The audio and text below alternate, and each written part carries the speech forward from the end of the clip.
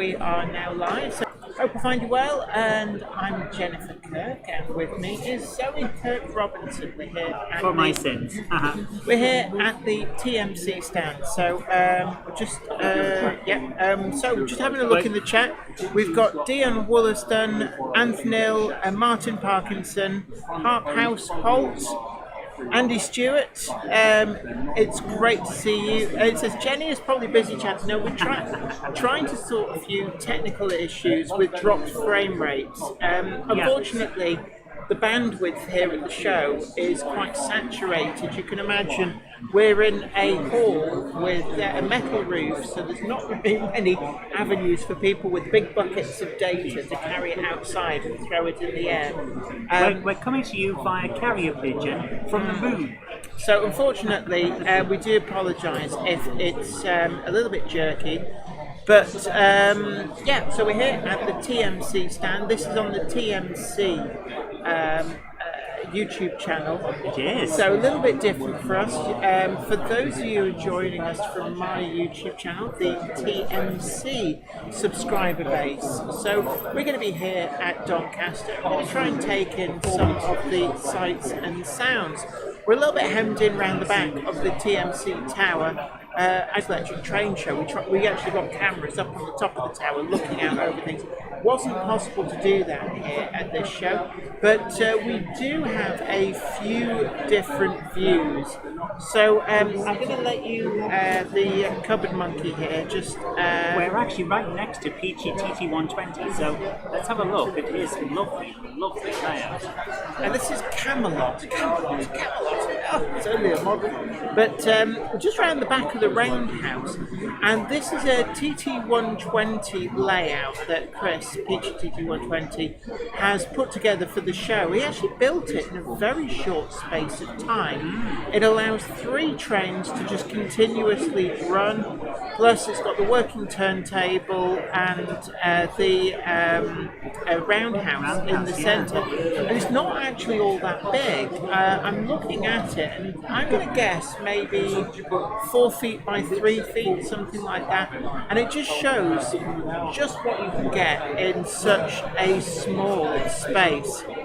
Unfortunately, there's nothing we can do about the buffer. Everyone who's saying this buffer, we know. Yeah, there's nothing we can do. We wish we could do better, but yeah, unfortunately, has come in and taken all of the bandwidth because this was fine on the tests. Just how it is. So I think we're back. Unfortunately, we're having huge technical issues, and it's gone again. Oh no, we're back. Jen, I'm going to tell you right now, and I'm going to tell you throughout the day, do not look at that. Yes, so it really is irritating as much for... Yes, so it really is irritating as much for us as it is for you guys. But we're going to try and, let's see if we can get a view of the crowd. So we've got... something went wrong there. What happened there? I am trying to get this and pull it back to where it's supposed to be. Oh, for God's sake. It's going to do this all day, isn't it? That's what I was trying to do. That's what's trying to do. Yeah. So we don't have stuff on. Yeah, something's moved everything. Will you press some buttons? No, I was not. Yeah, something's moved everything. Will you press some buttons? No, I was not. I did not touch. I bet you were licking the keyboard. No. So we've got a few guys in here. If you're coming down to the show, if you come up to the loft today. Okay. He's handing out Christmas at the moment. He's the Christmas man. So let's see if we can get. Actually, let's get us back up. There we are. Yes. So these are the reprobates. Live and in colour. Absolutely. So below 1080, 720. We can't forget. We can't go below. I've just told you we're at the lowest. Okay. Well, Howard's been and gone. I think So here's what I've done, guys. I've pressed record. So if this doesn't work, we'll put this then up afterwards. we'll reload it as a upload, and that's how we'll do it. But hello and welcome to Doncaster. Absolutely. We're live and we're kicking. Absolutely. So if you are coming to the show, then do come on down and say hello. We're at the TMC stand, and of course TMC are one of the sponsors of the Doncaster Festival, and we've got a really good turnout today. Actually, very very busy, and there's a lot of bargains to be had. We would expect here a lot of custom weathered items. They're proving really really popular, and if there's a particular wagon or locomotive that you want customised, then TMC are the guys to call. Very, very experienced, great weathering artists. So it's particularly good if you've got a locomotive or an item of rolling stock, perhaps you've got a photograph of, and it gives you an opportunity to have that replicated on your layout. So they can work from a photograph. If you can find one of precisely what you want, have something that replicates the real world, or indeed have something custom of your own design. They've got everything here, plus off the peg. You can just buy some of the really great works of art. There's some very great Banksy-esque ones as well. They've also got a selection of second-hand here at the stand, and I've spotted quite a few A4s, including one that I need for my personal collection. But it's all bells and whistles, sound fitted, and these are the new tooled versions. When I say new tooled, the ones that come DCC ready, not based on the old railroad tooling. I think it's the Hornby Commonwealth collection, and they've got a full set of these. So Dominion of Canada, Empress of India, Union of South Africa, that's actually the one that I kind of need, so you might have to fight me for that one. And Dominion of Canada as I've well. always got you a Gronk. Oh yeah, one Gronk. Actually no, two Gronks, no waiting. But there's a great selection across everything from pre-grouping right up to... Don't miss out on our special offer at the Weldon Railway stand. Join Weldon Railways Gold today and get your ticket cost refunded and a free rucksack. Pop over and see us now. Unfortunately, That's going to keep happening all day, isn't it? Unfortunately, we have no control over that, and there's a speaker straight above. So hopefully, they won't make too many announcements. But I can guarantee there's going to be one every half an hour. So, Flymo Chairman 1, great to see you. We might need some moderators. I'm just thinking, we don't currently have any moderators. I can't set moderators. I'm just thinking it might be helpful to have somebody on moderation duty, even if it's just temporary. I can't give people moderator power. Okay. So hello, Sarah Davis. Great to see you. New Model Railway as well. It says hello to everyone in Doncaster from sunny Kent. Good morning, Harp Household. So we got a reasonable turnout in the chat. Anthony as well. And so we're going to be here. We're going to try and snag some people for some interviews. Yep. Howard has made himself scarce. This is Howard Smith from TMC. He says, yeah, I'll come on. We'll talk a little bit about the pre-owned stuff. I'm going to show you guys why Howard isn't always available. This is what our hall looks like at the moment. So it's very, very busy. Packed. It's amazing how many people are here. Absolutely. So we've got a really good turnout at the show today. We've also got, just to give you some of the a taste of the layout action. Yeah. This is the layout that's right next to us. This is Camelot, which is yes. I've already done that show. Well, I didn't as well. Yeah. So this is TT120 layout. So just it's there, and it does look very nice. It's a joy to behold. It's quite small, and it just shows what you can get. That's Peachy there. He's getting his hand in frame. It just shows what you can get in quite a reasonable small space. So, hello to King Fox Junction, great to see you, and I hope you're well. And yeah, Harp Household, oh my god, Billy Strikes. it is unfortunate that when the announcements come on, it did the same at the Great Electric Train Show. It just drowns everything out. Yeah. It's the most infuriating thing, but there's literally nothing that we can do about it, and I understand exactly why it's just one of those things.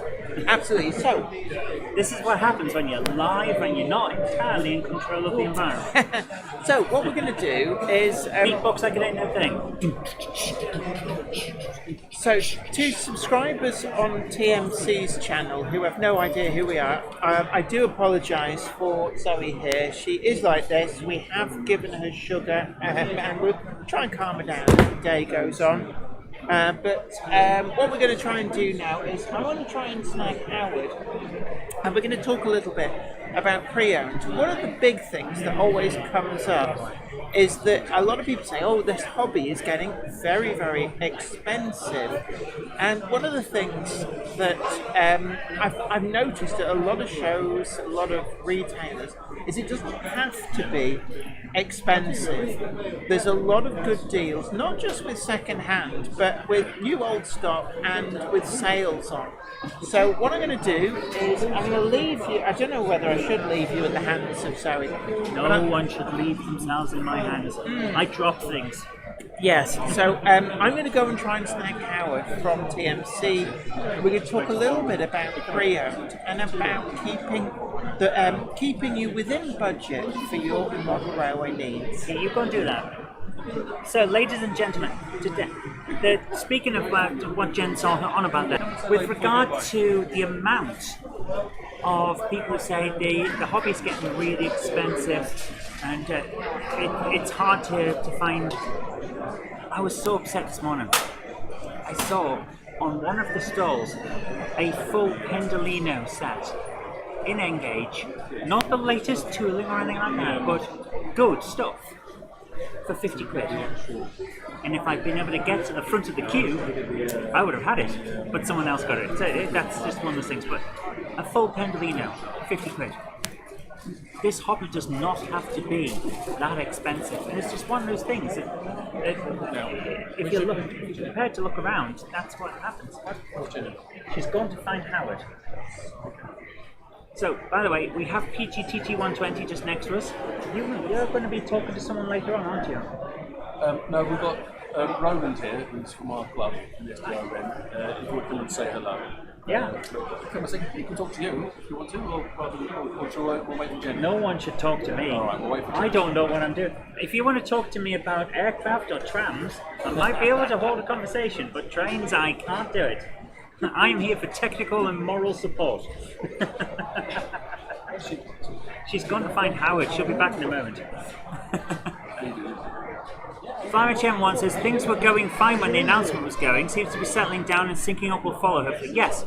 This is one of the things. We're currently broadcasting at half of the bandwidth that we would normally expect for a minimum, and we're recording this as well now. I pressed record about 2 or 3 minutes into the stream. We will be able to get a re-upload if needs be, so that it's smoother. But at the moment, this is just how we have to be for the entire stream, and we'll see how we get on from there. And I think it's going to be okay. But for the moment, it is what it is. I'm going to move over to the Peachy cam, because what we've got here with PGTT120 is quite lovely. I really do think this is an amazing thing. All going at once. Jen, what have you managed to find? So I'm going to jump over to.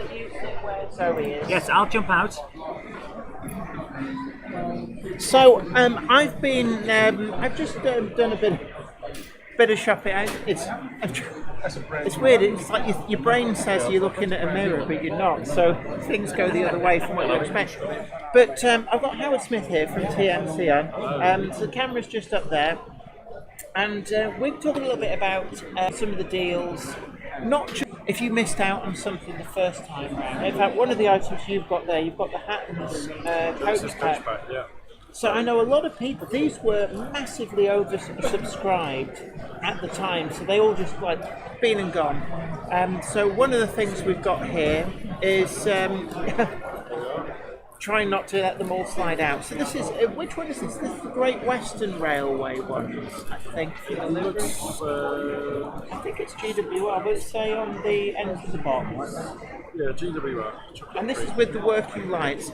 So, what price tag have we got on these? This is the first release with lights. Yeah, bearing in mind you get the complete train, we have got £350. So really hard to get, and these are examples of some of the items that TMC has. So, one of the other things as well that you're able to do is customization. If I know what's very, very popular is your custom weathering service. So at the time of purchase, and it's not just new items, second-hand as well, you can actually ask for them to be weathered, anything from a value weathering right up to something very bespoke. Though obviously these, you wouldn't put graffiti on these. I'm good to check that myself because even to me that's a bit bizarre. Anyway, we'll come back to that one in a bit. Bear with us on this one, folks. So what have we got here? Back in class 20. So you can tell by the age of the box. Obviously, it's not one of So this is the recent older releases. tooling.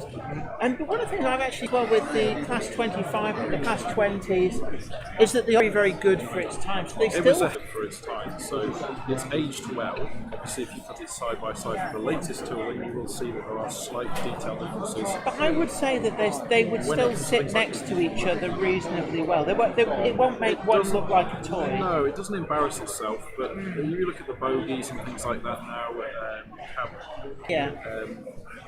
and the problem with pre-owned is it depends. Some people customise the item, not always to the best of their ability. I've seen So this we've got to be on... very, very careful what we select. Some items, people will still buy some things because they've been customised, but again, you've got to be very careful, very selective in the items that you're prepared to put on the market because it can quite easily damage your reputation because you're selling something. Yeah, and I said, from the point of view of TMC, you're if something goes wrong, you're very easy to find. You've got a reputation built up over many, many years. So when you buy in items, they go through some quite extensive checks to make sure that they are as described, that there's no damage. Well, you've got to make sure that... And also make sure that they work. But they work, and if it doesn't work and we've not listed as such, then that's on us. So we've got to rectify it and make sure it's right. Yeah. Occasionally things do happen, but in the whole...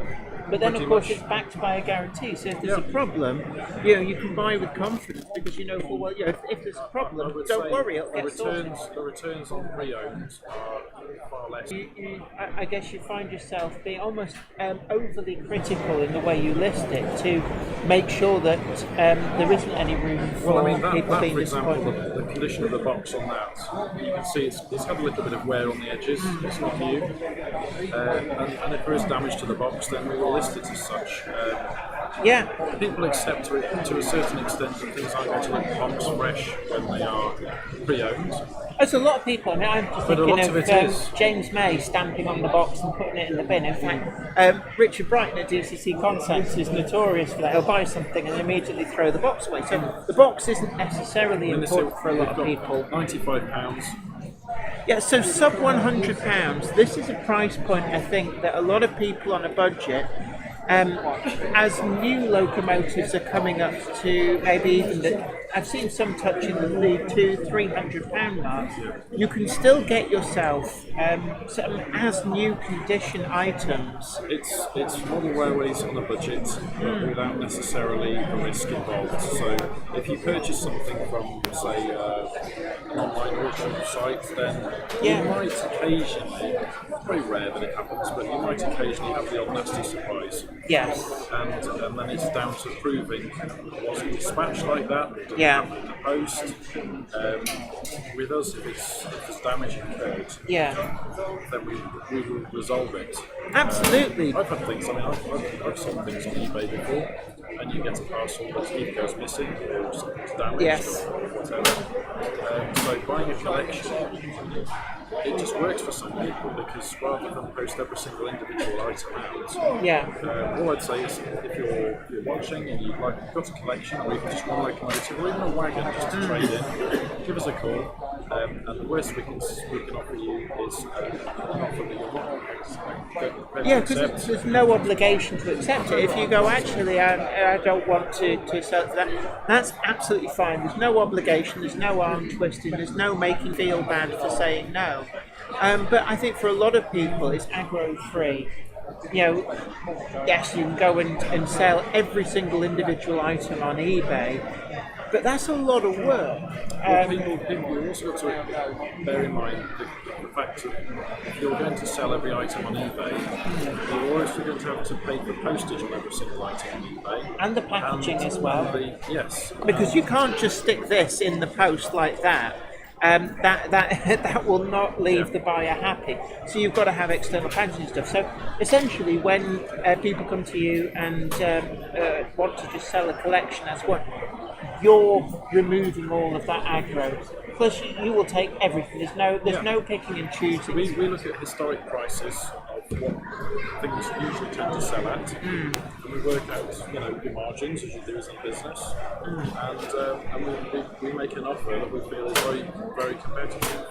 All I can say is if you haven't traded anything with us before, give us a try, and we will try our best to offer you the best possible deal that we can. Absolutely, and as we said before, there's no obligation to take it, and it just removes the aggro. I know, unfortunately, a lot of people, if they've had a loved one who's been a big collector of model railway stuff, when unfortunately if they pass away, somebody has to deal with that collection, and it's aggro free.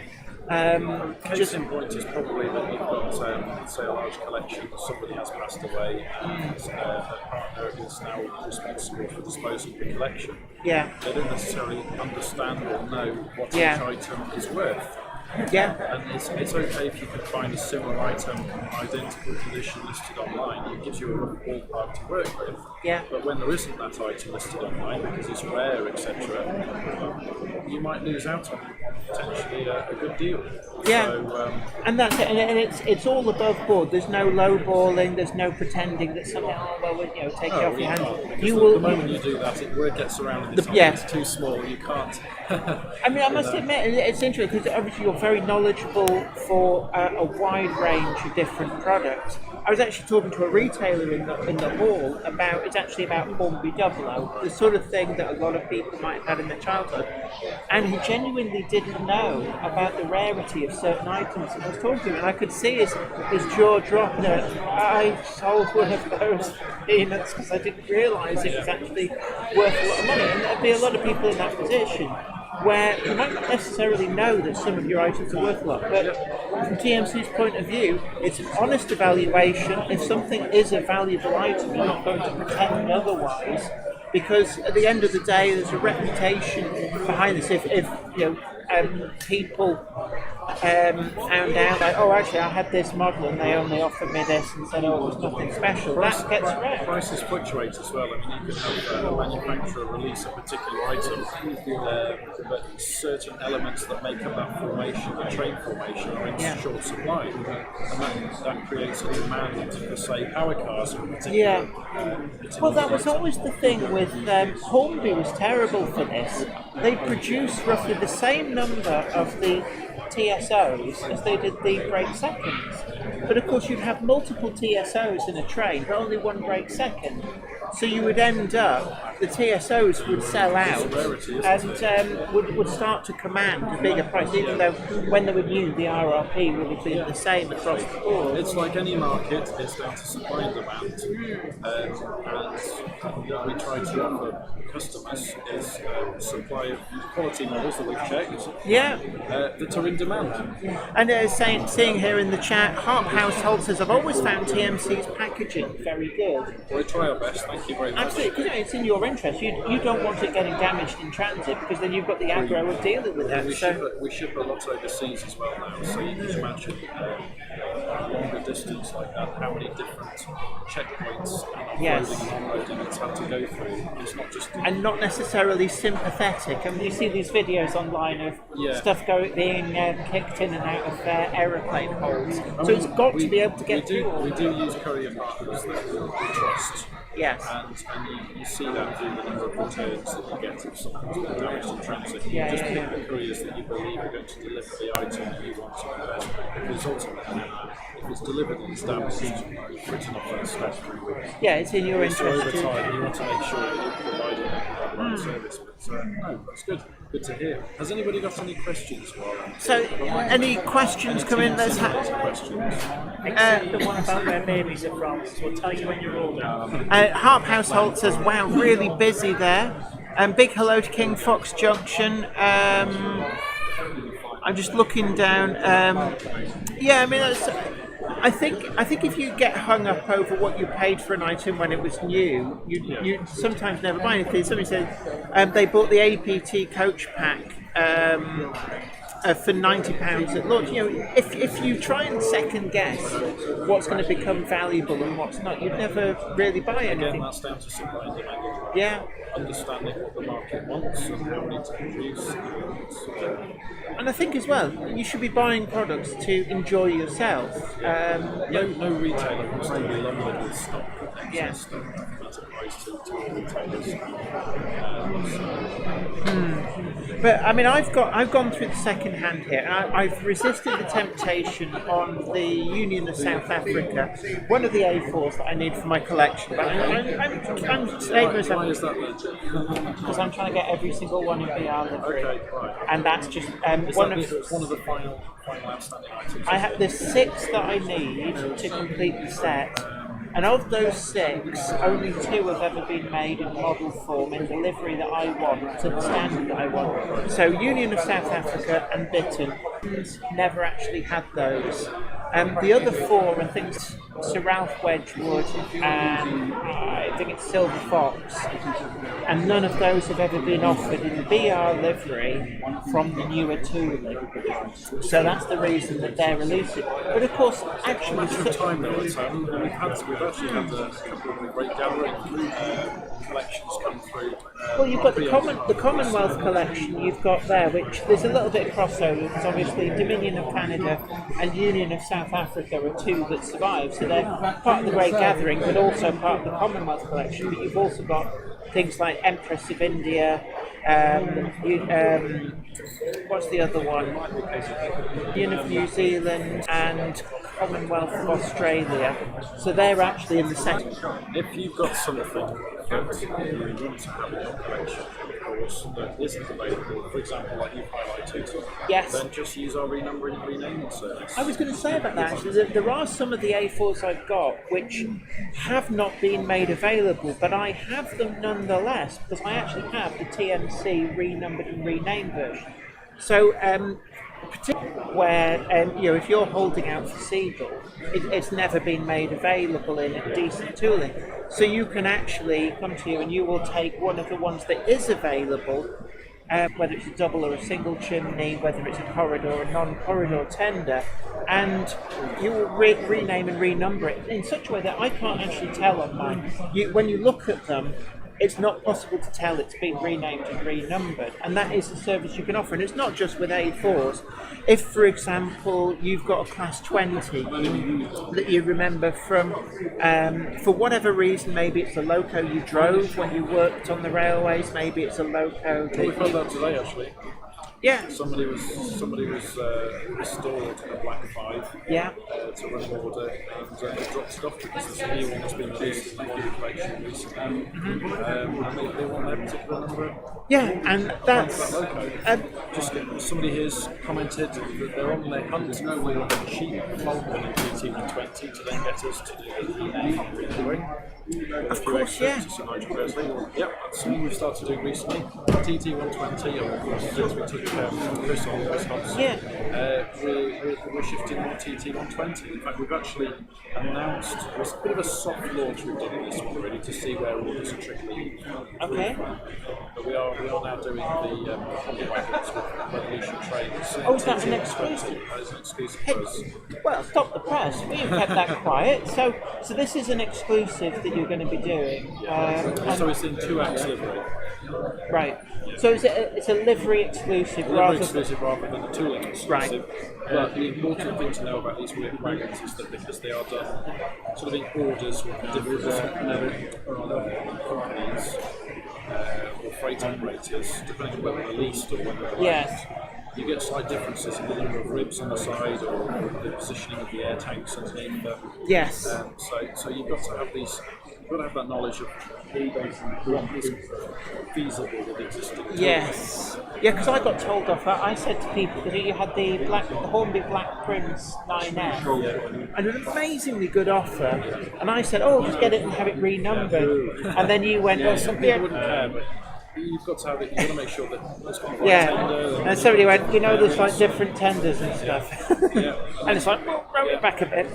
And then you've got some single or double chimney, and then you've got whether it's got the tiny dot blade. Yes. Yes. The more you dig into these things when you're doing research on those, the less you think, oh, I could just do any sort of thing. Yeah, I think with more modern locomotives like diesels, I would say that if you wanted like Diesels are a nightmare sometimes. don't listen to me then, Pete. I was going to say you could get a class 25, and as long as it's either a 25.0, a 25.1, 2, 3, or 9, as long as you're in the same subclass, I would have thought they're much the Then same. you've got the different lamps like car headlamp, or you've got high intensity, or you've got Little embellishments. and then you've got the depots decided to do, oh, well, it would be nice if we had this on our depot because this is the way we do things. Slight tweaks and changes. And But I mean, things like if you want one that say had like the Cockney Sparrow or the Scotty Dog on the side, those you can add during the customisation. So they're not a problem necessarily. quite commonly done, actually. Yeah. And I think every depot liked to have its personalisation. It did. BR was dead against it. They And that just was did not that let was it part go. of the awkward sod squad were out in full. Like Finsbury Park used to paint on the Deltics. They when they went to Rail Blue, they painted the white window surrounds as well, which is one of the ways you could tell which depot a loco was allocated to. But how far with the customisation could you go? Would you be able to do the Finsbury Park white surrounds, or is that quite intricate? I mean, if a customer's wanting it on their locomotive, then we would try to accommodate it wherever possible. We draw the line at a respray just because of the masking of. I mean, that is you're a talking big about job.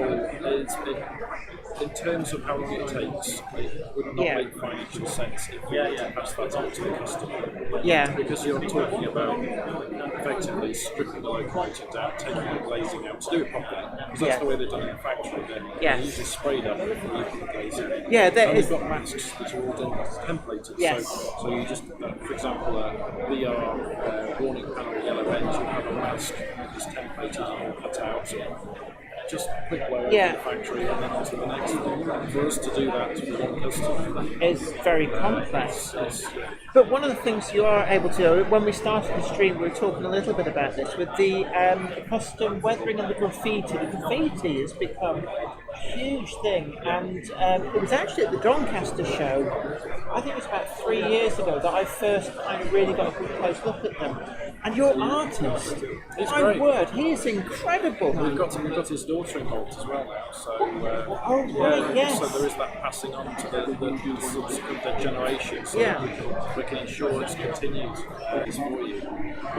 And yes, while that sounds appealing in the short term, it kind of defeats the purpose of what we're trying to sell them as, which is that I mean, that would be like saying, oh, well, we can just whip off another 2,000 Mona Lisas for you. And it's like, that's not the point.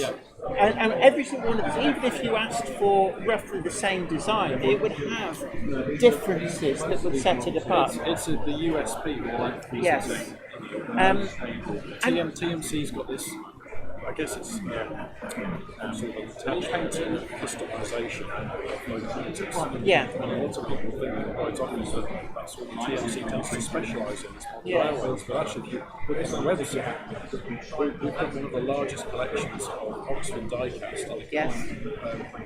Die-cast is something that we do a lot. So are you able to, for example, change the number plate on an Oxford die-cast? I can't see why not. Because it'd be like a bit like just renumbering train. Because all I'm I mean, it's thinking, not something that we get many requests for, but that's not to say that it's not something. I think maybe people don't think about doing that. But I mean, one of the things that I've often thought about is if you buy an Oxford die-cast of, say, your first car, you could have the number plate changed to match your first car. And things like that is a nice little touch that means something to the person. It's like, here is a Volvo 740 GL. There are many models like it, but this one is mine. Yeah, that's just any particular make and model of car that you picked out. That just happened to be my. I had a 1989 740 GL as my first car, and it was like a tank.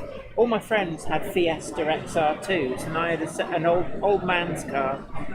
But just as an example, I think there'd be a lot of people like, actually, that'd be nice to have number plates of vehicles that either meant something to them, but also I've seen some modelers where they will build so perfectly from a photograph. Why not also match the vehicles as well? So you would actually have, if you're building a perfect model of a depot and you're doing it from photographs, why not have the exact cars that are in the car park, even down to the number plates? Somebody's just commented it's not in the interest of the retailer to say something is poor in poor condition unless for spares or repairs. Absolutely agree. Yes. If you saw some of the discombobulated locomotives and items of rolling stock in some of the back rooms at TMC, that's something else that we offer. We don't really shout about it in the same way that we want to, but we do offer a review service. So actually, I mean, it's a good point that if you've got a cherished, reasonably repairable. So something, for example, that's got the Zamak. It's not really something we would repair because we could repair it with a like-for-like chassis, stripping everything out, and 10 years down the line we might have the same thing. Yes, yeah. But I mean, if somebody has a model that maybe it's got a damaged part that the manufacturer doesn't have spares anymore for, and do you have the ability, if they contact you, you may have the part that they need that they can't get elsewhere? So it's worth saying, I see a lot of people post online saying, I've got this model that I've had for a while, and this part is broken. Things like on the connecting rods, you'd have a rivet that's come out. They're actually, it's worth contacting you to see you might have the parts that they need. We should try. Look, worst case scenario, we're only a phone call or an email away. If there's something that you'd like us to have a look at for you, perhaps it's a locomotive that you've had in the collection for, 15, 20 years. It could even be something with a split chassis that you want to have a look at. Just drop us an email and we'll have a look at it. Somebody's asked on the subject of weathering, could TMC paint the name on an 084? Quite possibly. So would that be a custom name or to mimic one that ran in that? Ian, can you let us know what sort of name are we talking about? You can just type or whether it's something that's an official name as they were, nameplate, or is this something that's just... So can you actually make up custom nameplates, or does it have to be something... We commission nameplates. Right. But if it's something that's hand-painted to get that print, that's quite involved. It's more a transfer job that's to custom transfer. It's not impossible because, again, we can have custom transfers made to apply to the side of the locomotive. And some of the, for example, 08s had depot names like Dick Hardy is a famous one, or Phantom is another one. So plates like those you could apply to a model. That's actually fairly straightforward, especially because there's no plate where you're applying it to, so it's not that you have to get rid of the old plate first before you put it on. So a custom name, like some depots just use the paint on.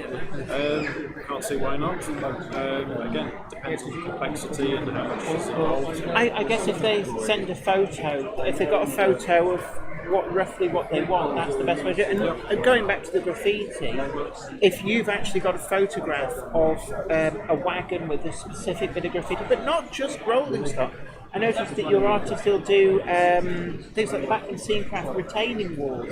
If you're doing, say, a little slice of London Underground, there's a lot of graffiti there. You could send a photo of the wall, and they can actually replicate that. It's very, very good at it. Completely off the cuff as well. He's very good at doing that sort of thing.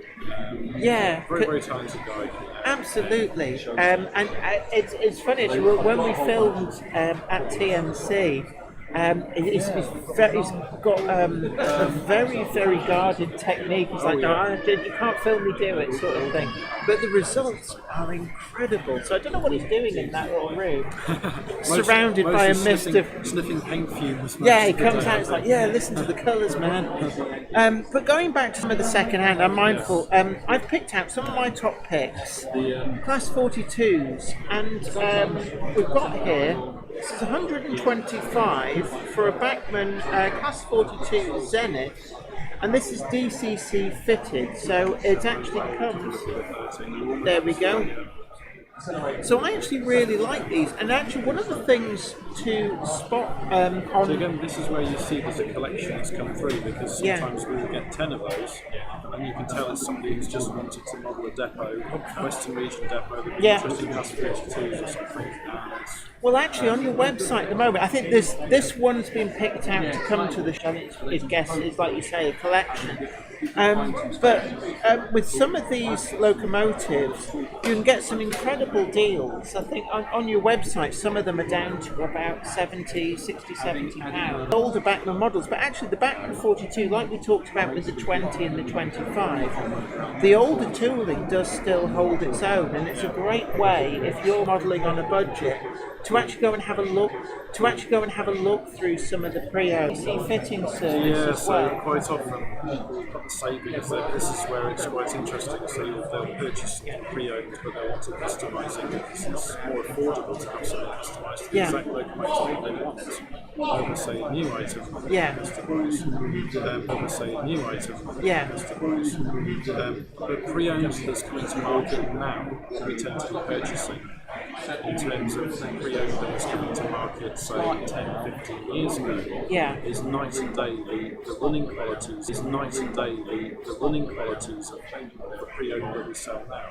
Yeah, it's very good. 10, 15 years ago, you would get some of the old these sort of sort of like the Margate era split chassis kind of things, which is harder to fit decoders to.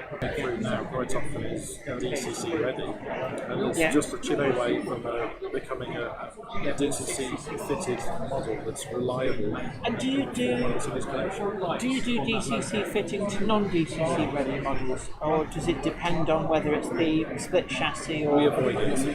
Right. Yeah. Never say never, but it tends to be a bit of a headache. If I it's know something that's that, been done before and that doesn't happen, the doors will undertake it. But well, I know that some of the things like the Backman 08 shunters, the early ones are not DCC ready, but are actually really quite easy to DCC fit. Whereas when you look at some of the split chassis models like the 04 shunter, but also the earlier A4, it's got the same body, but it's got that different chassis.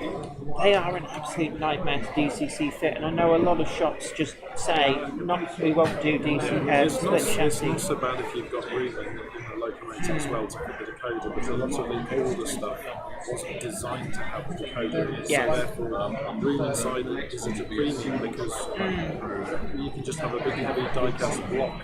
Particularly with the earlier Backman stuff, because sound wasn't a thing, there's no thought in where you would put a speaker.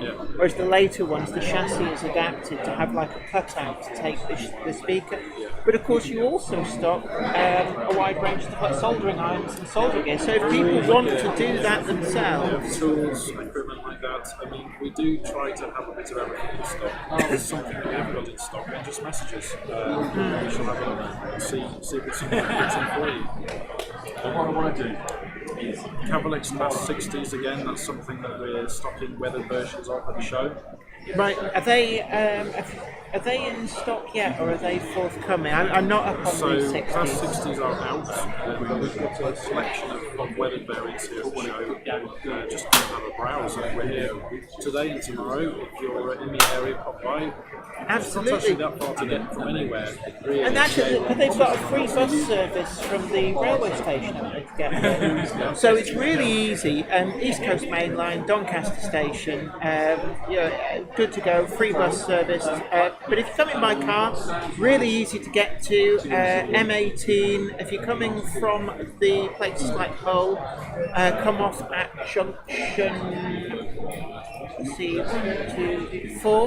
Junction 4, follow the signs for the racecourse. If you're coming from the south, get off at Junction 3, again follow the signs for the racecourse. Yes. Right, I best get these back on. Absolutely, because there's people going, you had a Class 42 before, have you sold it? And just finally, quickie, previous liveries on the packets. We got one of these here. This is at £100 mint. That doesn't look like it's ever been out of the box. But thank you for coming. And can I quickly ask? I spotted that the PAL van from Batman is starting to trickle through. Have you had those yet? Good question. I can look on the system now. I don't believe yet, but if everybody's watching this, have a look on the TMC website. I know they're due imminently. In fact, do you know what? It's one of those releases I think is going to be quite popular because we've had a lot of demand. I think it is. It's got that slightly different, quirky element. It looks a very different van to a lot of other bog standard vans that we've seen in model form, with those offset doors. And of course, some of them lasted very, very long time. And actually, Bachmann's doing the Johnny Walker whiskey livery in the green with the Johnny Walker logo. And I believe they were actually being used certainly into the 80s, maybe even the 1990s, between the bonded warehouse and the distillery. So they didn't travel far, but they lasted a long time doing that. Someone's just asked, when's the next YouTube challenge? Yes, I don't know. Watch this space. I mean, if there's a demand and people would like to see it, another one, see it return. Absolutely. I think the way we release it might change a bit, and the sort of subjects involved might change a bit. But I think the teams worked well, so I would like to see the same people involved again. And I think as well, a lot of GMRC style thing. Great Model Railway Challenge was very popular, and I think a lot of people wanted there to be a third series of that, and it never happened. So this is a great way of showing that that kind of thing is definitely alive and well. Everyone loves a bit of competition, right? Absolutely. Well, I mean, we've actually thought of a few ideas, and one of them was we were thinking about each team builds a very, very small model railway, and the brief is it's got to be able to be carried to the top of the mountain, and then you put on like an impromptu model railway display at the top of the mountain, and then carry it back down and go somewhere like Snowdon, where you've got the railway theme, but take it to the top, and that's the challenge. So a team could go like really big and lavish. Take a train to the top though, No, you'd have to. If you win, you're allowed to take the train back down. But then, of course, it's like you can make something very lavish and very intricate, but that makes it quite heavy and bulky. You've got to take it up the mountain. What I should say on this final note before signing off is watch this space. Absolutely. And if you really want another YouTube challenge with TMC to happen, you need to let them know, and also share the videos that already went up and get the word out there. As we build social momentum with the previous videos, with the previous TMC YouTube challenge, then it makes another series much more likely. Anyway, look, thank you so much for having a chat. Nice to chat. Before you go, Howard, Jim hasn't pitched to you the one that I suggested, which is for the challenge. Here you are in Land's End. You have until we reach John O'Groats in this coach to build your railway. An ancient beat-up Leyland Tiger coach. Whatever we can find in an auction. Get there, wouldn't you? That's the problem. I mean, it's like It's like if money's no object. Yeah, we'll have one on the moon, shall we? Anyway, look, thank you so much. We'll catch you later. So that's Howard Smith from TMC. Always great to chat, and of course there's loads of second-hand and not just here at the show. Do check out TMC's website as well. So right, it's busying up actually quite nicely here. So let's just take a look at the crowd. We've got even more crowd going on. It's getting packed now. Yeah, it really is. So we're gonna Jen, don't wobble the camera too much. Don't wobble it. Yeah. So there's a lot of people here. Absolutely huge crowd going on. And let's go to the peachy camp. Reach in my pocket for a treat. Oh, hold on. We've got. Reach into my flat for something. We've got. I've been told not to come do on this. down. We have. Oh, right, come on. Yeah, I'm about to move. Well, the monkey's going to move. So we've got a famous YouTuber in the booth. We should have known it was Iron Horse. His aura precedes him. So hello to Can I you. just ask one thing before you go? So do I see the cash? No. Not free to use. Look, if you want cash, how much cash do you want? No, it's alright, I've got some. I was going to go and spend it on the weekend. No. And all of a sudden, no thank you. All of a sudden, Jenny put some money away. Oh, go on then. Into my bag. I'll be back. I'll be Mozart. So anyway, this is Iron Horse Railways. You might know him. So we've got a load of people in the chat. It's great to see you. We've got Ben Tullett, Ilmson TT, great to see you. Dion Wollaston, Anthony. So Dion Wollaston says, "I wish I could come, Jenny." I know it's Westfield Wagon Works, of course. I always do at shows because they're great for those little bits of scenery. Yeah. Westfield Wagon Works, of course. I always do at shows because they're great for those little bits of scenery. Yeah, Just fill absolutely. the gaps and make the cameo. Absolutely. Just fill the gaps and make the cameo scenes. So that's They really do, yeah. It's a lot of people here. Hello. Ben Tullett, brilliant. Yeah, you were on. We had a good time, didn't we? Worried here, Doctor. Is he? Is he on the stall somewhere? I saw him. I think he's with a. I think that he is here with his entourage. His entourage. Yeah, you see, Laurie has people for doing so. If you see him, point him this way. We'd like to have him on to talk a little bit about TMC YouTube channel. Yeah, brilliant. But definitely also, whilst you're here, I'm going to abuse the good people of the TMC YouTube channel and say that we've got our Monday Club badges here. They are valid. There's a discount that you can use in person at TMC and some other retailers as well.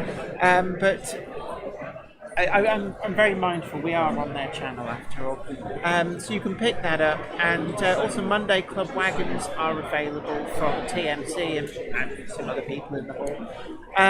So what? Do they give a discount? So if people an extra discount, there you are one. So that's the model railway content creator. Oh, there's Posh, isn't there? We've got a high definition camera now, so people can see it. I spent literally minutes deciding. Did you? Where'd you get it from? Website. Where'd you get it from? Website. I can't remember which one. Like Wasn't this the I cannot really. language? I can't remember which one. Like Wasn't this the I cannot really. language? I cannot genuinely remember which one I got from. It was. They seemed reasonably inexpensive. So, what do you think of this show? You've been going around. I did see. Did you do a bit of filming as well? Trying to get a bit of B-roll, but because this show, pardon me, this show is very much not a model railway show in the traditional sense where you've got manufacturers. Yeah, I don't think there's any manufacturers. No, this is very much a trade show. Yeah. This show is all about coming to see layouts and spending cash and getting deals and bargains. Yeah. Arguably, this is the show to come to if you want a bit of a bargain. Because all the all want a slice of they your all money. want a slice of the cake. They all Yeah. want to give you a bargain. They've all, yeah, I think mate, Paul, Yeah, go on. No, seriously, I don't Yeah, want to. I don't want most of the show. Yeah. I don't know where it. Those hot chocolate chips, free chicken. I don't know where that came from, but you're getting rid of it now. Oh, what have you bought? What have you got there? Oh, what's the cupboard monkey book? Oh. no. What have you got there? Oh, what's the cupboard monkey book? Oh no. Hey, what the... Oh, It's the truth now. I bet the cupboard monkey found. There's a stand that sells. LGBT cake. It's like fudge or something. Yeah. Why is it? That smells like salt. Is that salt? Fudge. Oh, that's nice. I'm having that. Right. Oh, shame. I found that one's rum. Not fudge. Is that coconut? That's licorice also. Really? So Wow. there's a stand that sells like fudge and stuff. Really nice. So plenty That'd of be a great name, but there's all fudge and stuff. fudge and stuff. Traditional sweeties. There you go. Monkey good. Hey, the rum and raisins. To him about the District Grower Mothers Club and all that kind of marketing. He can say hello to the. Yeah, I know. I hope. Say hello to the. Yeah, I know. I hope you're talking to him. I'm talking about. I mean, Shut up. Sorry. but you know, when I was a kid, my dad actually built pretty much that. My model railway. It folded up on hinges and attached to the wall, and it was actually a notice board on the back. So you could actually like pin stuff to the back of it. You put like a sheet of cork on it. So really, if you get creative and imaginative, I guess you always have space for a model railway. One of our good members has done just that with his sons. So when he comes home from school, he drops down the layout, works on that out for a while. As soon as mum and dad come back from work, he pushes it up, and he's got all the school homework on the back of the board. You know, and it looks like he's been doing that. Oh, sorry, Liam, I didn't mean to give all that away. Jan, do me a favour and sign that while you're on it. What do you want me to sign? The model or the box? The box. So I'm just being asked to sign. This is one of the Monday Club O-Gauge wagons. So these are available through TMC. You can find them on their website. Also got the double O-Gauge versions. So I've just been asked to sign the box on this. So there we go. So sorry about that. That's all right. Talking of TMC and our club, our club, like many small clubs up and down the country, really survives by putting on a show. Yes. Nothing as grand as this one, much smaller. But it's the proceeds of that show that help the club exist.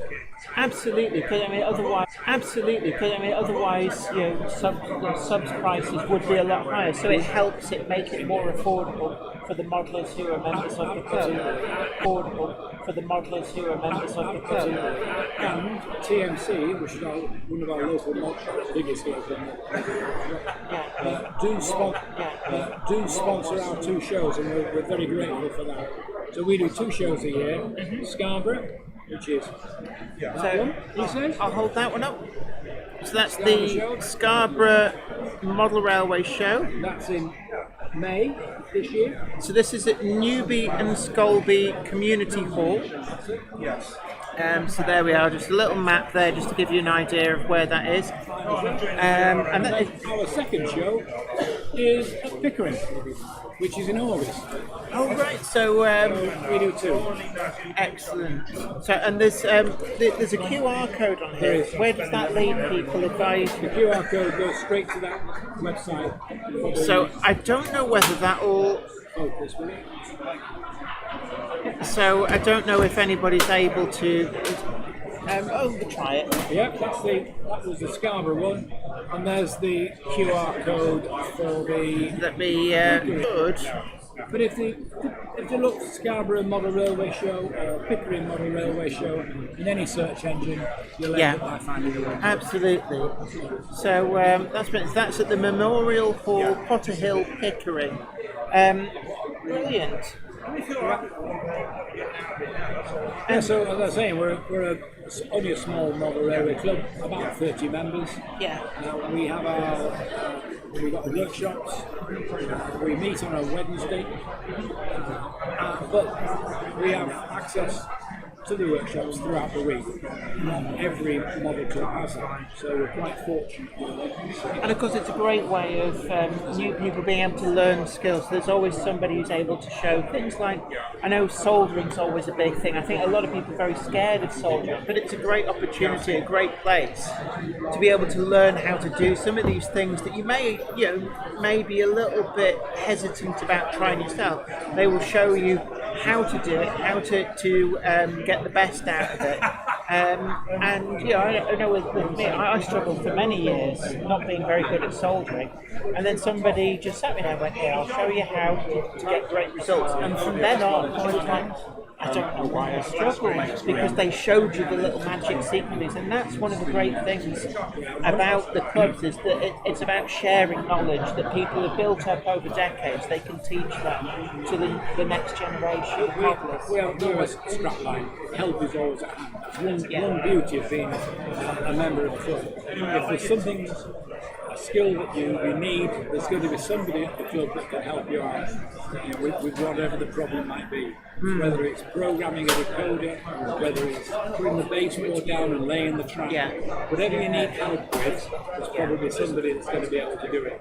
And I always say that one of the best things about model railways as well is there's so many transferable skills. I think people perhaps overlook this, but actually doing railway modelling teaches you a lot about things like woodwork, which is brilliant for around the house. You want to put up shelving, then these are skills that you learn making model railways that you can then use to do things like put up cupboards, put up shelving around the house. But getting your head around doing wiring things up, the electrical side of things, gives you a really great understanding of what you need to do with. And the beauty of it, it's only 12 volts, so you can't hurt yourself. Exactly. It's not like trying to, playing around with the mains. Think And once again, if you're unsure, ask a club member. Yes. Make sure that you're doing it correctly. But also things like the planning. Think of it as being like a type of project management, but then there's the creative side of things. A lot of that creativity can be transferred into other walks of life. So I always say it's the best hobby in the world for all of the transferable skills that teaches you. And I suppose probably the most important is confidence. You see a lot of people go, I won't try doing that because I'll only fail. And actually what railway modelling does is it gives you the confidence to know that you can succeed. So you actually find yourself taking on jobs that maybe before you would have been a little bit scared of trying, because you then have confidence in yourself to be able to do that. I think you're right, it's that first step. Yes. Come to shows like this, there'll be many visitors overlooking the layout in front of us now saying, I'd love to go that, but I don't know where to start. Well, that's where the local club definitely comes in. Have a chat, because they'll just get you. Once you've started, you'll find it flows on nicely, and you'll wonder why you haven't done it years ago. Yeah, I mean that was like me with soldering, and it was just, he only spent 10 minutes. So I'll show you the trick, and that was what it needed. And you think, 20, 25 years of making a hash of things, of melting sleepers, of getting dry solder joints, of huge blobs of solder.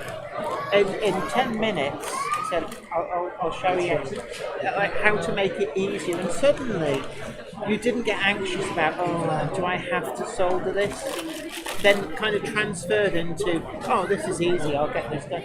And you take on things like locomotive repairs. One of the things that I've done a lot of is taking broken models and having the confidence to go, I'll fix that.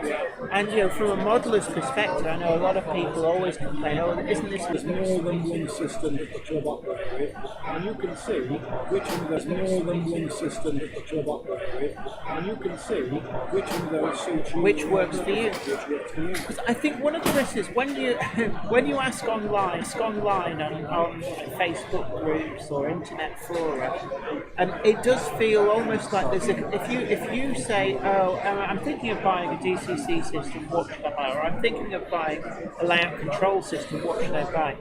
You just get a wall of different suggestions, and it's almost like everybody is trying to jockey to get you to buy the system that they bought for themselves to make them feel better for buying that system. Whereas if you go to the club, you can actually try all of these for buying that system. Whereas if you go to the club, you can actually try all of these different systems and actually gauge the pros and cons for yourself and go, actually I like this, it works intuitively for me, or actually I don't like this, I don't like what it's doing because it's doing something that doesn't work for me. And actually you can save yourself a huge amount of money by effectively trying before you buy. The other point is that if there's somebody else at the club who's using the system as well, then if you don't know, the manuals are often quite frightening to look at. I think a lot of the manuals, they're written from the point of view that they assume you know what you're doing and don't need the manual. That's right. Whereas the government who's using the same system, you can just ask,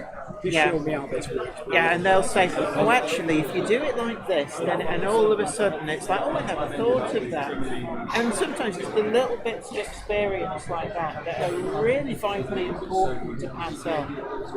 And it's like in a lot of hobbies as well, it's just getting people to share their real world experiences makes it so much better and enjoyable for the next generation of people doing that. Yeah, the next generation is obviously a bit of a worry for the hobby as a whole, because we're all getting older. And one way we think, as a club, one way we think of getting youngsters in is by embracing the new technologies. My layout is computer controlled, and what we've found there is that when we go back to a show, the youngsters in particular are really keen. Oh, you've got your phone out. Oh, you've got a monitor there. And how's it working? I think that is definitely a really great area where I think when you've gone through a lot of your life without computers being a big deal, it's very easy to overlook that actually what model railways are competing with in the market for attention is stuff like computer games. And seeing some of the products coming through the side of things, making use of smartphone tablets, and being able to do things that way and program effectively using your layout almost like a logic circuit to program. So I want these things to do things in a certain way. If I break that down into a logic puzzle, that's something that does appeal to the younger mind that maybe used to things like. Of course, there's the browser software as well, information into it, and you ask the computer to sort it all out. And that's great. Chris here is using. He does like his tech. Yes, he does. And I must admit, people say like, oh yeah, the hobby, people are getting older, it's dying out. And actually, I look around here, and there are a lot of younger people here. I mean, I'm in my mid-40s, but there's definitely a lot of people far younger than me. I've seen a lot of children, a lot of families, and I think that the hobby is definitely alive and well, and I think that in part that's driven by some of these new products that are coming through. I mean, Chris is a huge advocate of the HM7000, but in a way I am as well, because it takes a lot of the mystery out of DCC. I think for a lot of people, what they didn't like was this. Well, if you want your model to do this, you have to add this number to this CV. If you want it to do this, you have to add this number to this CV. And I always found that almost like a wall. If your mind didn't work very hard to get the most out of your system, but all of a sudden they're bringing in this interface where it's like, you want your model to do this, tick this box, and it takes care of all of that.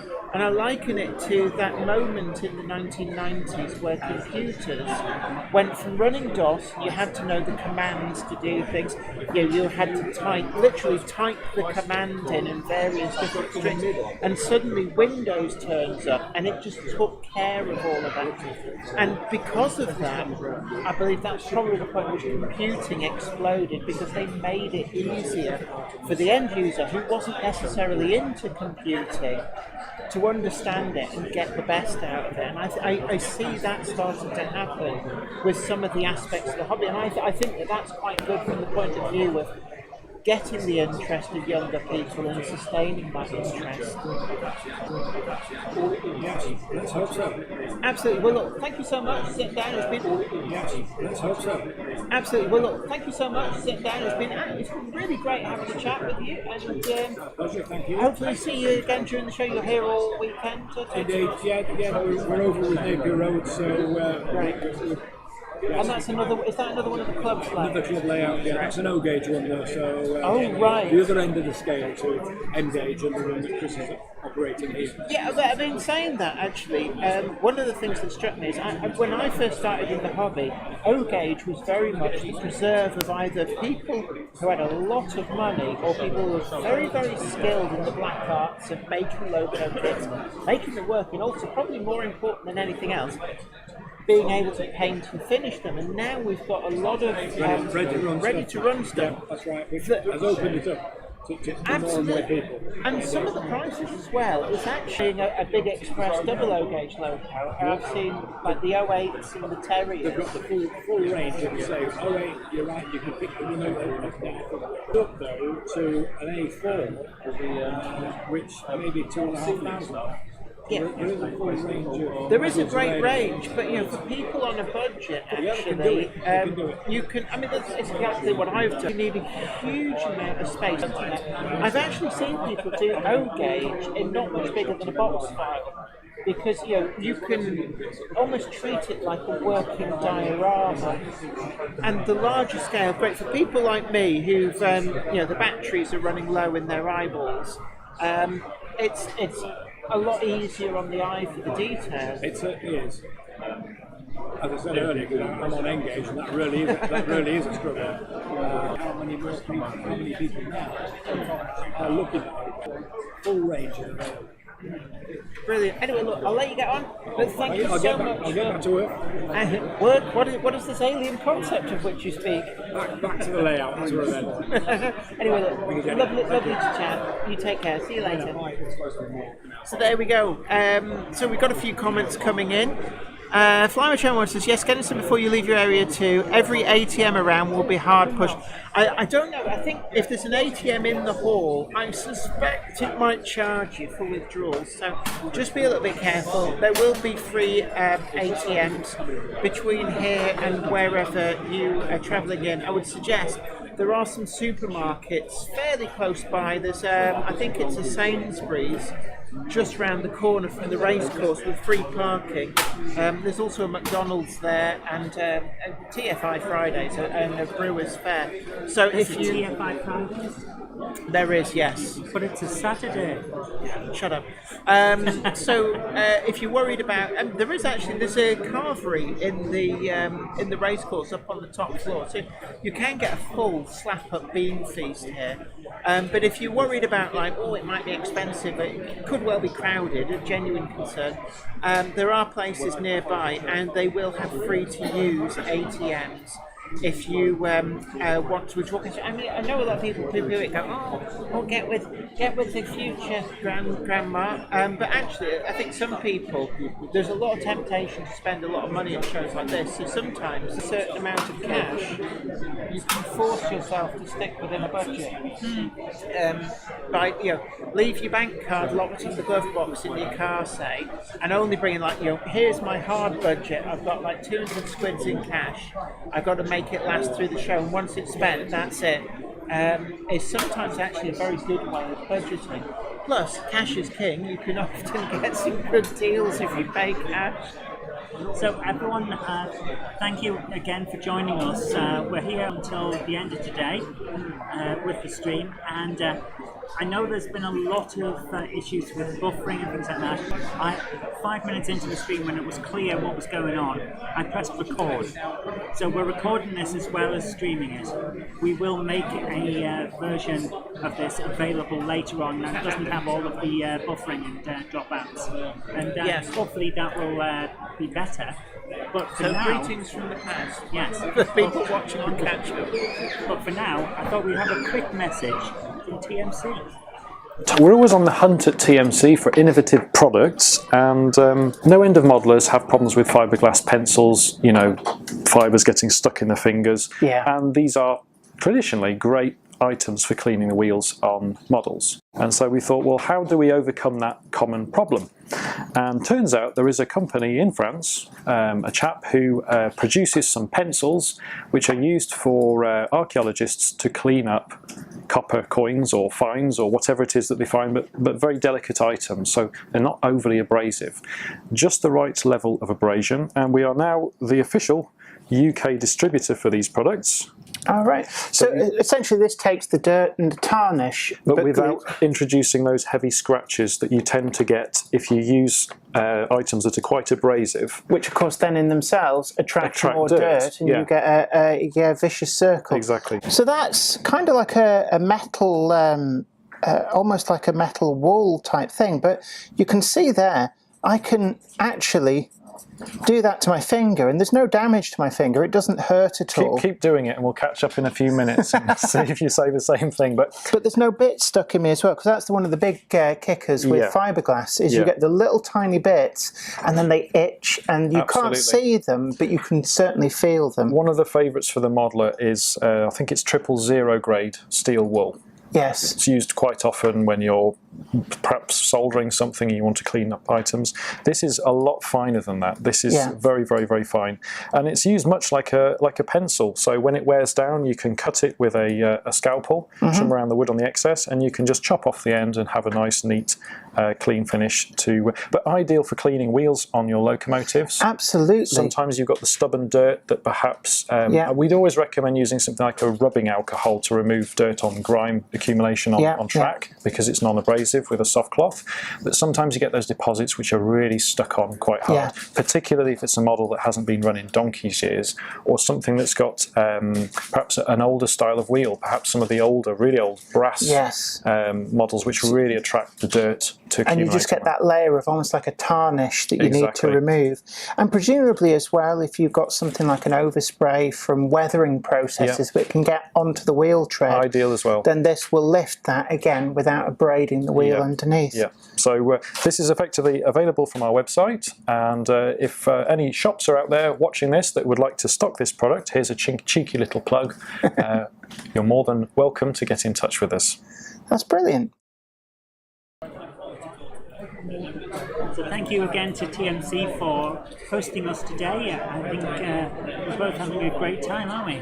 We are actually. That was a great chat with the members from the Scarborough District Railway Modellers, and actually quite enlightening. There's a lot of my top keeps falling down, so if you see red straps, that's just my underwear. Jenny's top is falling down, falling down, falling Zoe, down. we're not at home to make silly songs. So I think, unfortunately, we've got, for those of you who are watching live, a lot of spinning beach balls of doom. I was looking at the bandwidth, it goes like, everything's great, oh, we've stopped.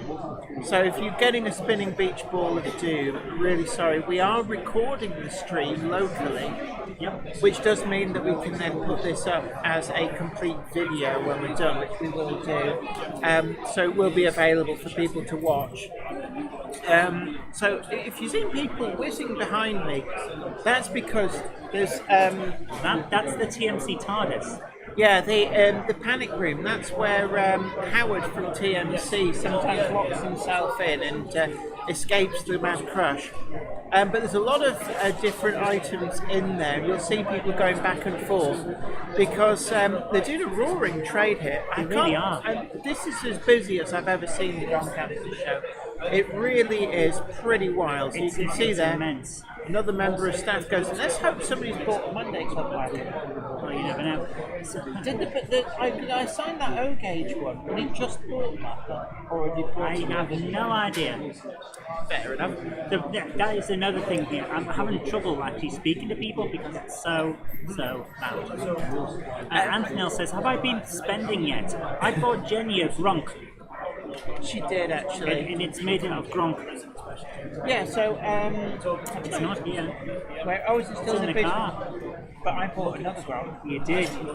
But here's a fun, lovely thing. Yeah, yes, I bought another Gronk.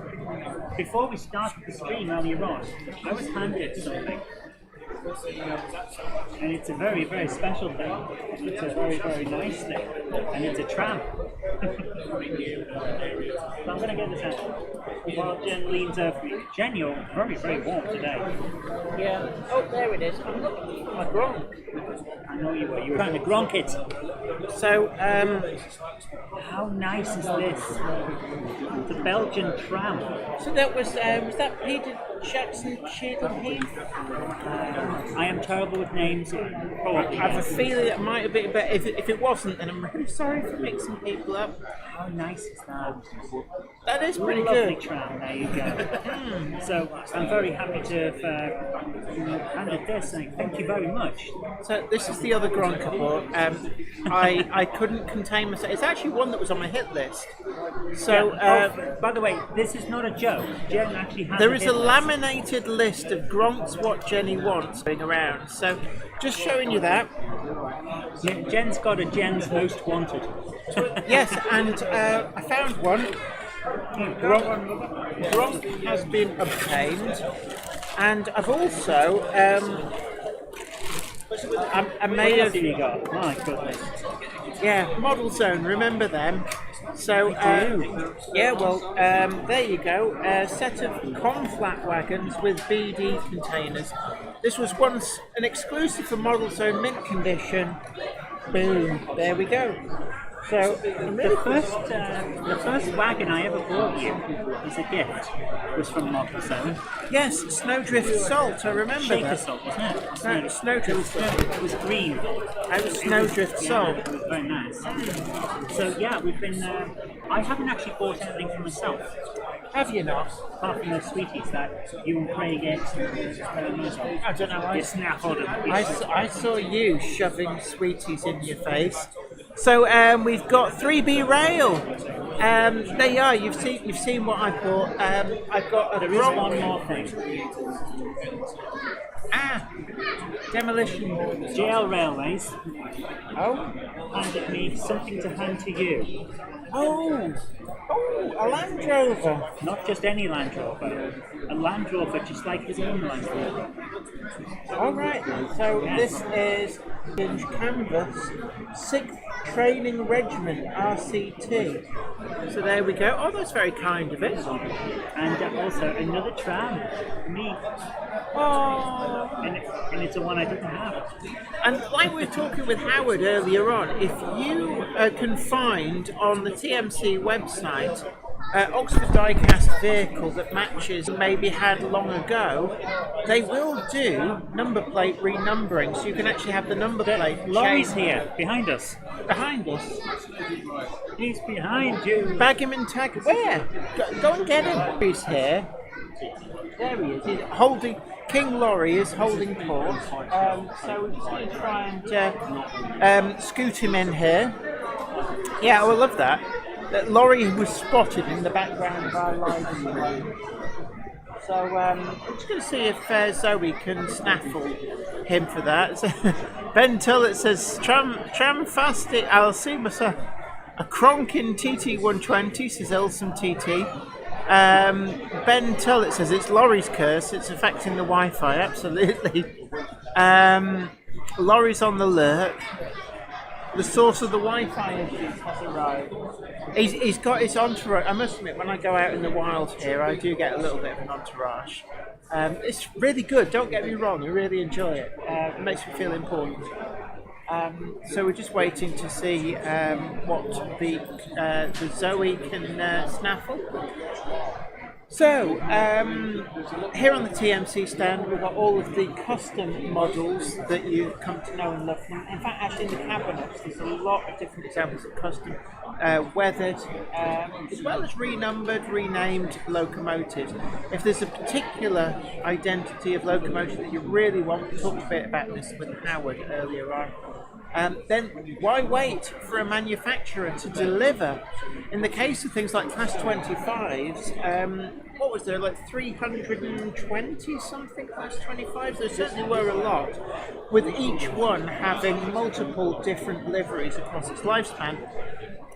The liveries tend to have been released, but the locomotives that haven't necessarily. And like I said before, maybe a favourite locomotive, one that you photographed a lot back in the day. Maybe even you were somebody who drove the real locomotive, you want to model it. TMC have what you need. Flymacho says a Series 2 short wheelbase. These are a Series 180 88 inch. And then there's a Land Rover Series 1 88 inch. Now, Land Rovers, they weren't called, everybody refers to a Series 1, but they weren't called Series 1 until the Series 2 turned up. They were just a Land Rover, but they came in varying different... Hello. So, how are you doing? Are you on a stall here? Are you No, I'm here as a visitor. So you're Joe Q Punter? I'm Joe Punter, having a day out, and I've seen nothing. It's gratifying in a way. Oh, it's wonderful. Because it's when you do YouTube, it can be a lonely existence. Oh, it is. And to come here and actually meet people who watch your stuff and come up and say how much they it's like. more than that, because if you're talking to them, they like the stuff you like. So if they come up and have a chat, they're going to be interested in the stuff that I'm interested in. So you're going to have a good natter about something that's cool. So it's not like talking to boring people at family gatherings. It's like talking to people who just like the same thing. I've got a picture on video coming out today of what I did over Christmas. So I set up a train set. I was like, I don't want to talk to anybody. I just want to play trains. Just have trains running around in a circle. So do you want to have Christmas dinner?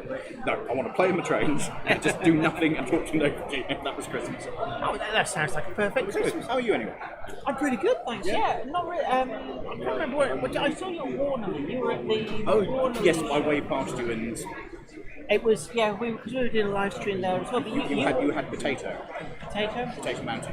Potato Mountain, yes, Mineth Tattoos. Yeah, but so you here tomorrow? Or no, I'm just doing it today. Just to all right. I'm off playing with the full size ones tomorrow. Which ones? My ones. All right, what making them work? Why are you broken still? None of them work at the moment. All right. I've done an oil change on one of them and took the oil filter out and went, this is a fuel filter.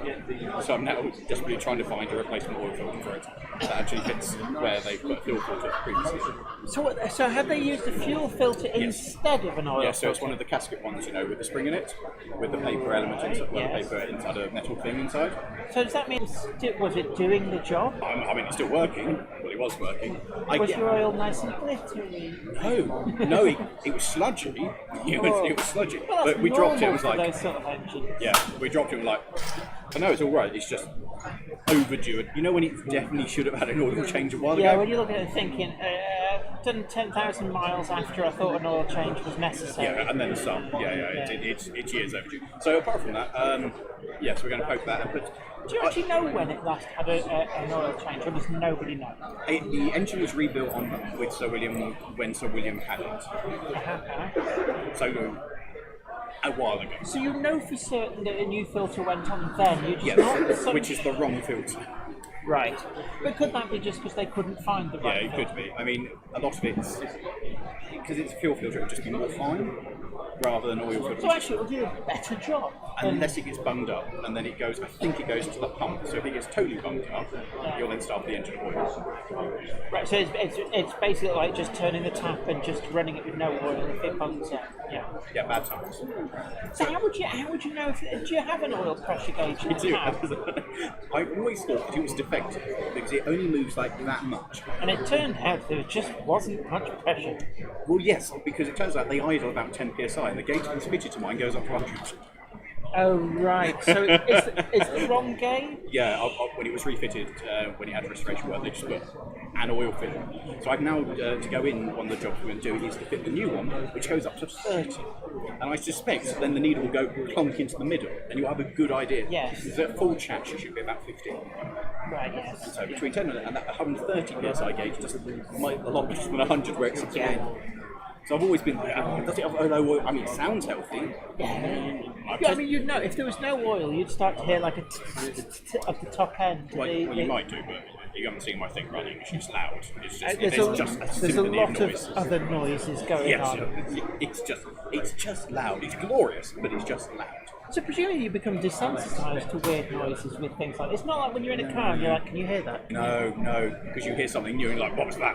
Why is it making this noise? The tone's changed. Why is the tone changed? Why is it now making a new noise? Maybe we shouldn't have pulled all that stuff because it now sounds differently.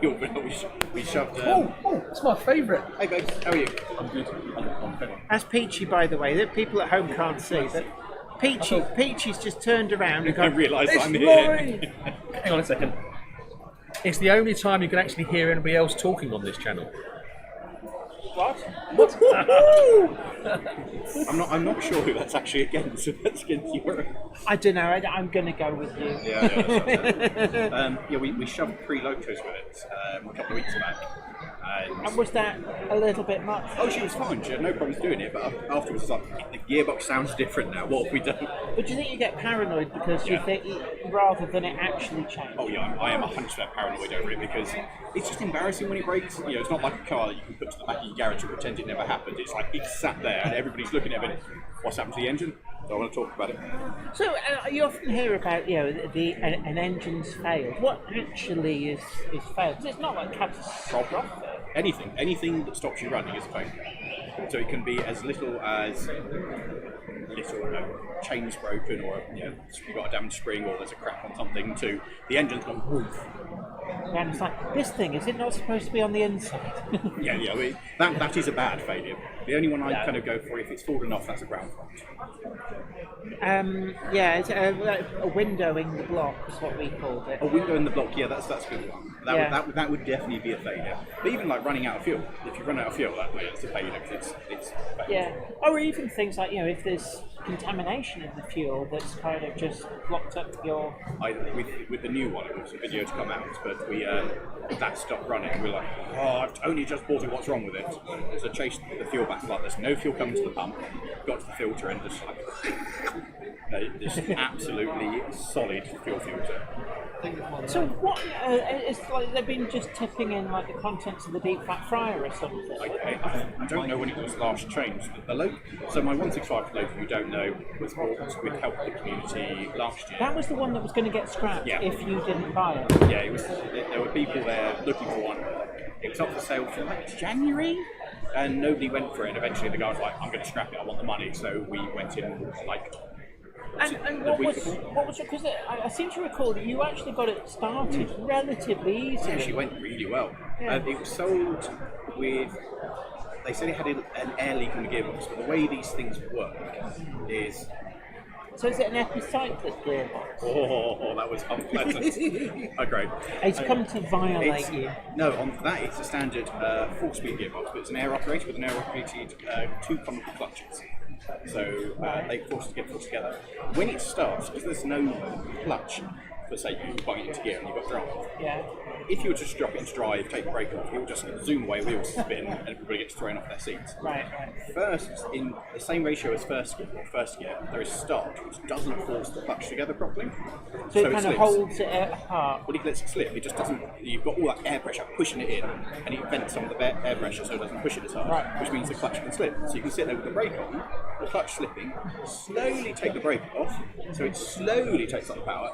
And then as soon as you start doing something, you drop it into first, it stops leaking, the clutch goes, and the thing goes. And that was sold as a fault because when you put it into gear, it goes, So if you're not familiar with it, things which are normal Yes. seem... Yeah, because, I mean, That was the first thing I learned to to my drive. untrained ears, that sounds like, what a strange way to design a locomotive. Isn't it, It's darling? like, I know, let's make it really difficult to drive and really easy to break drive. things. But Yeah, once you but know. bearing in mind that we have at Whitwell, we've got H-Croft number 3, which is an RSH. Oh, the steam locomotive. Yeah. Yeah. Oh, that used to Built work with- there, me. But, oh, sweet. Yeah, so Yeah. of course it's your Yeah. So she is a year younger than the 165.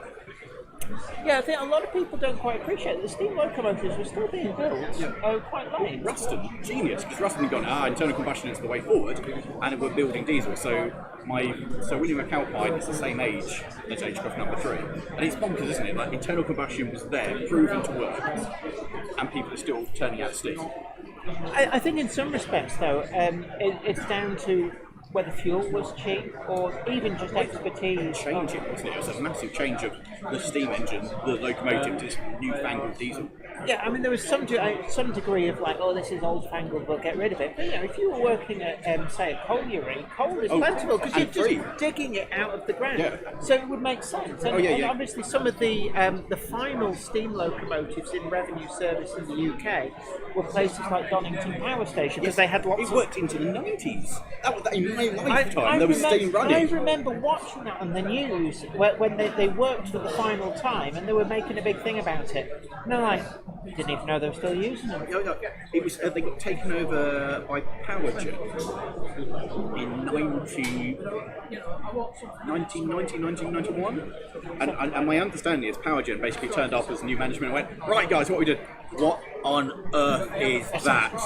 Is this like some kind of special day? What do you mean, it's just a work day? Yeah, because pretty much after they ended, I'm fairly sure that's how it went down. And Stormy did a model of it way back of a pug in the Castle Donington Livery. Right. And it's quite a blue livery. Yes, so the frames were There was two of them. There were two, one and two. I've seen one of them in preservation. I think they're both in preservation. I would assume it's surviving that late Blue guarantees frames. that... And yellow rods. Right. It's quite good. It's garish. But also, I mean, like places like Bickershaw Colliery were still running them into the early to mid 80s. Oh, somebody goes, oh, I see you on the live stream. I bet it's my dad. No, it'll be a scam. We could have a laugh and like, I'll just give the phone to you and you can go, hello. I got one the other day. They phoned up about my phone contract from a completely different company. I was like, oh yeah, how much do you pay a month? £500. Silence. Do you, or were you just yanking the chain? Yeah, I don't know, £500. It's full stop. They let you spend per month. I was like, you just silence, and he just told me to and hung up. But I thought that's not very professional. Yeah. So I phoned back. They didn't pick up. Yeah, funny that. That's strange. I like to lead them along. Some of my favourites are pretending that I don't have a phone.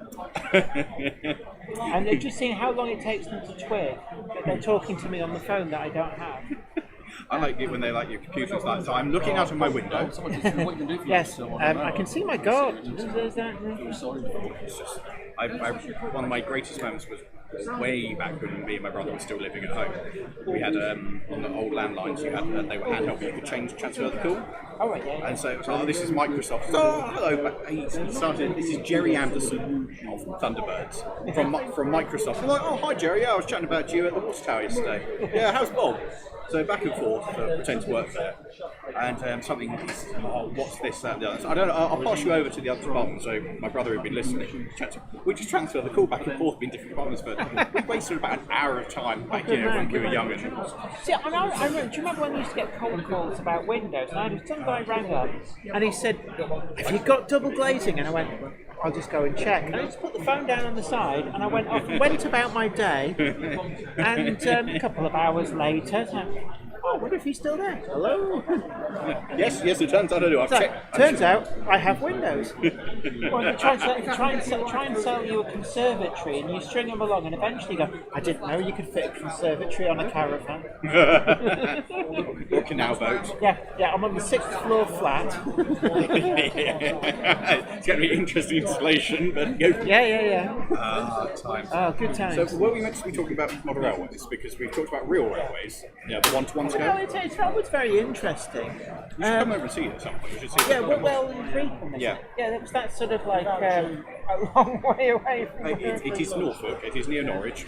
There are transport connections if you can walk. Yeah, there's the A11. Yeah, you should come over and have a look at the 48 once I've put So the Whitwell and Reepham, that's actually at the station. It's what was once the station on the railway line. Yes, on the Muddle and Go Nowhere. So how much track do you actually have There's there? a quarter of a mile at the moment. So the track layout in the yard is more or less how it would have been back in the day. Right. Although the shed we have now for locos and restoration was the good shed. So there wasn't initially a railway was in there. You've got two big windows on the side, which used to be the loading docks. So you'd bring your wagon in and you could offload into the drive where a horse and cart road vehicle would come in and distribute the goods further, whereas now it's a shed. So that's it, and the yard is more or less how it would have been. And then the big plan is hopefully at some point going to go to the station. Because I had a look at you with Google's satellite, and because there's no track between the platforms, is there? No.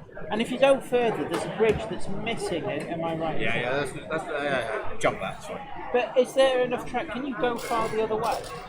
The track bed is all still there from just outside Norwich all the way round to Ruston, I think, on the Bere Valley Railway. So Right. it's called Marriott's Way now, and the whole track bed is there as a And does that include the bit which used to be the tightest curve? Yes, that's still there. So that's what I'd love to see. So I'd love to see the railway go back from Whitwell, where we are, to Reepham. Sorry, it's spelled Reepham, but it's Reepham because it's Norfolk. And I'd love to see the railway go back there because it would be 6 miles, which is a good run. But if you miss the train, Jenny, you just say, if you just walk for 10 minutes up there, you'll get to the other station and you'll beat the train. That's like at Liscard, where they have like a high level and a low level, exactly. but the train has to go this huge loop to get down between the two. Like so it's that, and actually it's quicker brilliant. to walk down the stairs and wait for the train. Which I just think, as a heritage railway, it would be perfect. It's like, you don't want to go back on the train? Don't worry, if you just walk down there, 10 minutes, you'll be back. We'll see you in a bit. And you'll beat the train. Also, I love the idea of running 2 services and being like, just over there on the other side of that field, there's the other train just waving. Because it's a really tight curve. It's silly. I did a video on it, and it's like I put the drone up and flew, And it was you're actually, it was a working railway up until the 80s, wasn't it? so originally you had the Muddle and Go Nowhere, the middle of the Great North, the joint railway, and you had the Great Eastern, and they crossed. They didn't intersect. One went over the other. Because that's what it tended to be, is different railway companies went, no, we want nothing to do with it. So they went over one another, which meant that you couldn't take a train from Whitwell to Reepham. Yes. They both saw different networks in different ways. From Whitwell you could go up to the North Norfolk Railway, as it is now, so you go up to Holt, and from Reepham you can go across to the Mid Norfolk Railway over at Durham. So when the Middle and the Great Northern closed and the Great Eastern closed, they realised that rather than taking it all up, there was a cement works at Lenway, which is one station down. Yes. And if they put a nice tight curve in and join the two up, it would be a really good way to move cement from one side around the other side, and also a great way to move stuff around Norwich. You would leave Norwich and go up. Yeah. So I think Norwich had 3 stations at one point. Something like that. Yeah, There were the quite a city, few. yeah. So glorious. That was the plan. And I mean, sort of like in the rationalisation, the rundown of the railways, they actually did a lot of that, where rail lines that were never actually connected got connected by a new piece of railway, simply so they could shut a huge chunk of railway rather than go a much longer and It made total sense, especially for going round Norwich, to just put in the curve. Because if not, you had to go all the way around the country. Well, it's like at the Great Central Rail, their cord, which goes to the northern part of the Great Central Railway, that is not an original piece of railway. That was built so that they could close the bit from Weekday Cross Junction and not have to run all the way down from Nottingham. If the wheels are clean as well. So it wasn't unheard of. But I mean, the tightness on that curve, that's that must have squealed when they went round. There was definitely a speed restriction of it. I can imagine, and a lot of flange lubricators. It must have been mad. The best thing about if Reepham ever happened is it never carried passengers. So that was always great. So if you ever put a heritage railway back, you'd be doing the first. You'd be the first. Yeah, I was going to go. Could passengers. you actually get coaching stock round that curve? Yeah, of course you can. You can get anything round. But will it not wear out the flanges really quickly? Yeah, you want to lubricate something. I mean, it will go round. That wasn't the question. How long will it last? It will go round. There's somebody there with a big tub of grease in a brush just in between trains. Yeah, that'd be fun. That'd be fun. So, how did you end up at Whitwell and Reepham? Is that near where you live, or? And it's about an hour and a half away. So it's not. But is not that the local. closest? No, my local's the Mid Suffolk. So I've been part of Mid Suffolk for 16, 17 years now. Right. Okay. I am an old hand. You're an elder statesman. I am. I am part of the furniture. You can genuinely go. Yeah, with your okay. beard. Well, back in my day when I started I the railway. remember when this was all fields. It still is fields. I remember when we didn't have a pit. That's how back long it was. I remember the early days when we didn't have a pit. I remember in my early days as a cleaner with a driver being slightly mean. May I have your attention, please? Would a Mr. Stephen Whittaker please come to the foyer? That's a Mr. Stephen Whittaker. Thank you. Anyway, I remember being sent underneath at the end of the season to drain the tank. So between the You'd balance have been pipes. quite young at this. Oh yeah, and thin as well. Yes. So yeah. no pit, clambered underneath it, and saddle tanks. You've got two pipes that come down and meet in the middle to balance the water, and to drain the water at the end so it didn't freeze and split the tank. Muggins went in with a spanner and did it. I got a face full of water. Well, I got quite damp, yeah, which isn't unpleasant, and then we got a pit soon after that, which made it a lot more pleasant. But yeah, so I've been there ages. So I went up to Whitwell for a gala, and they were all like, "Sorry, you've come to the gala." I was like, and pretty much became friends with the guys, and They sucked you into their. I started kind of volunteering a bit there because I really enjoyed the company, and when I got the scrap Ruston, it's like, This is the one that you retrieved from the scrapyard that everybody assumed had been scrapped, but the scrapyard had never quite got round to yes. scrapping Do you know why they haven't scrapped it? because it was too expensive to cut it Yes. up compared to what its scrap metal. Literally wasn't worth cutting it up. I mean, like, people don't quite realise just how thick and chunky. Oh, yeah. I mean, the thing's It's, bulletproof. it's 7 and a bit tons of scrap metal. Of dense metal, And- which would mean you have to employ a guy with a lot of oxyacetylene to spend a lot of time Yep. literally whittling it into smaller pieces. And it's just not worth it. There's not enough Yeah. scrap to make it worthwhile. It wasn't worth it, so they just parked it at the back of the yard. I mean, I've done a video on what's in that scrapyard, and there's loads of vehicles like this. They've Because just there's been like those ancient, with the Deutz road rollers. yeah, they're not. The engine is a Deutz, I think, in it.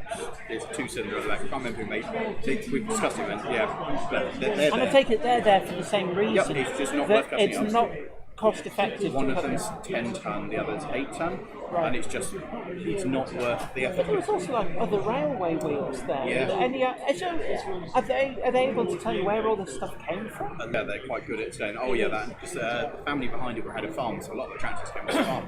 Yeah. And it's like, "Oh yeah, that's blown a hole in. That's got what you call a viewing window on the side of the block." Yes, you can have a look inside. Yeah, you can see the rest of it's in really I good mean, I'll be condition. honest. I mean, on my father's side, they're all farmers, and to be honest, I find that farmers just tend to break things and park them, and then when they break the next one, they park it next to Yes. the previous one they break, and you end up with this long row. Oh, but it was and you- fine. But they're fine. Yeah, that's fine. That's a good tractor. That's fine. I tried to buy one off a farmer near where my They dad don't is. like to sell, do they? Oh, he went, well, that's a good tractor, that. I was running. I was like, it wasn't. 'Cause my dad says you borrowed his tractor when that tractor broke, and you hasn't moved since. I know that doesn't work. Yes. You're saying it works? Go on, start it. A day. Yeah, so that conversation fell apart quite quickly when you go, it didn't work, did it? You didn't like that. Anyway, so we acquired this one they hadn't cut up with the help of the community. So originally we're looking at it, the idea was that you wanted the wheels, because the just wheels on your other one were worn. Yeah, I like that. So you then, it kind of snowballed a bit. I made mistakes, so I'll be honest. Drinks were drunk. Yeah, I was high on Coca-Cola and a couple of cups of tea. It was. Yeah. It was. One thing led to another. Well, yeah, I've been looking for a set of wheels for this. Knew there was one in the scrapyard, so I assumed it would have been cut up by now because the last photo was about 10 years old. So I assumed it was long gone and thought maybe there'll be a set of wheels still. Yeah, maybe the reels they just never got round to Yeah. doing. Yeah, it's, don't ask, don't get. And so they came back and went, "Oh yeah, we still got that. Yeah, it's still there." And I was like, "Okay." So I went to see it, and as soon as I saw it, it's like, "I love you. I'm going to save you," and that was how it was. Because it's not got its bodywork. I presume the bodywork was taken off to make it fit on the scrap lorry that brought it to the On the skip lorry. Yes, the skip lorry. You've seen the skip lorry, yeah, I can imagine that there was. They just kept cutting bits off until the skip lorry could pick it up. So presumably they started with the bodywork. Yeah, body came up to make it so it'd go underneath. Yeah. And then they just kept cutting things like the buffers off and cut a couple of holes in the frames to put the chains in. And have you found all the bits? Did the bits make it to the scrapyard that they cut off? The body was kicking around apparently. But that's only thin metal, so it would eventually just rust away to nothing. The buffers, I would like the buffers, but I don't know where they are. The rest of it, but because I own the 48, I walked around this one like, everything's on the engine, everything's on the gearbox, all the controls are there. I'm going to start poking things like, this is complete, it's just the tin. And how good a condition is things like the internals of the engine and the gearbox? It got a new engine 2 or 3 years before the works closed. So And it's it is actually so it's low engine hours engine. It is mint. We've had it open, we've opened it up, it's all free and it moves now. And it is like a new engine inside. We were like, So how long before you try and start it? I got to get some new piston rings, which has been more of a challenge. I can find them for £70 a piston, but there are 2 versions of piston ring for the engine. I've got to double check they're the right ones. If not, it's £150 for new pistons with rings. Then a friend of mine, Jay, who owns another Ruston 48, is doing the heads for me, and we hope to have those back this summer. So if I pull my finger out... When you say doing the head, so that's just like the valve guides, skim the head, new gasket, stick it all back together? Yeah, I'm organising the gaskets, but it's basically sort out which one of them, check the valves, regrind the valves, and replace the rollers and the springs. Because presumably most of the cylinders would have been sealed, but there'll be one that will be slightly ajar, and that's the one that the moisture gets into as it sits in that one position. Luckily, he had a spare engine with spare heads, so guess what's happened there? Mix and match. Yeah, so I've got a new head coming to replace the one that's fitted. And how long do you think it'll be before this is able to run under its own power? If everything goes well and I don't acquire anything new and don't get distracted and and don't have a channel to run, I hope by the end of this year it should be engine back and frames and everything. We put a week aside to have to try and get that sorted. I hope the frames are now stripped, we're ready to start putting stuff back in the frames. So I hope by the end of this year, while the engine back in, the engine will make engine noises. I mean, that'll be quite a moment, I'm guessing, to be able to chug up and down in what you found in the scrapyard. I will absolutely go to pieces. I'm not entirely sure how I'll deal with it. So there might be a little bit of blubbing. Oh, there'll be a lot. I think there'll be a full breakdown. To be honest. Yeah, it will just be an amazing thing, and an amazing thing that so many people got involved and supported it, and got involved with this idiot stream. What? It's definitely an idiot stream, isn't it? Let's be honest. No, we're on TMC's channel. It's upmarket. Well, they don't sell 1-to-1 scale.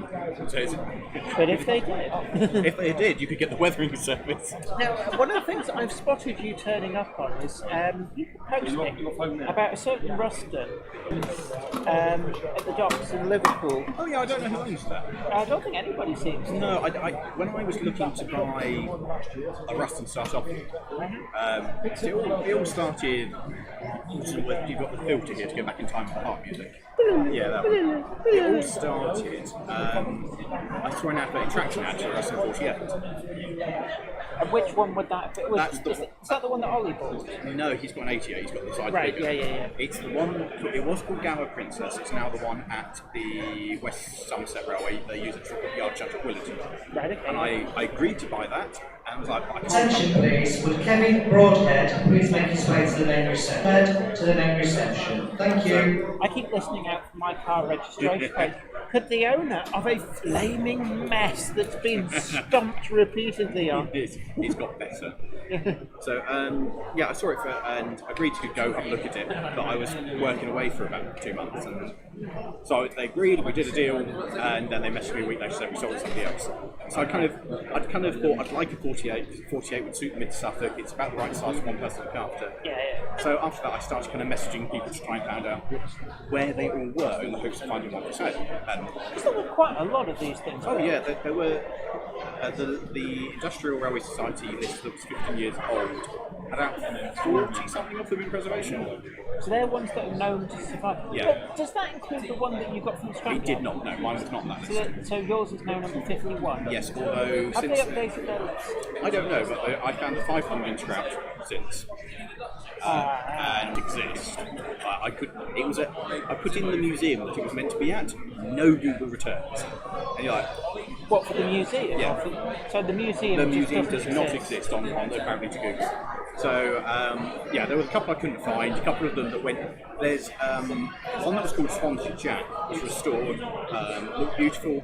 Went to what's the Narragansett Railway got taken up? I forgot, in Wales. Was the Narragansett Railway closed? The railway got taken up. Big scandal. I want to say Teffy, but it's not Teffy. Is that the one that's? I can't remember its name. Yeah, my brain's gone. That one. But that one. Yeah, But he went there, Yeah. and then it disappeared. And so this people thinking they scrapped it, weighing for money, because obviously they were in trouble. Right. But it was lovely. But that's another one. It's just disappeared off the face of the earth. It might be a shame if it had been restored. Yeah, it was lovely at one point. But so yes, so I kept looking and emailed Sir William as part of that to say, do you still have one? I'm making a list, trying to update them. Is that the one that? So I know I got to ride in one at Forley Hill. It was a 48 of in mine. Yeah. Was it black? Was It was red. Red.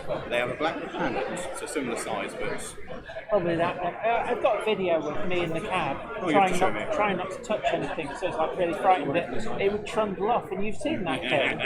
it's If scary. you try- I've driven up it. It's scary. Yeah, I can imagine going down is probably a little bit. The first time I turned up at Forley Hill, I was like, I am clearly in the wrong place because nobody would put a railway here. And It's you go, hilly, isn't it? yeah, you're like, this is the wrong place, and you see the railway, and the railway just goes. It is. It's basically like if somebody had a very hilly garden and went, just lay track anyway. Yeah, it's terrifying, genuinely terrifying. Yeah. So- It's the steepest adhesion work gradient in the UK. Yeah, the second steepest in the world. It's only beaten by Cass, Where's that? America. They have shades that go upwards. Right, fair enough. I think Is it? Cass is 1 in 12 and they're 1 in 13. Yeah, because And it's that's steep in a car, Jim. isn't that steeper than what parts of the Cromford and High Peak were? Yeah, it's truthfully steep. Like for an adhesion railway, not rack and pinion or anything, adhesion. Yeah. Stupidly steep. But when I said the 03, they not long since got the 03 shunter, one of the Berryport cut down ones, and you could hear it coming from miles away. yeah. It was really, I thinking, God, somebody's thrashing that. And then it just crawls up the hill, and it's like, oh. Do you know what the driving exam there is? Conditions on the steepest part of the gradient without slipping. Okay, That's your driver's exam. okay. That's good. So what do we? Howard wants another YouTube channel. Yes, we do. Yeah, we talked about. Actually, I had Howard sat there a little while ago, and lots of people really quite like it. I think because you didn't do any of the series of Great Model Railway Challenge. I was meant to. Were you one of the we teams pulled out. lined up? Oh, so you pulled out. We pulled out of series 1. We were meant to be the film challenge, but they kept changing the rules and kept changing what was going on. And in the end, we went, "This is ridiculous," and we walked out. And we just said, Yeah, you weren't the only ones. I dropped out of Series 1 as well, but then they let me back in for Series 2. I regret not doing it because it would have been really good fun. But I think Series 1 they were finding their feet because nobody knew what to expect, and so it was a little bit more pedestrian. People thought, "Oh, we'll build a model railway," but actually, you're not building a model railway. You're building a prop for a TV show. So in Series 2, people just went wild with it, and it was great fun. So I did Series 2, and I know that they were casting for Series 3, and then COVID happened. I'd be up for series 3. Yeah, if they ever did it again. As far as I've been in touch with the producers, they tried to sell the format abroad. They made one in, I think, the Netherlands. Oh, okay. So there's actually an overseas series of Great Model Railway Challenge, but made elsewhere. And I was involved for a while with trying to sell the format to the US. And it was like Great Model Railroad Challenge. yeah, pretty much. Yeah, we had people in the industry who were interested, but TV companies were like, yeah, can't be bothered with that. And so it never went anywhere. But the TMC YouTube challenge went down really well, and it was great fun. It was so much fun. Yeah. It was hilariously good fun. But the best thing was just like hanging out with you guys. Like, it was just. Oh, that's very kind of you to It say. was. There was like the whole way through. Although a lot of it was on camera, like we were kind of. It was just a laugh the Yeah, whole way through. I There was think- an awful lot of taking the mick out of each other. Yes, definitely. And yeah, it was one of those things where you're there and you're thinking, this is just so much fun. How am I here? This is too much fun for the likes of. And we thought that because you're a much bigger YouTuber than me, we were put in this really nice holiday home. But anyway, I'm sure you had the lovely place. Yeah, it's like, I'm sure we've got Laurie's place. We're not important enough to have this. And we had like proper ensuite bedrooms. We had a kitchen. We had we didn't have any of that. we had a lounge. We had a view out over the moors and stuff. And we're like, this must be Laurie's place because we're just schmucks. No, I think there was a mistake here. Yes, yeah, because you got bundles into the B&B. Yeah, we at the B&B. They tried to put one of the cameramen in one of the caravans with. We think nobody's staying here. Yeah, if somebody comes in the night, just tell them you know the management. You're like. It's funny you should say that. Actually, quite a few years ago, so we tried that Europe thing that's very popular. So we ended up staying in a teepee, and about 3 a.m, somebody tried to come in because they'd been told the wrong teepee. And it's like there's nothing more getting you wide awake than somebody trying to get bumbling into your teepee in the middle of the night. I would have thought that was quite terrifying. Well, I think they were quite terrified to find there was people there. Go, the channel company used. See you later, Dion Wollaston. It's been great having your company. And we've got Wardle Restorations in. Hopefully our Rustons will meet sooner rather than later. Yes, we have a plan. But don't we, Ollie? We have a plan. Yeah, but who's transporting their Ruston to where? Mine's the easier one to move. Because it's half the weight. So does that mean you can just get a flatbed with a high ab and just like go? Yep. As locomotives go to move, it is so much easier.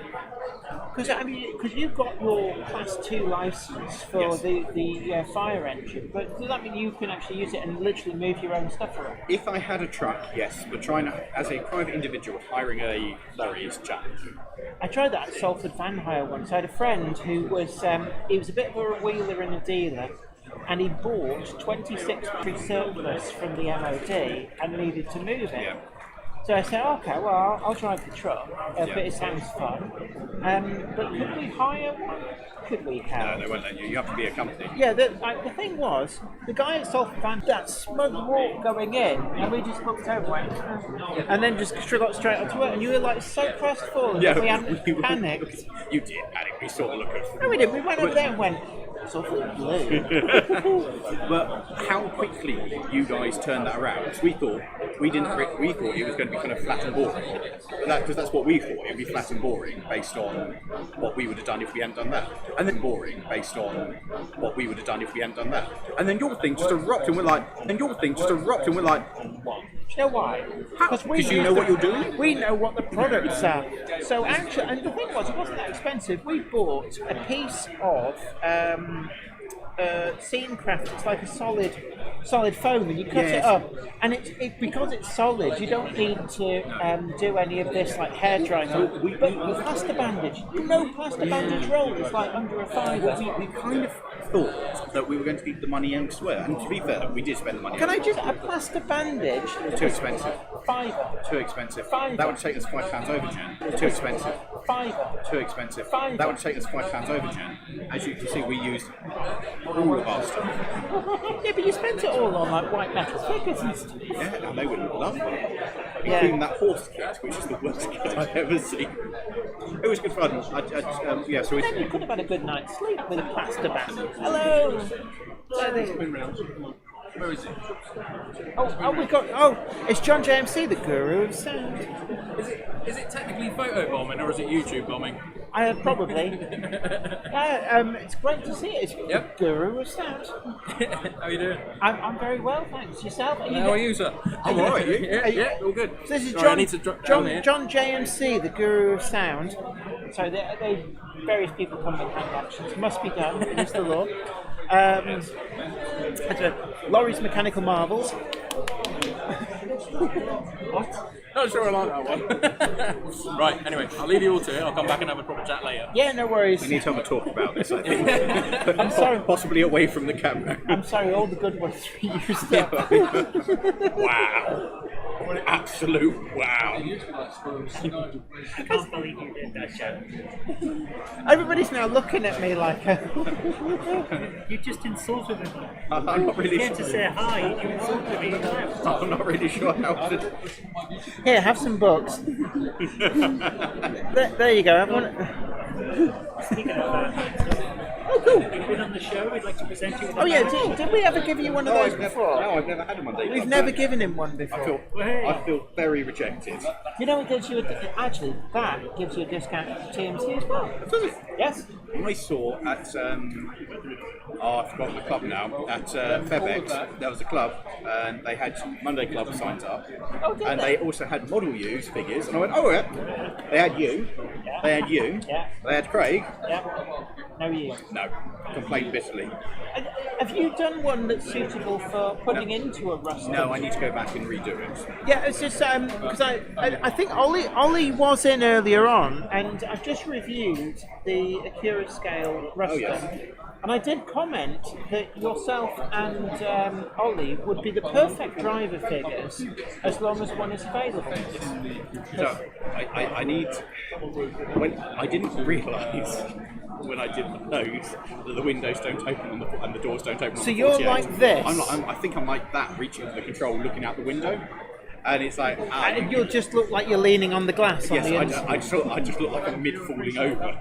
It hasn't worked well. Look like you've made a mistake. Well, I mean that's true. I've made many mistakes. I have an entire channel dedicated to No, making mistakes. you've done all right. Actually, I mean, I first discovered you with, I've told you this before, the dumper truck that you tried to squeeze into, was it a Mercedes Sprinter or something? Ford Transit thing. Was it Ford Transit? Oh yeah, I knew it was one of those white van machines. Proper van. Yes. Yeah. Although the Sprinters, I've driven with those Sprinters. They're nice, yeah. They are actually quite nice. You can see why they don't hang about in the roads. It's very easy to go faster with that. Not like a Transit, which just chucks along slowly. Yeah, and my dad's first van was a Ford Transit. It was diesel, but it didn't have a turbo, so you can imagine how slow that was. Chuck. Yeah. It keep on chugging, but just not very fast. It went above 60. It went. We're steady on now. Steady on. Yes. But no, that was how I actually first discovered you. But was that how early on in the YouTube career was that? Oh wow! I was still working at it. Yeah, 'cause it was a work van. Yeah. Did they have anything to say? Like, there's an awful lot of scrape marks inside this. No, it fit quite well. I went to the boss and was like, "So, can I borrow the van?" And he was like, "Sure." When I was like, "Tonight, I need to move stuff." He was like, "What do you need to move?" I was like, "That." So in his head, he's thinking, Laurie's moving the sofa. Yes. Oh no. He just looked at it, looked at me, and just went, "I don't want to know." So. Yeah, but don't ask any questions. I won't be told a lie. Yeah, very much. So, but how was that a fairly early video? Oh yeah, that was. I think we were monetized Yeah. because we got demonetized for that video. Why? Because I go, it should sound like this. Now listen carefully to the words here, guys. I went, it will sound like this. Fut, fut, fut, fut, fut, fut, fut, fut, fut. Notice the t at the end of that. And Well, YouTube didn't think that at all. Yeah. YouTube said I was saying something else. Yeah, you know, the thing about YouTube is it tells you that you were doing something that you weren't, and there's no option to go, oh no, we weren't. It's not like a pantomime. It just goes, and we're going to demonetize you, and goodbye. And it's like, No, I had the option, and we went to deal with it and said, no, listen very carefully. And they did. They remonetized it. But by that time, you've missed like 30,000 views. yeah, and it's the like income from it. all of that viral thing has been and gone, Yep. and you basically you end up with a few pence at Going. the end. Yeah. Cheers, YouTube. Thank you, Lord and Master YouTube. We say nothing bad about you. Yes. All praise Oh, the hail the algorithm. algorithm. All praise. Yes. And We've been doing this too long, haven't we, John? Yes, We've we been have. doing this too long. Do you find that, like, just at the point that you think, like, right, I think I've finally got a handle on the algorithm on what works and what doesn't, it sits there and goes, change places! No, I never and think everything, I've done that. like, things that you're doing, which were, like, going stratospheric, suddenly just die on their feet, and you're like, I thought we got on. Yeah, no, I get that. Yeah. Facebook doesn't like people saying TT120. You know that? Does it? No. I haven't tried it, but Apparently, if you put an angry face on a post, like somebody posts something and you go angry face. It actually Facebook takes that as a almost like a downvote, and it will start to suppress that post in the algorithm. I don't know whether this is true. I'm going onto the Jenny Facebook page. Go. Angry face, angry face, angry. But you don't know if I'm just yanking the chain and it just goes interaction.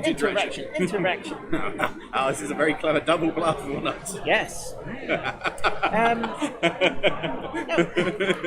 mean, did you find life before social media better, worse? How do you find being a superstar? It's going to sound horrendous, but it's kind of just been such a natural progression. It's just life. It just kind of happened. I just smile. I think if I ever try to truly process it and talk about it, I think I won't be able to. So I just kind of go, yeah, this is how everything is, and just smile and wave with it. People are really nice and come up and have a chat. Do you find that you have to be really careful about shouting insults? Like when you're driving your car, you can't lean out the window like, "Did you buy your driver?" Because you never know when. I keep thinking this. I cut somebody up the other day in and it just made me who I was. They leant out the window and went, "Hi Laurie, you drive like a complete." They were driving slowly, and I wanted to make progress, so I went round them and nipped in front of them. You in your white van by any chance? No, I was in the Mini. And the Mini was fine for it, but it's zippy, aren't they? You know when you've done a piece of driving, you think that was not my best piece of driving. Yeah, you think I will now try and expunge this from my mind. Yeah, it was one of those bits of I probably shouldn't have done that, but I was in a rush, and somebody messaged like, "Laurie, did you overtake me here?" And I was like, "No." It's like, 'cause it wasn't a very clever piece of driving, was it? I was like, "I'm sorry." So you have to. It's weird though that the kind of concept of being recognised. Do you know the best one today? I got recognised twice at the car park getting out of the car. I didn't even get into the show. And this is just. It's cool. It's so cool. But you get recognised about town as well. Yeah. So you'll be like trying to decide which brand of bog roll to buy, and somebody goes, "Oh, hi Larry, hi. Oh, I see you use Ajax." As weird as it sounds and big headed as it sounds, you kind of expect to be recognised here because you're amongst. Yes, this is like these are our people. Our people. And like the same, like when I go to model shops, it's always important. Yeah. It's rarer elsewhere, but it does happen. It does happen. The worst one I've had is I got stopped by a gentleman who went into the gents to use a loo at motorway services. Did he sidle up to the urinal next to you and go, "Hi Laurie"? And so I finished at the urinal and he got to shake my hand. And you're like, and I'm like, not in the public, outside. It's like, dude, literally, read the room. It's just like, it's lovely to be recognised and everything, but not here. Just. So I can imagine. Look, "Oh, hi Laurie." And you're like, yeah, that was a good one. I get recognised more and more as I'm out and about, like supermarkets going about. People are like, "Oh, I didn't realise you lived around here and stuff." It's just, it's mad. Dude, come to go, "I didn't know you shopped in the supermarket." It's like, I'm human, you know. I do have a requirement for tins of beans. The best one I've had recently was I was helping my dad. His van died, and so I helped him get it over to the garage for them to go. I looked at it and went, "Dad, this is knackered, it's never going to go," but still wanted a second opinion. Take to the hotel. So we're at the supermarket near said garage having bacon sandwiches, so cheers for helping. And this bloke comes up and says, "Oh, Laurie, how the Ruston is." And my dad doesn't really understand YouTube. He doesn't understand what I do. Yeah. And so this guy had a long chat with him, 15 minutes chat with the guy, and then afterwards, I love him, chat with his bit. Dad, like, "Who's that?" And I'm like, "I've got a clue." He's like, "What do you mean you don't know who he is?" It's like, "Oh, he's just a follower." And I think for Dad, that was the moment. And they're like, "But they seem to know you." Yeah, it's like, the guy watches my videos. Zoe found that really weird when that started happening, and because you kind of have this pattern, don't you, where you go, "Oh, how you doing? Oh, it's great to see," and you have to. You mean you don't remember everybody, Jen? No. No, I remember everybody. But then after she said, "So who are they?" It's like, I've got a clue. I presume they watch the YouTube. I think the weirdest one at the moment, so I've got Tom and Loz helping me today, so they're out filming the hall. Oh, I love that when you have people to do that. Sorry, more filming. I felt a stare in the back of my neck, but I didn't. Yep. I don't, it's the daggers are cutting through Yeah, you. I know. Holding up a certain finger. Yes, I'll have one more, please. So I got my so the team's out doing a sterling job. Hopefully doing a sterling job. Yes, more filming. But that gets you recognised. I mean, we're all wearing matching shirts today. We were dressed accordingly. But that's the weirdest thing for them. Because they're now people are like, oh, Logs, it's really good to see you. Or, oh, Tom, yeah. She gets that. Like, we got the like, cupboard monkey, but she starts getting recognised, and she found that weird. It's like, why are they talking to me? Yeah, and it's like, because you appear in the shows. So one of my mates, one of the guys, he works for a delivery company, and he delivered something. They opened the door and they're like, Loz! It's like, do I know you? How's the fire engine? He's like, he was like, and the guy goes, oh no, I've been watching you on YouTube, and I've got a phone. He's like, you'll never guess what, I got recognised. I'm like, oh, it's cool, it's happening to other people out in the wild.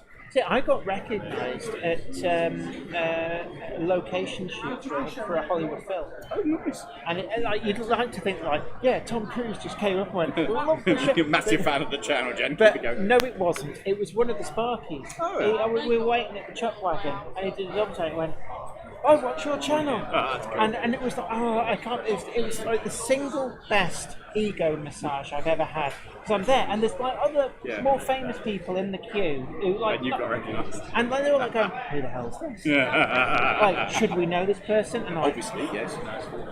My favourite one I got recently. Do you see the video I did of the Super Heavy logo cruise switch? So they moved a 300-something ton transformer. It got offloaded by boat and dropped on bridge. One of the drivers of the truck, as they had to do a reverse, so they shunted forwards, turned the truck around, and went the other way up the street. He got out and was like, Laurie, love the videos. Are you filming this for the channel? He was like, oh, great, I'll look forward to it later. I was like, that's mental. The guy stopped what he was doing of moving the Super Heavy League to come and say hi. I'm like, that's absolutely amazing. That's made me so happy. that is great. Absolutely. It's always though, like a day like today, it's great meeting people, like people coming up and coming to chat. It's lovely, isn't it? It's the best thing about the job. Yes, absolutely, because it can sometimes feel quite lonely. It's just you and a camera a lot of the time, and you're thinking, I hope people like this. And then when you meet the people and they go, I love what you do, it's very gratifying. You think, oh, well, I'm really glad they're enjoying it. Because I think as well, for a lot of it, you see numbers on the screen, so you know a video does, you know there are an audience, you know you don't like comments here, you know there are people watching, hello people watching, you know there's people there, you know it's a thing. But when you actually meet a person, it's real, and it's more than just a number on the screen, it's real, and that's cool. Yeah. And they come up to you, they're wearing your merch. Oh, that's so cool when they're wearing them. Yes, it's like, my people are in. Yeah, that's the coolest thing. Yeah. But I mean, have you done a lot of TV stuff, or are you still YouTube stuff? Mostly YouTube. I've done the odd appearance of things, a couple of things on the news. I did the thing on. I went and stood up next door to. He's going to kill me when I can't remember his name. Tim. I stood next door to Tim Dunn. Yeah, on Six of the Underground. That was lovely. Me and Tim are now friends. That's really cool. That's when you know you could have done it when you got you swap numbers and you stay in contact. And it's like I'm friends with the Mr. Tim Dunn. Like that's cool. I must admit I've got in my phone is Dick Strawbridge's personal phone number, and occasionally I look at it and it's like, dare I call? No, I do not want to annoy Mr. Colonel Strawbridge. I will leave Tales of the Chateau for another day. And occasionally I'll email him. Oh, hi, how are you doing? And it's like, smoke mode, he remembers me. It's good, isn't it? Yeah. It's just, it's stunning. I'm very privileged to get to do this. Like, I acknowledge that I'm a massive privileged to be able to do this, and I've got people who support me doing it, and an audience, and I'm really lucky. Like, some people try really hard, and some people make much better content than I do, and they haven't been picked up as well as I am. So I acknowledge that I'm very lucky. It is.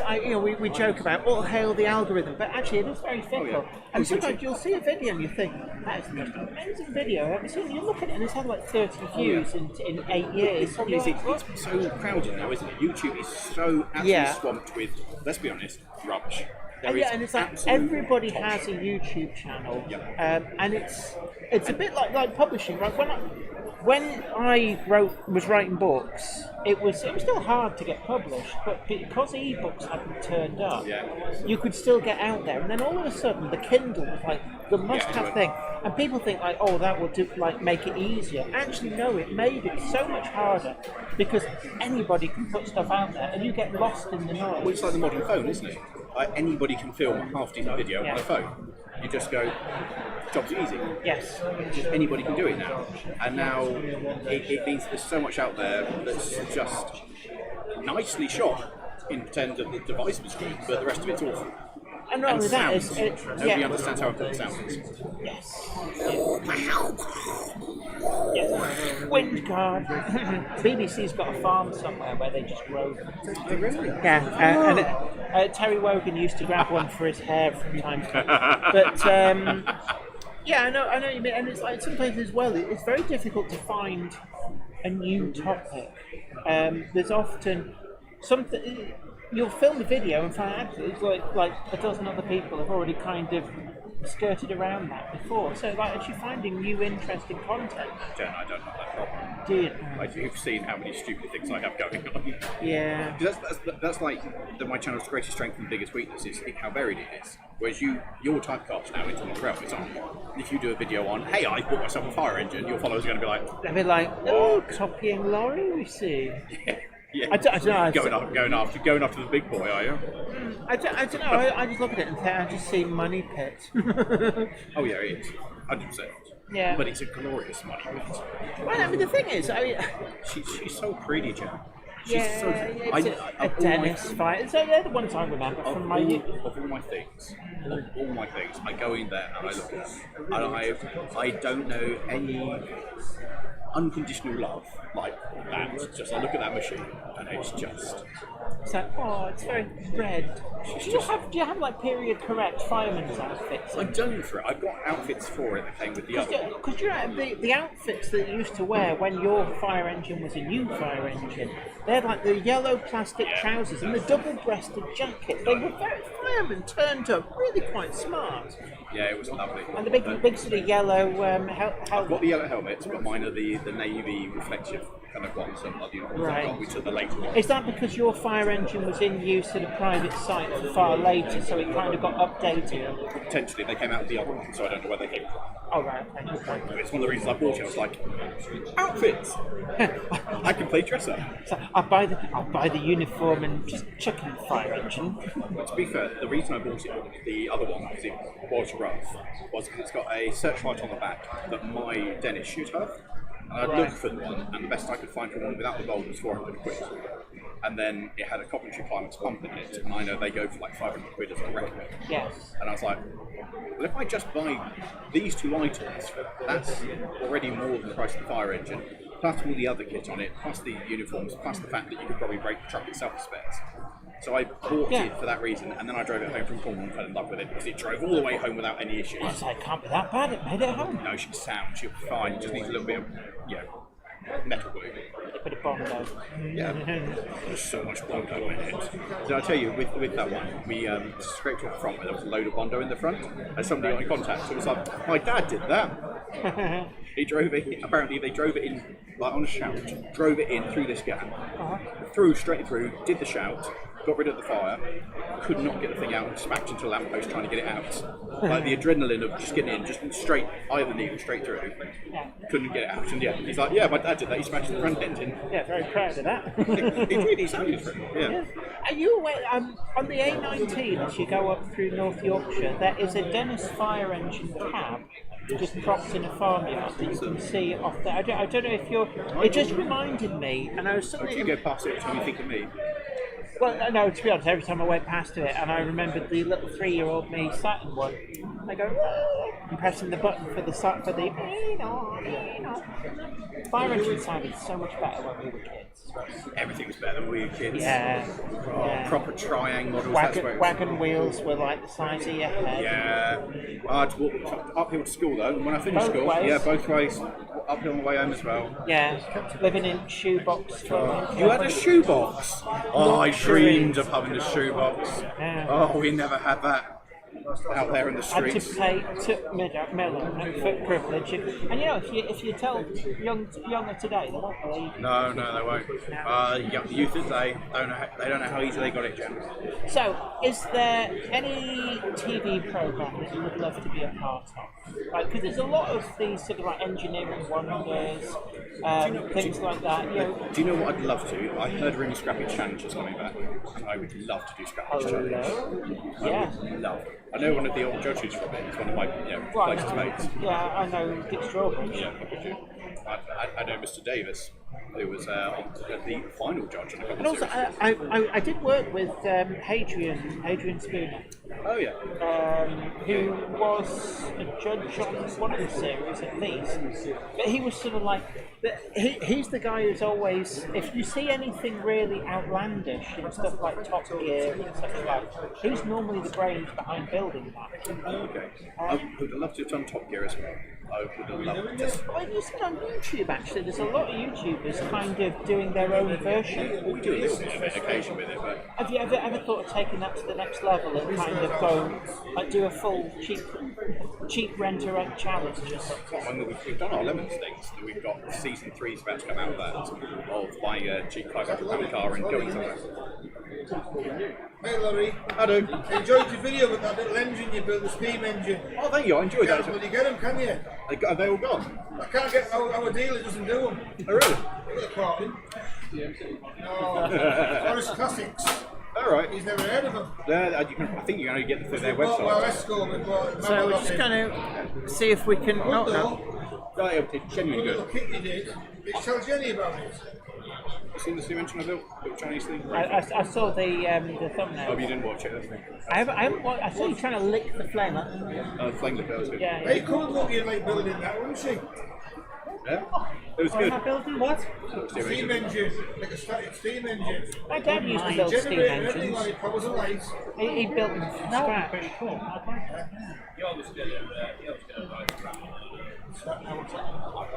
Are you being summoned? My team was telling me. Yeah, I don't know if we can. The team. Let's. So the team is saying hello, and they're saying, come, we've got you scheduled somewhere else. Yep. Have you ever seen anybody who looks more like a murderer? Yeah, it's like that is a mugshot. And it's like you, me, outside now, you snake. Remember, you're on a TMC channel. representing TMC. and that was my impression of the Sweeney. All right, son. We had our lunch.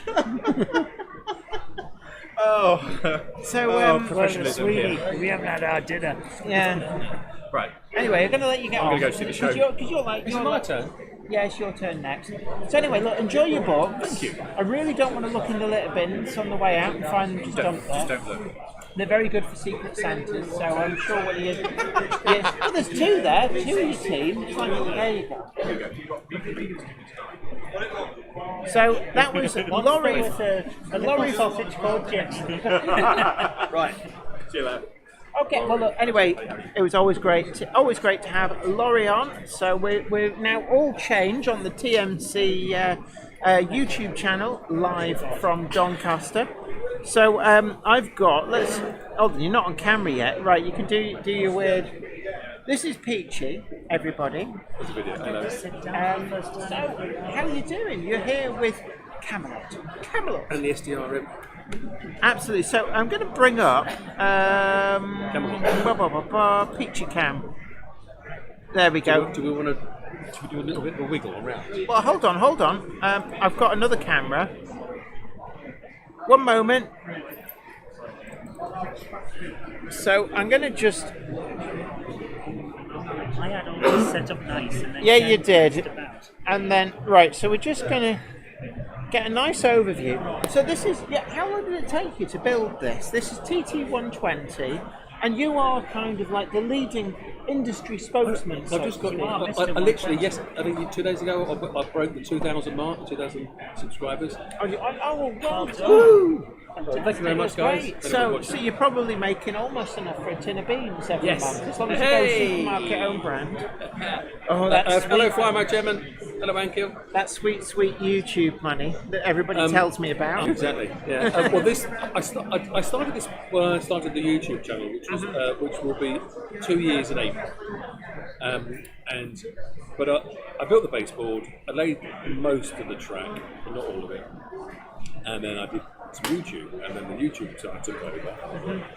And then I built the roundhouse and installed the turntable, and then pretty much left it as a bare board for a year. About 6 months ago, I put a little bit of flock down because it looked a bit boring. But I didn't really do anything until 4 weeks ago. Actually, the canal, you actually, on the Monday Club, our regular Monday night live stream, your online model railway club, you shared with us some images of the canal kind of nearing completion. And the water really struck us. Yeah, I do like the water. Although you've done a very deep pour in the lock, and because you put a little bit too much colour in, well, to explain to the guys who are watching, it's become a very structural lock. Because it must keep a bit of rigidity in everything. The Woodland Scenics deep pour water, you can do it in half inch or 12 mil. What actually you can probably stretch it a bit more. What happens if you go too deep? Does it just never set, or does it boil? Well, it's going to do one or two things. It might overheat and change colour. Or it might distort because of the thermo, but because they do get quite warm. It's an exothermic plastic, they so do it get quite warm. So I think there's probably a bit of wiggle room there. But as soon as I wanted to get to like 36 mil anyway, it seemed to be sensible to do 3 pours of 12 mil. But my second pour, I got wrong, and so I ended up with 3 bands of different colours. It looked like a sandwich. And was that like very, very obvious? Very, very obvious. And what I wanted was, at the bottom I had loads of detritus, talk us through what's down there. Well, there's a bicycle wheel, there's a car wheel, a tyre, there's a couple of boots, and some sticks and bits, just so that when you saw through the end, you would see some crap in the bottom of them. And also silt, it's all silted up, the silting's bottled up. And of course now you can't see any of that. It's all painted black because it's got the colour of the water on. Well, see, when I've done water pours, I've tended to really err on the side of caution with colour. Because I like to put a lot of stuff at the bottom. I think water features are brilliant on a layout because you can do so much stuff. But one of the things I do is, because a lot of the detritus will try and float on the resin, it's very difficult to keep that at the bottom. I do a very thin pour of resin and kind of stick the detritus into so that. You either stick it down first, let or it you set, stick it down with a bit of resin. And then when you do another pour, the detritus can't rise And it's always up. a good idea to do a little bit of resin down first, just to check on your spillage and stuff. Yeah, because there's nothing worse than tipping like 3 litres of goo into your hole and finding 2.9 litres of goo slowly dribbling out. Although, top pro tip for you is a tech tip. If you do get a leak underneath, I always have a few sheets of plaster bandage handy. Because if you slap some of that on where it's leaking underneath, the plaster bandage stops the resin coming through. Excellent. And it sets very, very quickly, and it stops you from having that panicking up, because the resin takes a while to go off enough that it'll stop leaking. Indeed. So how's your show been going anyway? I've been sat here a lot of the time. Yeah. So I've gone non-stop. Unfortunately, when you're the mouth on a live stream, you don't get much option to wander around. But I did go around early. I got a few bargains. So I'm quite happy. I got one of the Gronks on my hit list of 11. So there's 10 more I need to go around the show. But there's a lot going on. It's starting to quieten down now, and I think one of the things that a lot of people said at Warnerley was that it was very crowded. I don't like crowds.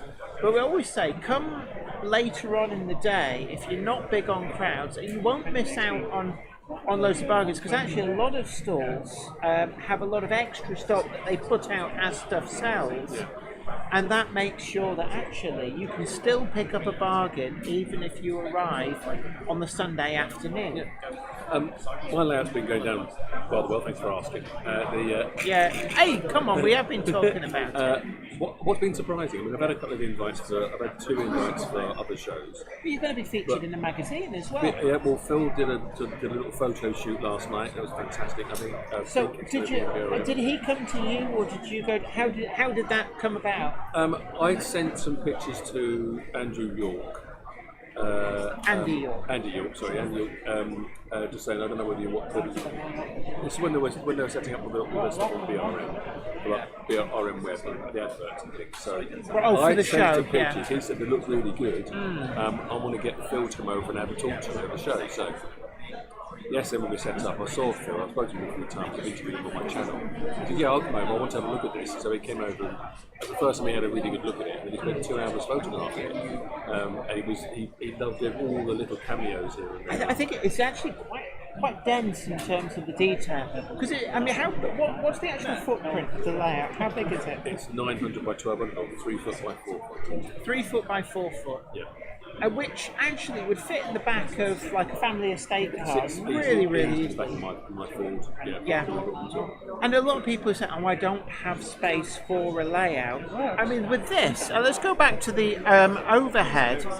The amount of stuff you've got on this. So it's full, but it doesn't feel crowded full. It feels like that could be a shed somewhere in London where space is at a premium, and you get places that's the like thoughts that. behind it. The only thing that I wanted to be obviously unreal is the loop. Everything else I wanted to feel like it could work. Yeah. That's why there's routes through and footpaths and there's and I love the way that there's thought gone into the canal as well. It's like, where is it going and where is it coming from? And there's bridges that lead to each bit of the canal that make it seem like it's there as part of the landscape rather than. Wouldn't it be cool if we had a canal in here somewhere? There's lots of spaces in industrial cities and parts of North East London and the rest of the Midlands of the North where you've got bits of industry that do have these really odd shapes because things like the railway came in and went bang, slammed over. And they had to fit in the gaps that were left. And you have these odd bits that wasn't designed like that, but the railway came through it. I mean, one thing, I'm looking at that now and I'm thinking one way you could actually deal with the fact it's going around in circles is actually put almost like fake junctions in leading off the board. So it looks like it's a complex railway junction with a depot in part of the space within it. But I like my little corner cameos. So I wanted to do them. Well, yeah. I'm happy with what we've got. I'm moving on to the next project very soon. And that'll be TT120 as well, obviously. Yeah. And are you bigger. Considerate? And will that be a exhibition layout? It'll be 4.8 pieces long. Okay. Basically 4 of those. So 4 of these, and have you got an idea of what you actually want within the real estate platform? Is there a real world location that's inspired you? Yes, there's a real world location. It's very near to where I work. And it'll be set in Era 11, but it'll have loads of steam trains on it. Funny that. All shiny steam trains. Are we keeping this secret? Or it wouldn't be hard to guess, but basically we're going to do, the next project's called Bethole. It's going to be 600 metres of the North Yorkshire Moors Railway, made true scale, fine scale. It'll be single track, it'll be a sweeping S. The sweeping S's will then disappear into double helixes. So there'll be point entries into double helixes that will be automatically controlled. Right, okay. DCC Concepts kit. Double helixes will be elongated helixes, so there'll be basically a helix that's a 900 by 1200 footprint, so that we have a much more pleasant helix experience with TT120. It has a chance to straighten up and just give itself a bit of a break coming up. Yeah. The bottom will be a massive full board, roll in, roll out series of lanes, Right, okay. storage lanes, and the whole thing downstairs will be dressed like Roman digital cameras. The whole thing will be perspex fronted, so you can see the helix, they'll be lit, you'll be able to see. Yeah, I think a lot of people find it fascinating to watch stuff like Kids that. will like to see that stuff. Yeah. There'll be the plan is to have 4 locos running all the time, even though this is a single track layout. But that's going to be big enough.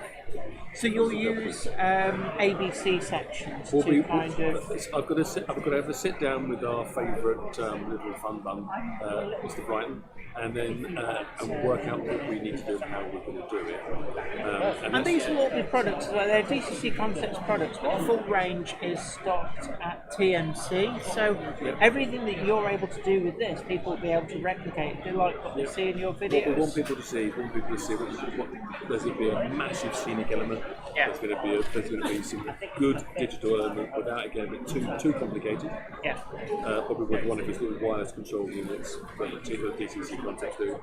We're going to have some superb detailing from Model who are already on board with the project. Right, okay. DCC Concepts, I'm talking to them. I've got to go and talk to my preferred purveyor of all things green and sprinkling is the Welsh wizard, Magic Martin. And He is here, actually. I need to go and talk to him. Whereabouts is this store? I don't know. I've got to go find him. I wonder if he's upstairs, because I saw him when he was checking in, but I haven't seen him since. Yeah, it's the North Yorkshire Moors Railway, says New Model Road. You may think that, but we can neither confirm nor deny that. But confirm. That little, as you know, that little section of the North Yorkshire Moors is really quite scenically dramatic. It is rather, yeah. Because that whole deviation was built over an area that had been cut by a river. So that bit of deviation actually has a river essing underneath it. So that landscape will have a huge one side of a gorge covered in trees, a nice single track with a ghost track beside it, obviously. And then That underneath sounds familiar. Have you been involved with making a little model that's kind of... Where are those models these days? They're in the photo booth at the TMC. Oh, right. Because they came to... NEC. I'm sure they'll come out again at some point. Yeah, well, a lot of people are asking for another series of They need to, TMC because obviously, now me working for the TMC, that if we'd won, I'd be shoving it in front of everyone's face. I didn't. We didn't. We was robbed. We was robbed. But it was fun. It was good. What I want to do is I want to do a layout that flows, that's beautiful, the really nice tight spacing on the carriages. That all works well. That people get a real joy to watch. It's not having to watch me shunt something around, but then it also means that we can actually have a conversation with people and talk to them about model making, talk to them about... So actually the running will happen with a degree of automation, so you're free to actually talk with people, which I think is always very important. One of the things I've noticed with model rail exhibitions is people like to see something moving all the time, but they also want to be able to talk to you. So you need something that will keep going, even with minimal operator interaction. Why is someone saying good morning to us? Because they're probably on the other side of the world from us. We get a global audience. So hello to everybody who's coming in. Todd Armstrong, great to see you. We've got JL Railways, hey to you. Todd Armstrong, Trackside Station, says good morning, Flymer Chairman 1. I'm going to talk to some punters. Okay, so we're just losing the Peachy, and I'm going to take a quick break, and I'm going to leave you with some shots of this layout. How are you doing, Jeff? I'm starting to lose my voice. No wonder, you've been talking for 4 hours. Yeah, it feels like it. Do you need me to jump in? You can do. Are you finally putting your shoes on and stopping gassing everyone with your feet? I'm not gassing it. My feet smell like roses. Roses that are rotten, yeah. No, everybody loves me. I've sprayed myself with perfume. It's like Capington stench repellent. You know the microphone's still live. Yes, that's why I'm making jokes, Jeff. Lovely to see you again, dude. Hi. I'll let you slide in. Oh my goodness. Oh. Jump it down.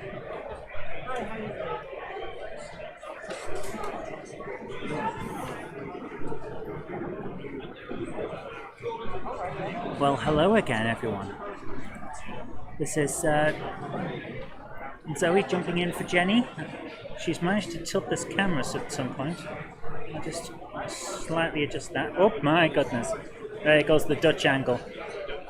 I can see why she didn't touch it. So I hope you're all having a great day. We're still here at Doncaster, and we're here until the end of today. I hope that you've had a great show with us, and thank you once again for TMC for hosting us here on their channel. That's a lot of trust to give to a couple of idiots. We could have done anything, but we didn't. That's the point. So who's in the chat today? We have Flammer Chairman 1, always a pleasure. Anthony as well, Todd Armstrong, JL Railways. How on earth, JL? I was just talking to you. How are you in the chat and here?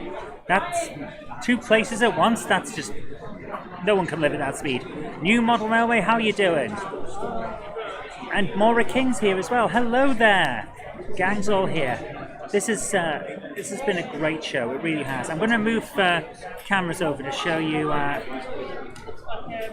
Oh, Jen's moved the camera. So this is Peachy's Railway, and oh my goodness, but if you think about it, I know people don't always like this, but it's got a lot of play value. You've got 3 different lines all going around the outside. You have 3. Oh, excuse me. He's going to sleep well last night. He's got 3 lines, so we can have 3 trains just going at it as much as he wants. Plus, that massive roundhouse in the middle gives a huge amount of not just something for the eye to focus on, but also extra value for moving stuff around on the layout itself. It's really, really nicely done, and I have to say I'm really impressed. But apparently he did it in a couple of days. I was like, oh my goodness. How's that? You've been doing grand. Oh, thank you. Thank you very much. I'd just like to point out, I mentioned these on the Monday Club a while back. I picked these up at a Heritage Railway. They're actually key rings. I've put earring bits on hooks onto them and turned them into quite heavy earrings, but they're really cute and I like them. So if anyone's wondering what the hell I've got sticking out of my ears, that's what it is. Hello to Richard Swiderski, how you doing? Listening in the background, hope it's all is going well and we've got some bargains. Unfortunately, I haven't bought anything yet. I'm having to be nice and stay here next to the computer to make sure it doesn't break, because, well, we have to make this work. But I did pick up a lovely Bronc yesterday for Jen. While the places were setting up, we wandered around and had a look, and she saw one that she really liked. So I got her an early birthday present, and she's now got it and there's cuddled it. So yeah, we're doing okay. Has TT120 in FlexiTrack become a thing yet? I'm not sure. I'd assume that it looks an awful lot like, if I move back over to this other camera, it looks an awful lot like Peachy has done some track himself, because he did mention that some of it's a little bit off standard radius to get certain parts in. So I'd assume that yes, FlexiTrack must have been brought in rather than just set track. So who knows? But if it hasn't yet, it must be coming, because 120 has taken off and it's here to stay, I think. So they're going to bring more out for it. Just joined. What's going on? Seen Jenny is here and Laurie going too. Laurie is here. He's only here today though. Check out our limited edition aquascale and Rapido wagons available only at World of Railway stand today. Grab yours now before they're gone. There you go. We've got a big announcement from the voice in the sky. So yes, Laurie is here. I spoke to him earlier. He's only here today, but he is here and he's around. He's got his team with him. He was talking to Jenny earlier on. Peachy is definitely here. He's right next to us, having a prod around on his layout. Jen is here all day. We'll both be here all weekend, but we're only doing the show today so that we can have a bit of time for wandering around, a bit of a meet and greet tomorrow, and also to get to see the show, you know, and then we can report back. Unnamed Railway, is he going to be on the live stream? He's already been on, so if you rewind it a bit, he's there. I think about half an hour ago to 45 minutes, he's on then. So I hope everyone's having a good day, and thank you so much for joining us. It's been great so far, and we're looking forward to a lot more fun and games. My goodness, we've been going 3 hours now, apparently. That's amazing. Seriously, time seems to have flown by while we've been here, and that's a real nice thing. I'm just going to take a quick break now to grab a can of Coke, so we're going to have a message from TMC. Time for a cheeky plug. We're always on the hunt at TMC for innovative products, and no end of modelers have problems with fiberglass pencils, you know, fibers getting stuck in the fingers. Yeah. And these are traditionally great items for cleaning the wheels on models. And so we thought, well, how do we overcome that common problem?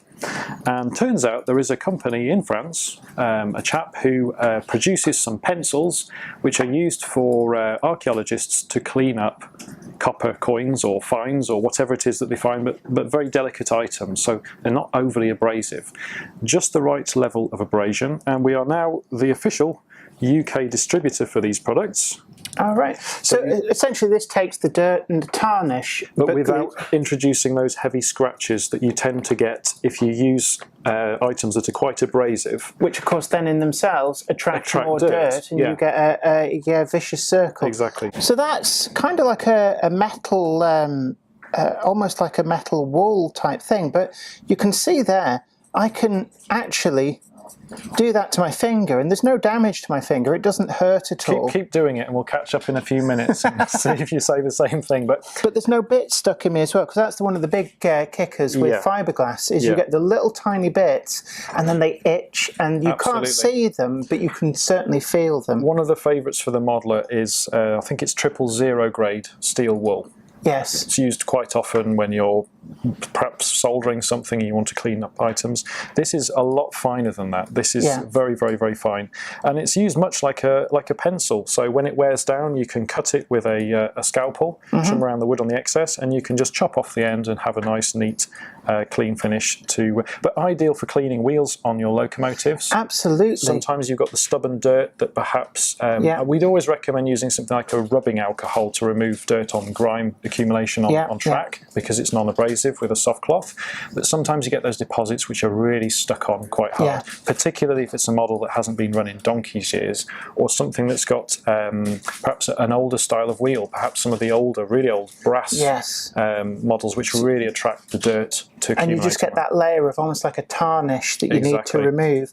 And presumably as well, if you've got something like an overspray from weathering processes that can get onto the wheel tread, ideal as well, then this will lift that again without abrading the wheel underneath. Yeah, so this is effectively available from our website, and if any shops are out there watching this that would like to stock this product, here's a cheeky little plug. You're more than welcome to get in touch with us. That's brilliant. I'm going to have a walk about And we're back. Thank you so much to TMC for keeping us going this weekend. The bandwidth seems to be evening out, and it turned out that people in the hall. Not just that, Howard's not uploading a video anymore. He was doing what? One of the other guys mentioned that might be why it was Cheers, a little bit Howard. stuttery.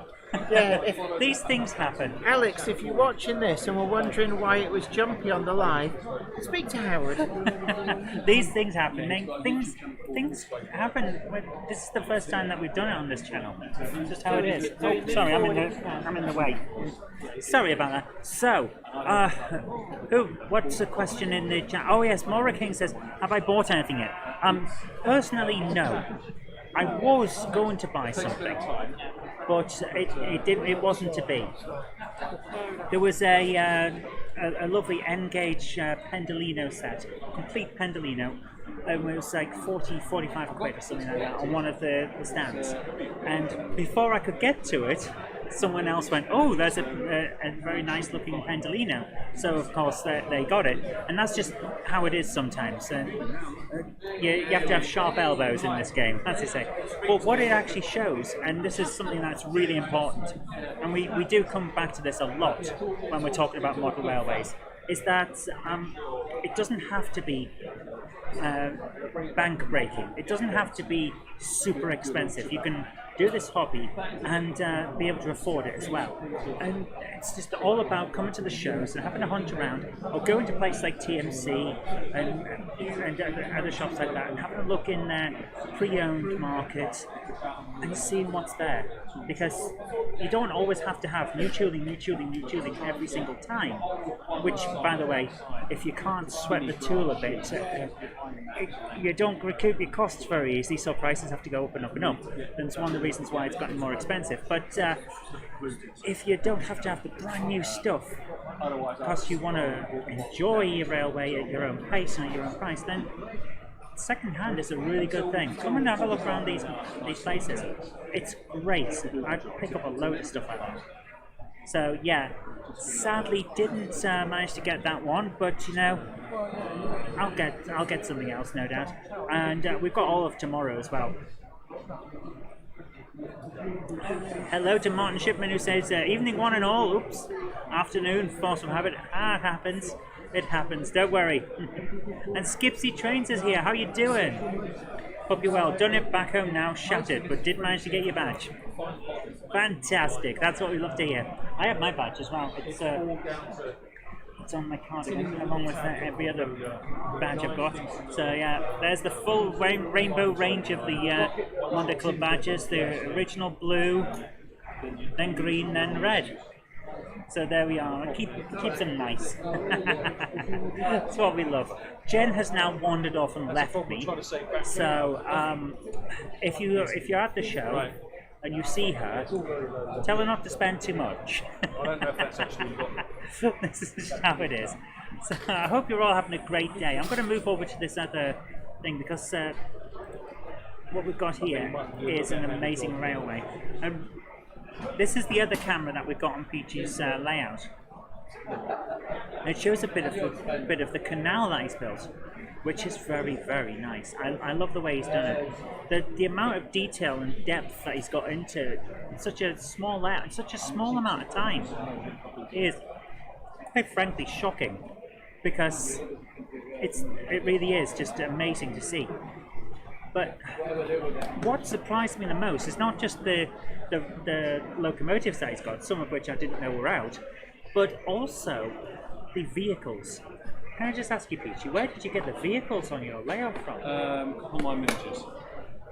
So the 3D printed ones are from Couple Mine Miniatures. Right. And then the die cast are Oxford die cast. Try and sort of supple them down a little bit. They've all been painted with a spray with matte lacquer. Right. And then the windows have been re-glossed, so you can see through them. Fantastic. Yeah, quite happy with that. Yeah. So a combination of Oxford die-cast and 3D prints. And I did not expect the answer to be 3D prints, because I don't know why this is, but every time I hear 3D prints, I always think it's still going to have those lines on it from the layers they build up. But of course, we have 3D printed models and all sorts now of people, and they look amazing. So in my head, my imagination hasn't caught up quite yet with the reality of 3D printing. So it's amazing.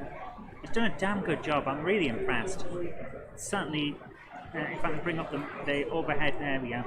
The sheer scale of this. It looks big on the camera, but if you look at the size of the locomotives, if you know what the size of these are on TT120, you get an idea of the scale.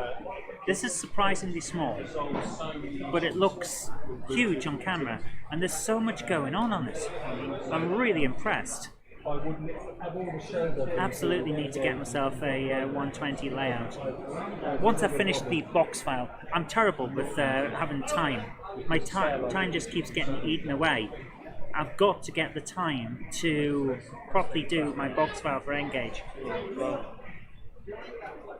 And then I can make a nice 120 layout and have a bit of fun with it. So, probably a challenge that Jen and I will do, to build one in a weekend, that kind of thing. We'll see how it goes.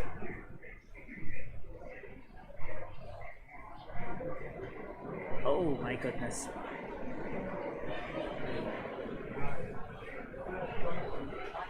Right, so I'm going to come back over to here again. As you can see, it's still quite busy here. There's a lot going on. I'm going to switch over in a second to this other camera to show you what's going on here. As you can see, it's still busy, but it's not as busy as it was. If I just turn this around, there's the TMC stand. There we go. There's still a lot of people here. Not as many as there were.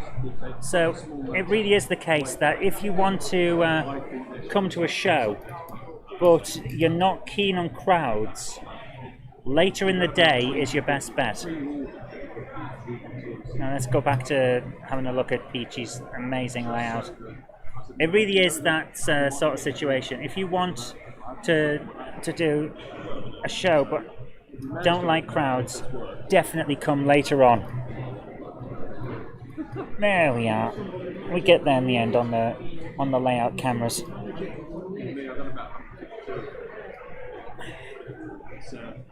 Jen would. It's a good thing Jen's not here. She would have totally told me off for doing that. But yeah, I've had a really good time. Got to prepare a board for the Engage endeavour I've got together. Oh, nice. I'm looking forward to getting mine finished on the box file. The buildings are in. All I've got to do now is get the time to set some like concrete effects, get some layered bits of grass and stuff like that, and then ballast in the actual railway, and then I'm done, and I'll be happy. But it's getting the time. And that's usually one of the biggest things when it's weird to think, because Jen turned her hobby into this channel, which essentially became work, and because I work with Jen on all of that, I now don't have as much time for hobby either, which is it's a bit of an upset. But you know, what can you do? You have to make the time. The rugby is on. Remember, so some of those who came early, I've left to go and watch the rugby matches. Yep. And kind of fits in with what I was just saying. Making time. You gotta be able to make your time. It's a neat layout, very front running. Ah, nice. I see what you mean. Yes, but yeah, making time. So the rugby, I did hear something about that on the news the other day. Something's been happening, and people seem, I don't know, happy. Can you tell I do sports? Oh yes, totally, absolutely do sports. Very, very much up on the old sporting ball. Not really. I'm not a rugby person, but I appreciate that others have different views. I like hockey.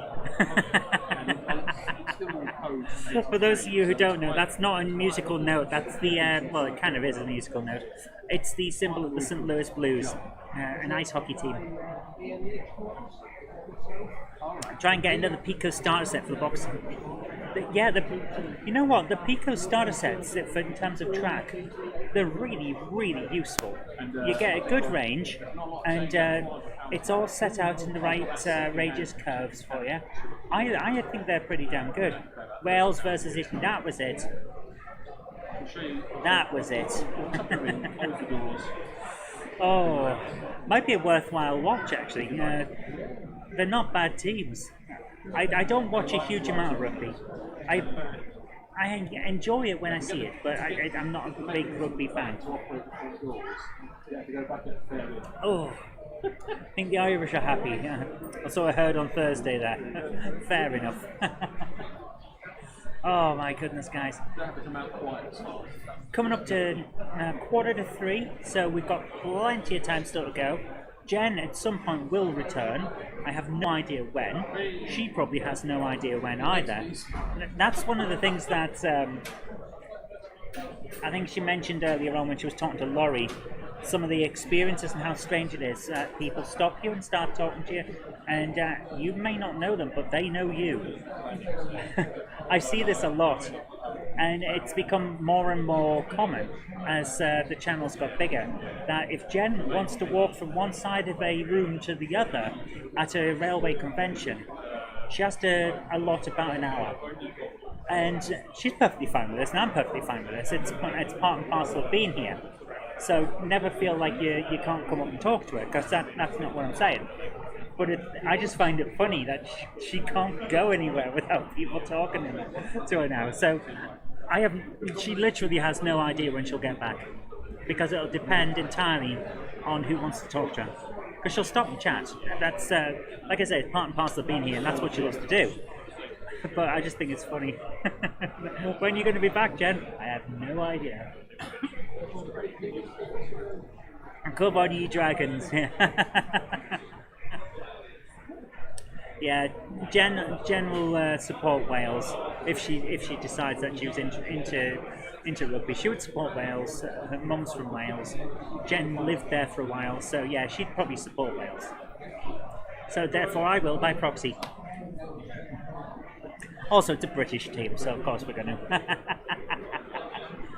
Now, here's a question. I've seen a lot, well, not a huge amount, like more than you'd think. Hello, sorry. Hi, Craig, how are you doing? I need to sit down, Matt. Come and join us. I've seen a fair amount of cricket pavilions and cricket pitches on model railways. Have you ever seen a model rugby club? Sorry, I just need to say. Now, Craig's right. I'm Keiko. Would you like a can of Coke? I've got a can, I can't hear. I'm cooked up, I'm just physically Coked up. I know that feeling, man. Oh my goodness. so tired. It's tough being up on your feet all day. It's not that I've had no sleep as well, and that. I know that feeling too. 8 hours in total for the last 2 days. I'm running on empty. Yes, tonight I am not. When we finish here, you'll be coming back to the new hotel. Yes. So that's fine. But I'll just be going in, and there's a pizza shop like next door called Ruston Pizza. Oh. So I'm just going to get a pizza from there, go up to my room and fall asleep for the next room. Yep. I am. Yeah, I know the feeling. That Jen and I are planning pretty much the same thing. Pizza in bed, and then wake up with an uneaten pizza that's gone cold. Morning pizza is the best pizza. That is true, actually. Pizza is one of those amazing foods that's great when hot and great in the morning as well. Maura King, how's the blood pressure, Greg? Yeah, fine, no thanks to the person that put their car on the railways. Yeah. So I'm getting, I'm just tired, Maura. So That was a drunk driver, wasn't it? Apparently he was 3 times over the limit. God. According to my sources. Oh my goodness. You know, He's only hit that bridge with some speed because he's been so intoxicated he's plowed through a 4-foot thick concrete wall, got down, clipped the catenary which exploded on impact, and why wouldn't it? It's 20,000. oh my goodness. Knocked the wires down. He's not died either. Well, he won't, because the car will be... Powered. Yeah. Oh my goodness. But the disruption is real. It's so unfair. The guy wants proper time. Yeah, and also some help, because no one... I'm making assumptions here to a certain extent, but I think I'm right, and I think people will agree. No one who is in the right mental state and in the right state of health gets 3 times over the limit, then gets in a car. There's got to be something. There's always I hope they get the help they clearly desperately need. At the same time, if they have a train coming with 200 people. Yes. Yeah.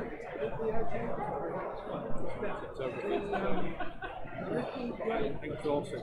Now, one interesting thing about this show, the thing about it was, a lot of people have come up to me today and said I didn't realise how few layouts there were. And there's no manufacturers here. Yes. And I think because a lot of people have got mixed up about what Doncaster show is. Doncaster's a trade show. It is basically a trade show, yes. And yes. you come here to get the bargains and frisk the traders, Jenny says, and look for through the stalls. And this is the way you come to. So you could essentially save up your entire model railway budget for the year if you are on a budget, which you know many people are. I have just seen it, for example, if you want to model American, model HO, right? I have just been to a trade stand that have got Atlas, Pinot and everything else, American outline locomotives, but the DC models are 15 quid. 15, 25, 30 quid, pocket money. Now, yes, of course, they are second hand and they are some years old, but you can quite easily convert them to DCC because guess what? It's 4 wires. Yeah. They don't have lights in them. You can have lights if you want to. Well, there is the extra. Yeah, absolutely. Yeah. So for those people out there that thought model railways is too expensive, it's always been expensive. Yes. But if you're willing to make a few slight concessions, save your money, and go to a trade show like Doncaster, even including the cost of travel, let's say it costs you 100 quid to get here, you can go around a few of the trade stalls, spend another 100 quid, and end up with a model. You could buy a model railway. Yes. I am absolutely convinced you could buy everything you need for a model railway. I completely agree, and the reason for that is the one that got away 40, 45 quid, I can't remember exactly, full Pendolino in Engage. And if I'd been that little bit closer to the front, I'd have had that. It's the one that got away, but you sneak your hand through the buttons. Yeah, that's how it is. But like you just said, full railway. If you want to do a fairly modern thing, there you go. Second hand. I've seen track for sale here. Yep. I've seen points for sale here. I've seen track pins, fish plates, controllers, everything. Controllers. There's no base. In fact, no, actually, I think there is a place doing baseball as well.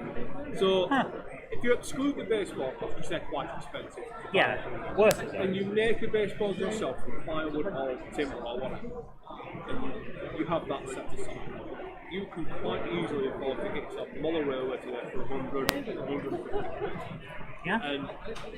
And this might sound really awful, but if that is still too much money for you, then perhaps this is not the hobby for you.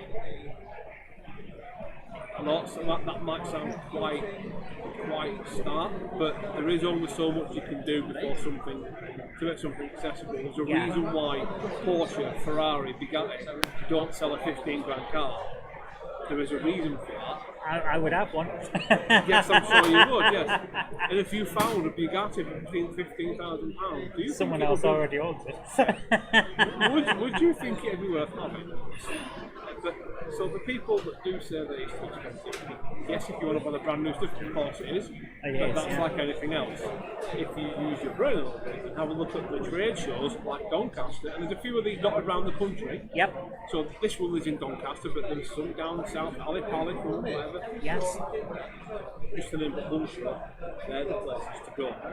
And also, if a couple of £100 in one go is expensive, consider pacing it out. Yes, absolutely. There's no reason you don't have to buy it all in one go. Yeah, I've been doing that with Engage. You have. And you're speaking of which, of course you do. The tram addict. JL Railways gave me that. Really? Yeah. Oh, so that's it. Isn't it so cute? I love old style tram. Give me my tram.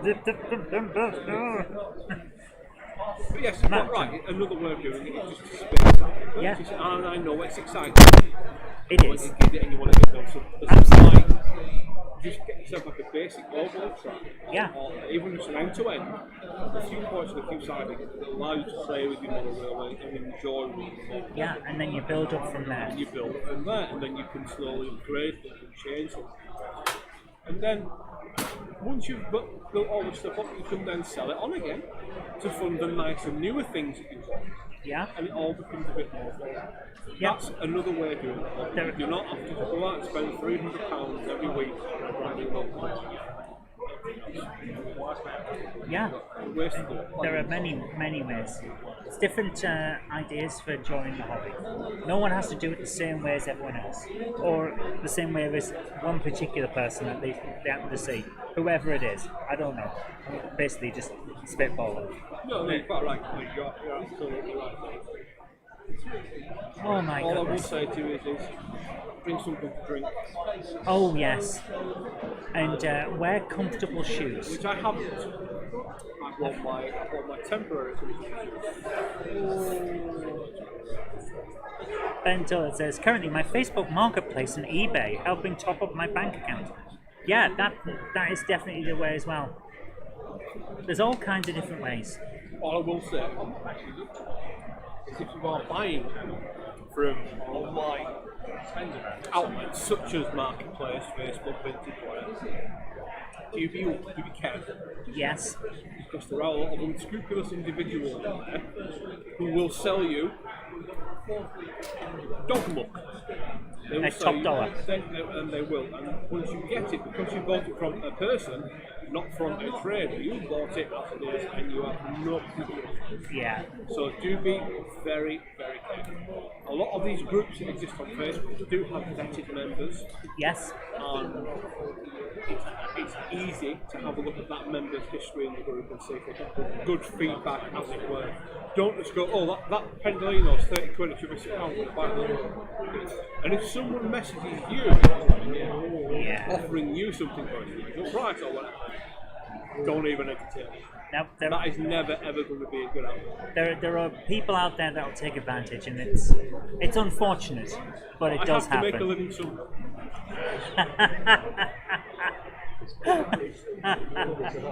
eBay, me personally, I would just stand well clear of eBay because it's not the golden goose that it once was. No, it isn't. Everyone gets charged fees. Yeah. I understand that they're a business and blah lives and okay, but the fees have become so much and the market has become so saturated that actually the real bargain is really on eBay anymore. Don't get me wrong, of course you will still find the odd one or two, but it is the odd one or two. And had I had more of a budget this weekend, then I had to start limiting myself. Because when I come to these shows, I got that. And then I end up £800 in debt and paying it off. So I have to limit myself now. So I set a number and You don't want Big Gary coming around breaking your legs again. not again. No. Once is enough. Absolutely. So who have you seen here today?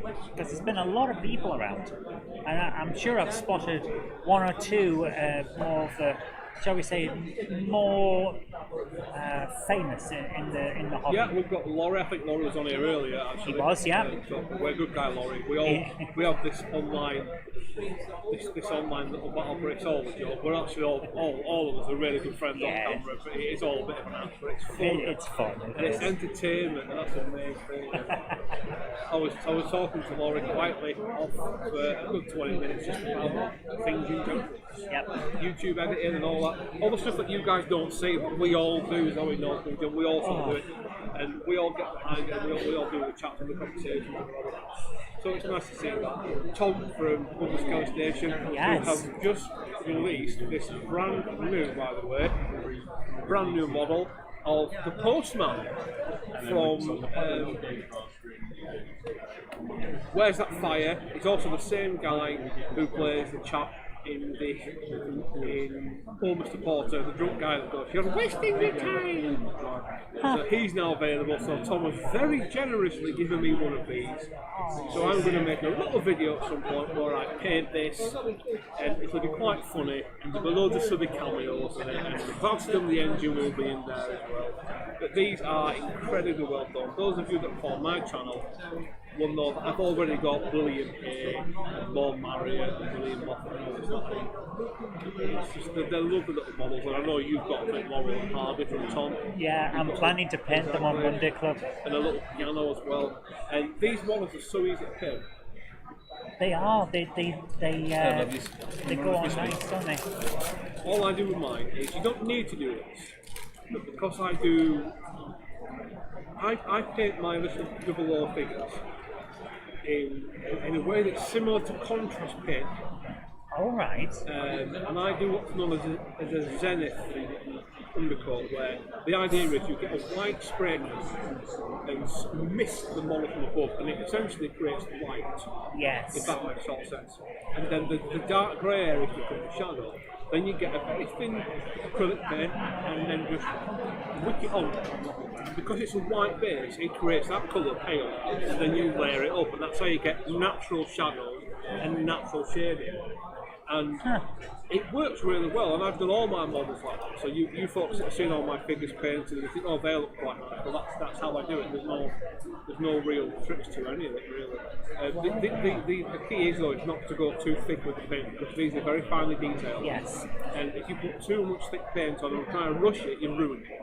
Which is why I do the thin coat and I layer it up over a white base. Yeah. You can do it over the black, but you've got to use more paint, and then you risk then. So yes, putting a primer coat down, and I do them in a thin primer coat. It might seem like you don't lose detail, but I know. The way I always do it, well, not always, I never used to, because I was a terrible painter for many years. That's why you're no longer a decorator. Yes. I got a slap on the wrist.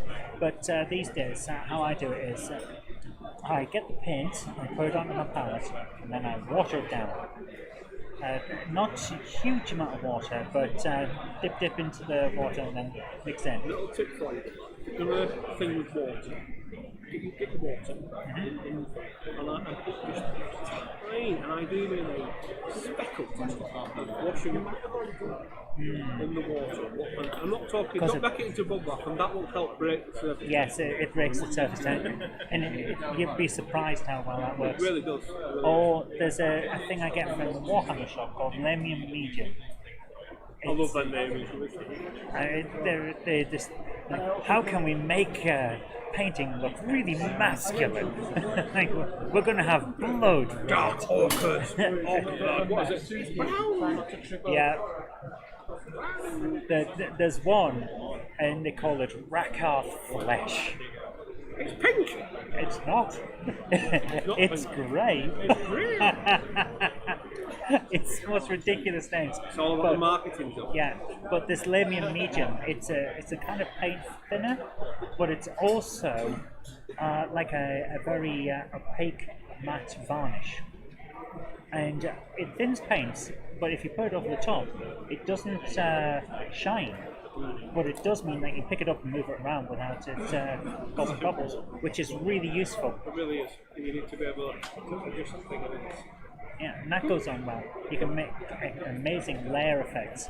So you could make plastic look like shiny metal by doing the medium in certain areas. I use a material called rub and buff, and I sort of dry brush it on.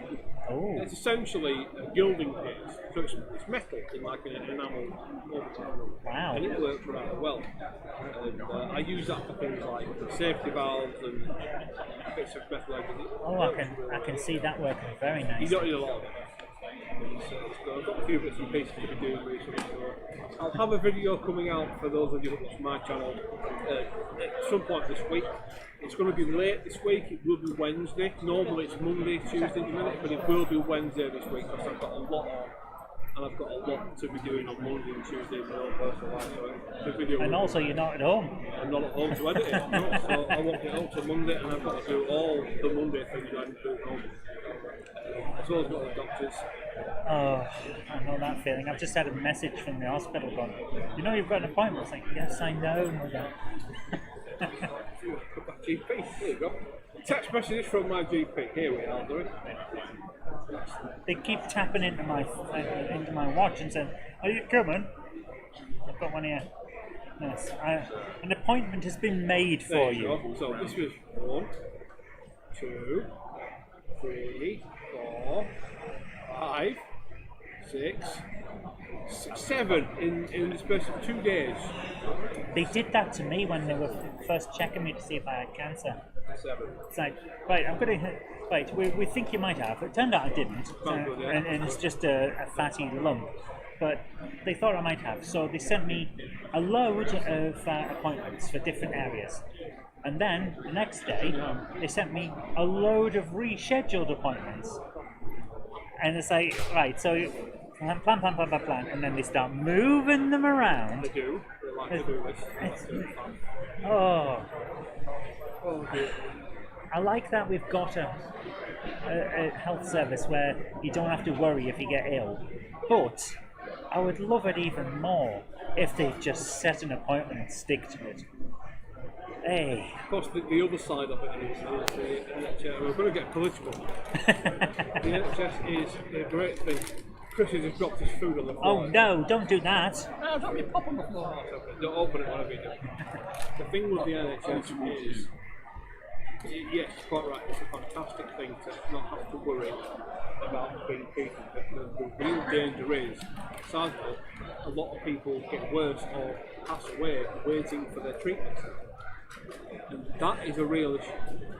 Yeah, it's something that they do have to Something address. which is quite, you might have an ailment which is quite serious, because you don't get around to in time, it then becomes very serious. Yes. And because you've waited for 6 months, that 6 months could be the difference between that being your last 6 months or not. And that for me is the only real issue with the.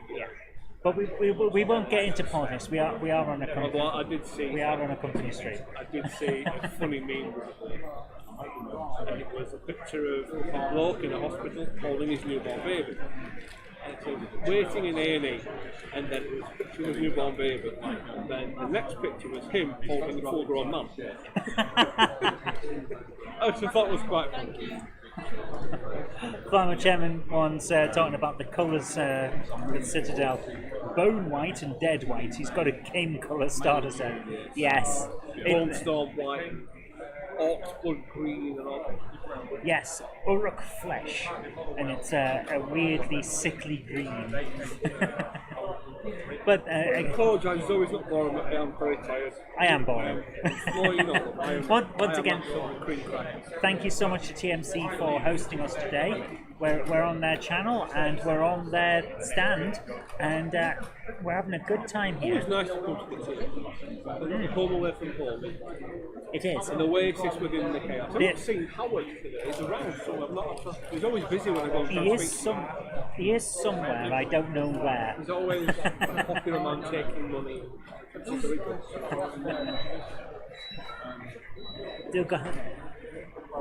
the comment? The gown. I'm terrible at Welsh. I apologise.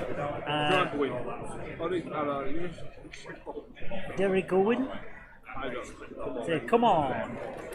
I got your gold bar, but people kept stopping me and talking to me, so it melted in my hand. Oh my goodness. That was solid at one point. I got some. Yeah, it was. I'm going to let you come in and sit down. No, you're not. No, I'm going to let you come in, but you can't sit down. My feet are hurting from standing up most of the day. Yeah, you sit down. Has Jenny run off with the credit card? Oh my goodness, it's melted. Oh, that's horrible. Oh, well, don't You're put holding it like this, like it owes you money. Yes. Bronze flesh tone, he gets everywhere. It's taken me quite a while to get over from You where know I that 25 that you traded? You know that 25 that you traded? I left it behind the thing on Andy's stand. Has he sold it? No. But a customer came round the back to pay Andy money, and it was more convenient for the customer to pay. And he's got that, and he goes, how much is that? That's not for sale. He goes, no, how much is it? He's like, no, it's not for sale. It's not mine. I very nearly lost it. I'm going to let you get in.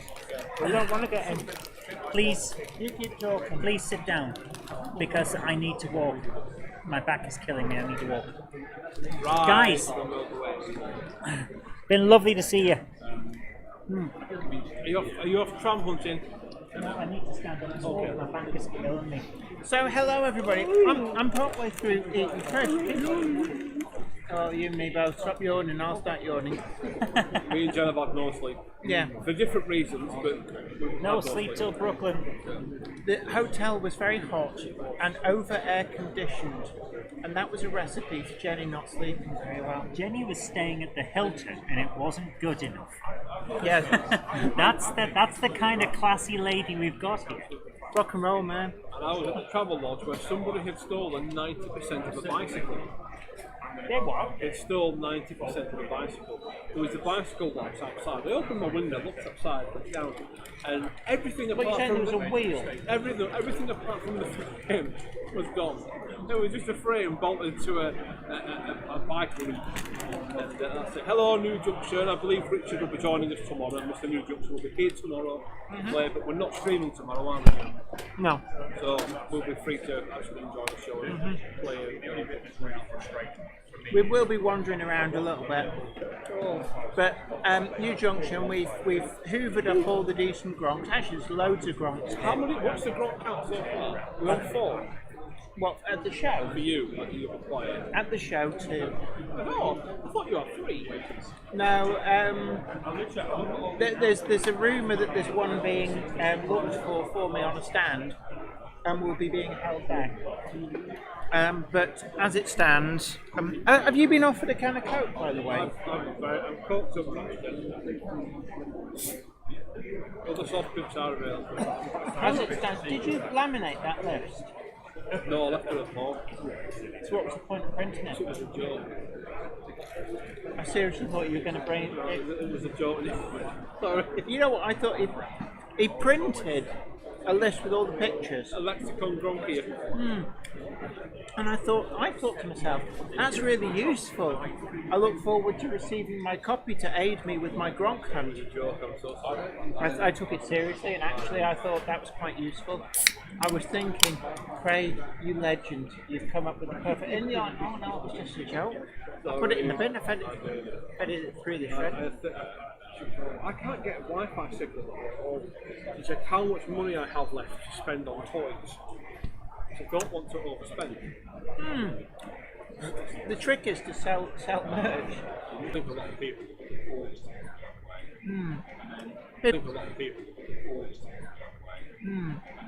People go, I've already got them on nightclub. This is the big risk. Is that there's some people who go, I must have every colour, I must have every colour, and then other people go, I've already got one of There's only 5 people that want every colour. You can't. Maybe it might worth leaving even the maroon one being the last one for the time being, and let the one build up again. Can I just say, I only order more when the run runs out. So I will order another run when these run out. They just might last longer than expected. Although actually, I honestly thought the green ones might be the ones that sold slow. No, they flew out. I'm sorry, I'm yawning because I've got. So we're really sorry if Mr. Yawn over here. I need to sleep. OO Gauge Journey says I'm still to. OO Gauge Journey says I'm still to get my first gronk. Well, if you come into the show, there is a wide choice of gronks and some really good prices. I've seen gronks as low as £60. I sold 45 of them. Hey, what who? I can't remember what it was, but this was 2 books I put, but I don't think it was a new one.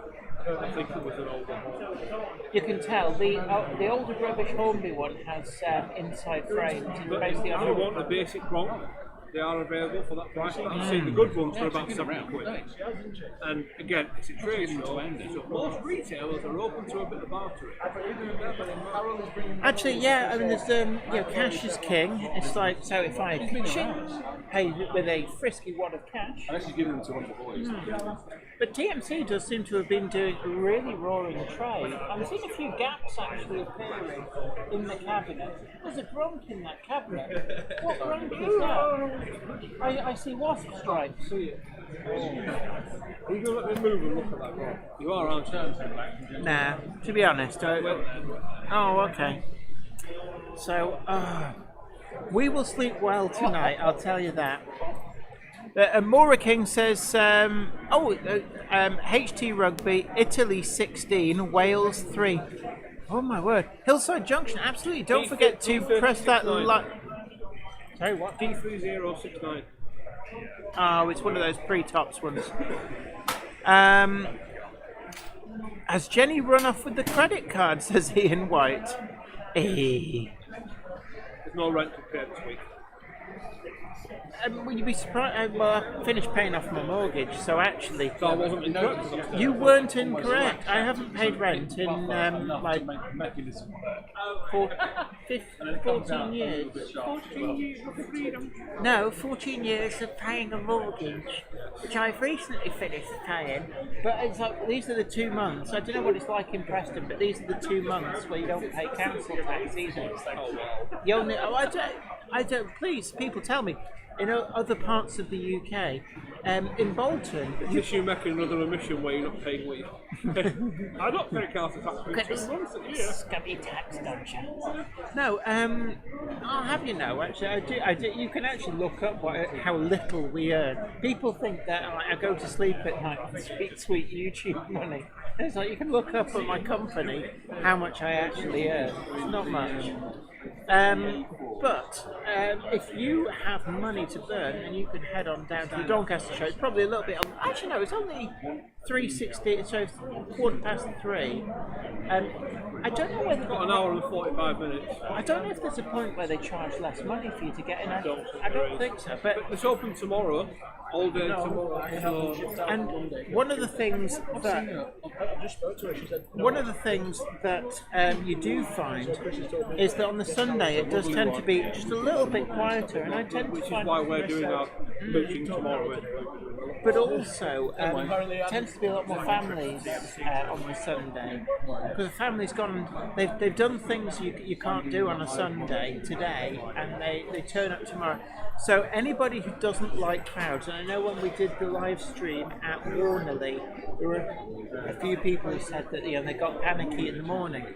Don't come in the morning. If you really don't like crowds, aim for the afternoon. A little bit after lunch, you've still got plenty of time for looking around. Or on the Sunday. But it's, Sunday after lunch will be the quietest time of the show. So if you don't like crowds, that's your perfect opportunity. And it also means you can see a lot more of the layouts, because you'll be able to get to the front. Today it's been quite big queues. So Patrick Ling, big hello. It's the same in Somerset. So in Preston, do they make you pay 12 months of the year? I don't know. You don't pay it. It's the That's pays it. Well, we pay it, but she sorts it out. I pay the rent. I'm going to go for a tube.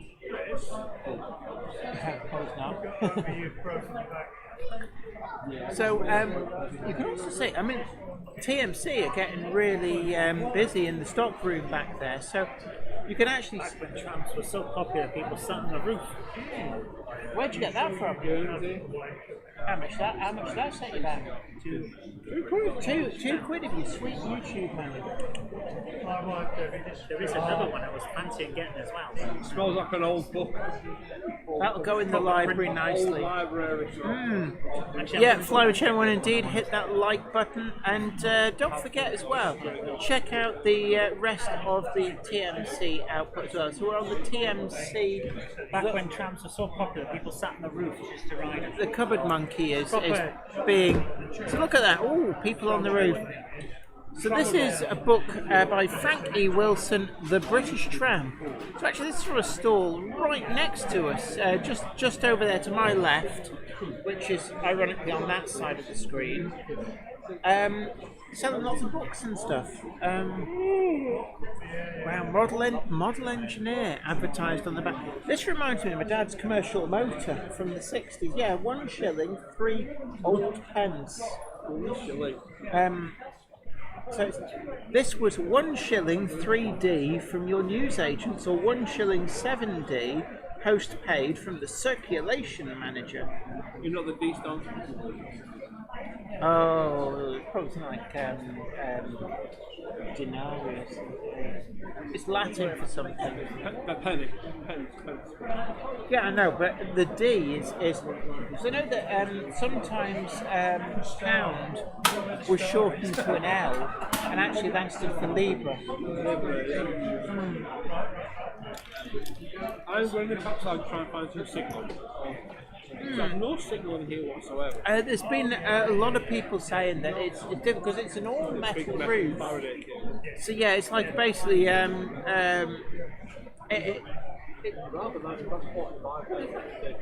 interesting enough, if you go over to Anorex Anonymous, TMC is available. They've got a class 44 for well under £100. If you want a 44, the Anorex Anonymous. Go and have a friend. I've seen some really nice. It's old school American outline stuff. 40 quid. Diesels. The DC models, but they're easy to convert. Yeah. But they're 40 quid. To be honest, I've seen some with DCC sound and they're still under £100. And that's a good tech tip for you there, that if you want to do something a bit interesting and you want something really cost effective, US outline in the UK is quite cheap because not many people go for it. Especially at shows, they should find buckets of it just chucked in there because most people don't want it. And I quite like the Americans.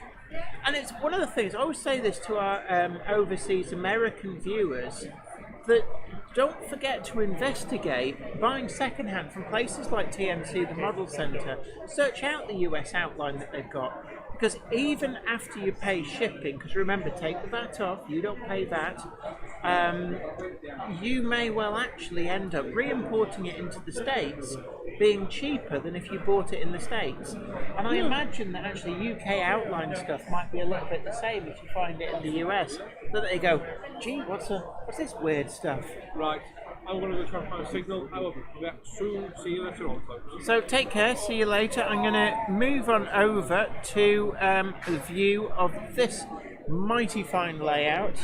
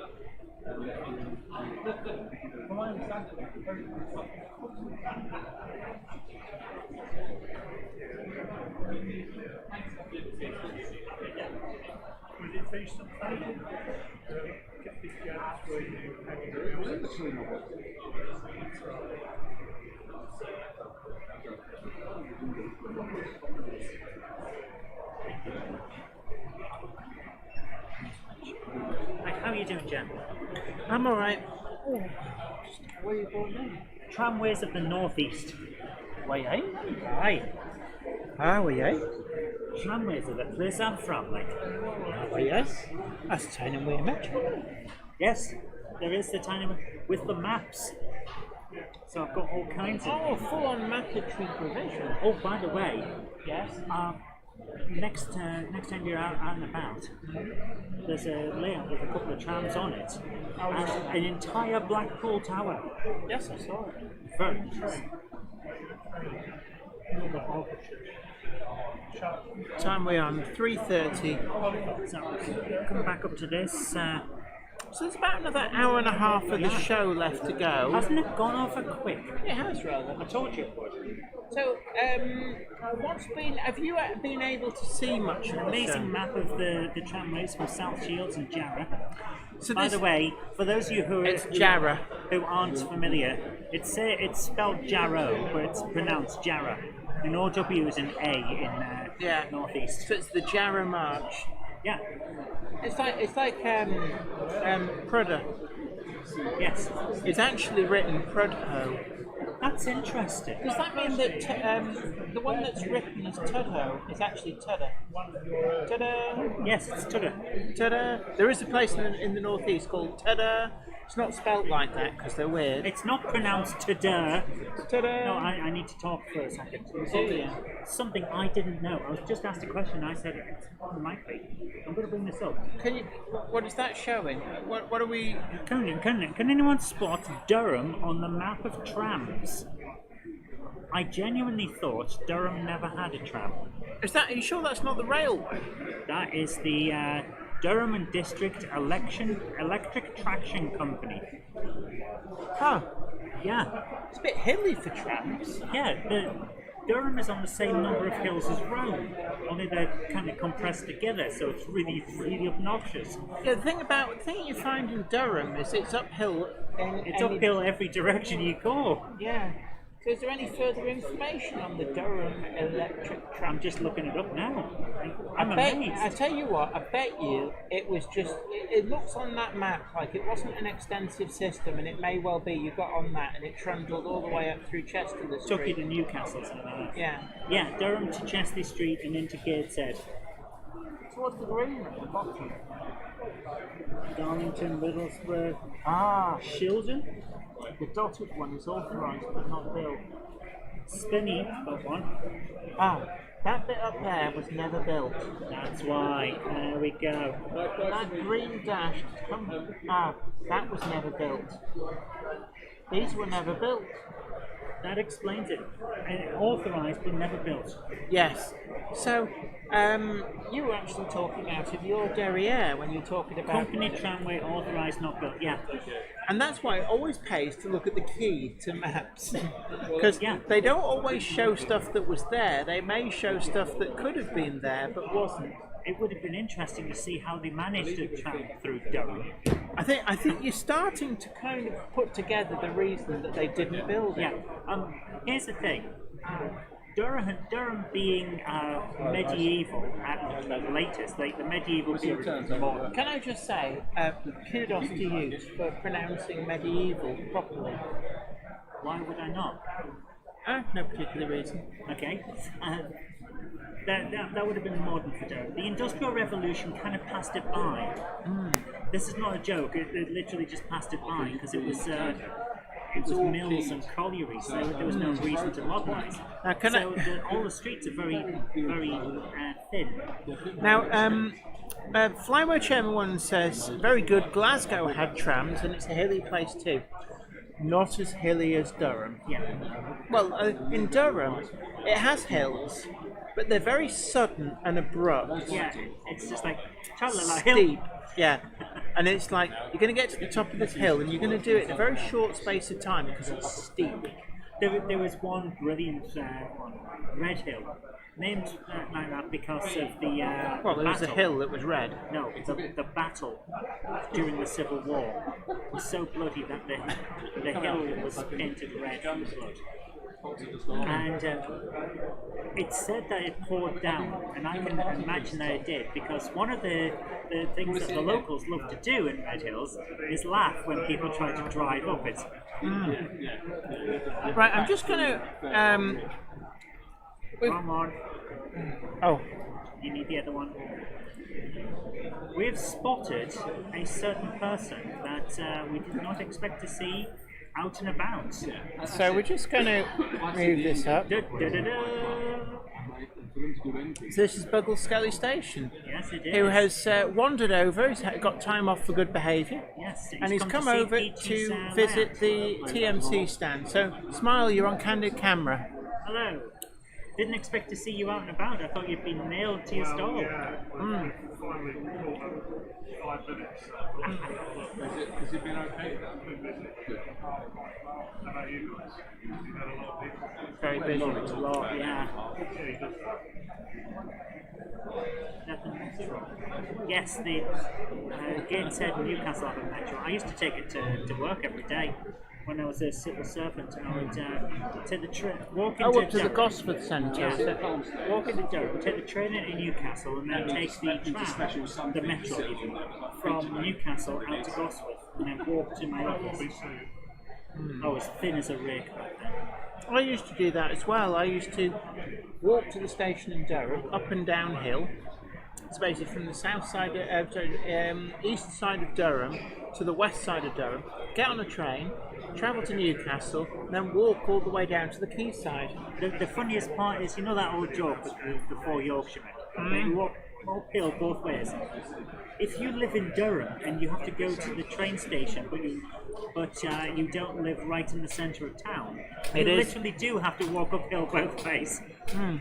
Flymo Chairman 1 asks, does Tom have any of the green badges left? Last time I heard from TM2. However, can I just say that we have a few green badges here on the stall, so anybody who's coming tomorrow who wants a green badge, it's first come, first served. Yeah, they will have run out by tomorrow, I'd expect. Or at least by the end of tomorrow. The maroon badges are selling well, but we do have several hundred of them, so you're going to be okay for the next week or so at least. Yeah, Harrick, big hello to you. It's great to see you. Hope you're well. Says, what have I missed? Well, it's been the Doncaster show, so we've been live streaming here. We had a good conversation actually with Laurie from Laurie's Mechanical Marvels, which was really quite enlightening. I always like to hear the story behind the story. So we talked with Laurie about Ruston, the one he saved from the scrapyard, the logistics of that. Whitwell and Reepham Railway, but also how he got his start in YouTube, and we talked a little bit about one of his very early videos, which kind of cemented his place as a major YouTuber. But Laurie is always great fun. I know we joke a lot, but actually I get on really well with Laurie. It's great to just sit down and have a chat. And the fact that we sat down and had a chat for a very long time just goes to show. And of course, Laurie was one of the people who was on the TMC YouTube channel. If you haven't seen any of those episodes, do check them out. Really great fun, and TMC really trying to create a worthy successor to the spirit of Great Model Railway Challenge. I think it worked rather well. If you want to see another series of the TMC YouTube Challenge, then do let them know on the social media. Ask them, when are you doing the next series, and it will then come. Flymo Chairman 1 says, just saw his comment on the Facebook group. What did he say? About the badges, that he had a couple of the green ones left.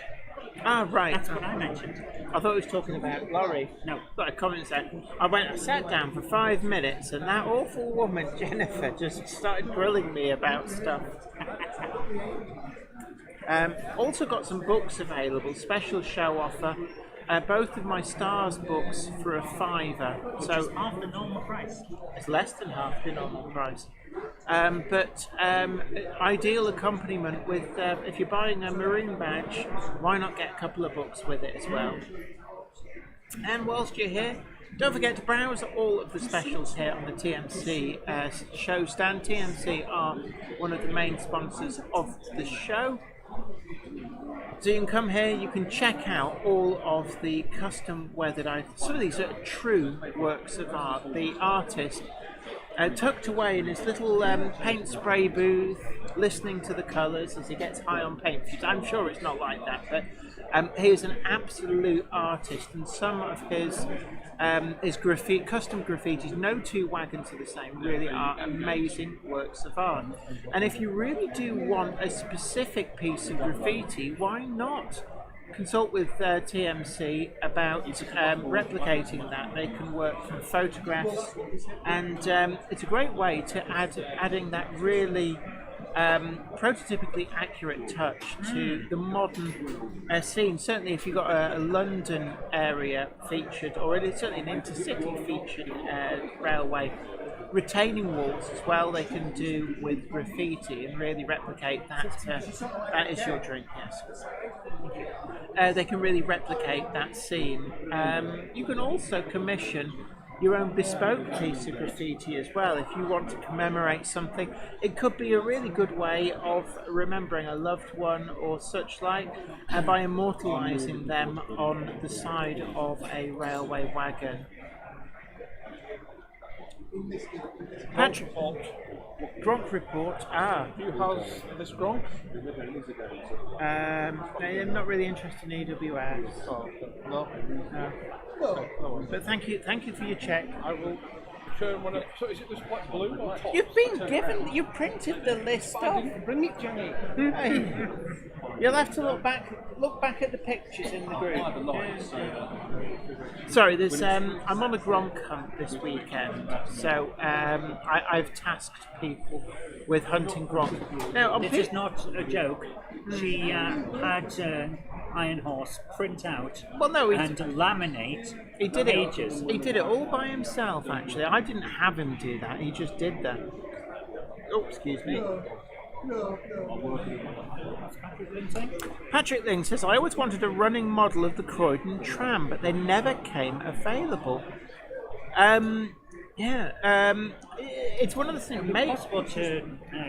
I'm not sure what. I've never really paid attention to what they look like. I'll be honest with you. Harp House Holt says TMC Challenge was very enjoyable to watch, and as you said before, don't forget if you want to see a series 2.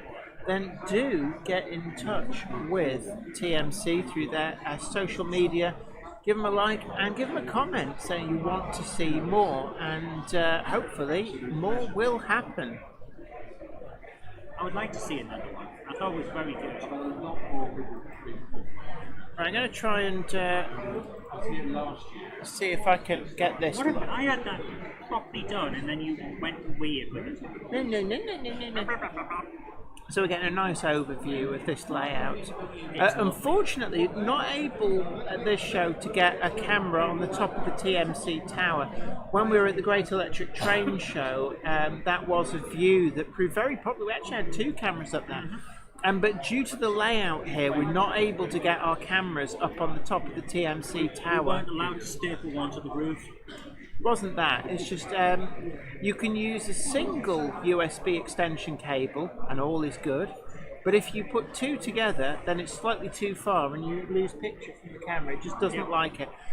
It turns out, tech tip for you, there is a maximum distance you can use a USB cable for. Oh,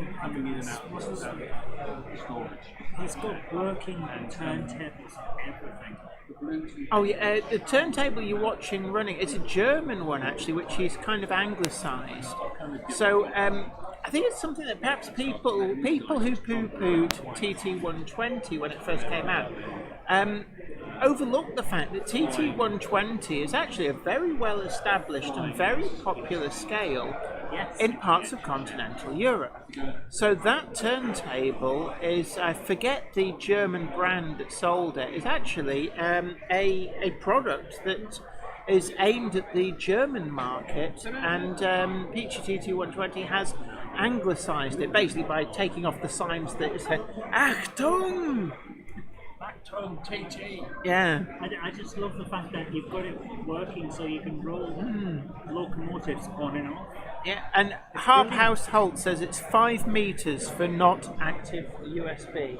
There you are. So if we had a powered hub every 5 meters, would that get it much further? I'd be wary. Sure, why not? I'd be wary. Non-active. I don't know what the difference is. And Ilmson TT says it's Roco. Turntables made by Roco. Yeah, it was a Fleischmann, then Roco bought them all out. Yeah.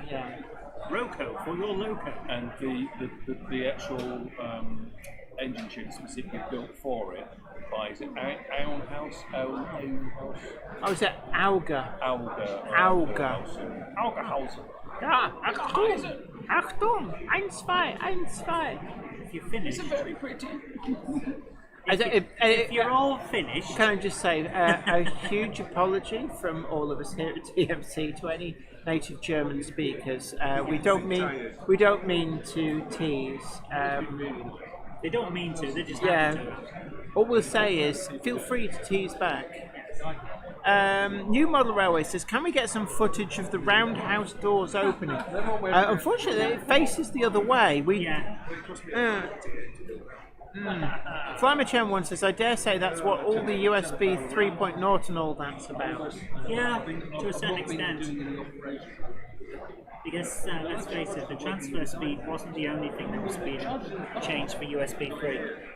Well, USB is it was a great idea that's been jury-rigged and jury-rigged. The original standard, USB 1, was very quickly superseded by USB 1.1, and then 2.0, and then 3.0. I think I've And the actual plug itself hasn't particularly changed. Yeah.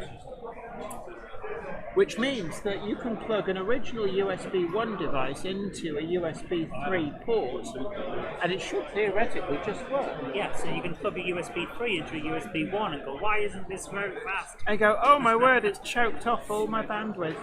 Because I believe the original USB 1.0 was like a parallel port, that kind of speed. It wasn't fast. Do you remember back in ye olde days? Hey kids, settle in, Jenny's going to reminisce.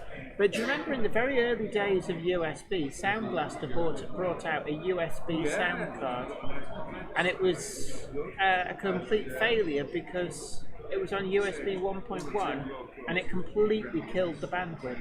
That sounds about right. No, we can't get the camera over that. We're pretty much at the limits. I think he's suggesting that we film it and then... Oh, right, tomorrow. Yes, tomorrow I'm going to be going around with my enormous camera, and we're going to get footage of everything. We will get some footage, but that will appear in a different video. Yep.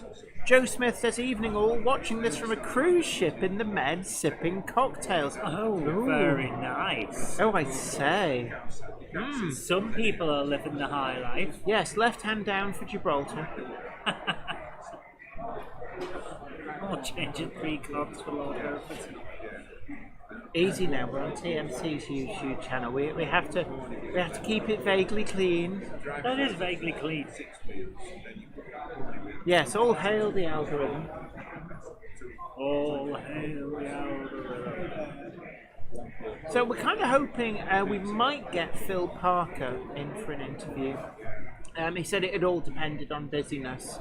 Yeah, it's starting to quiet down, but not by much. So we may get a final interview with Phil Parker from BRM. It all depends on whether he's been booth barnacled, if he can get away from the BRM booth. But if we do, then that'll be a lovely chat. If not, then we're just slowly winding down. I'm going to have to go for a walkabout because my feet are killing me. I know the feeling. Our household says sideways, a bit the other way. It's like, no, go left. No, your other left. That was from The Matrix. The Matrix, yeah. And it was actually a flub, but they kept it in because it works. Right, I'm going to try and move this camera. Let's see if we can get round to the other side. I don't think I'll be able to, but let's see if I can. Which camera's on a USB extension? None of them. So you could move a camera to a USB extension? No. No? If I unplug the cameras, it will mess everything up. But what if you unplug it when it's not trying to use it? It will still mess everything up. Right, so that is the nature. We're going to try and show you the doors. So really sorry for the jerky vision. Arguably, she would have been better using the other camera. That is literally as far as I can get it. Down a bit. No, yeah. Do you want to see the cold drop? So Peachy. That is literally as far as I can get it. So we're having a look at the cold drop. I mean, the canal is a work of art. I love the cold drops and I love the canal.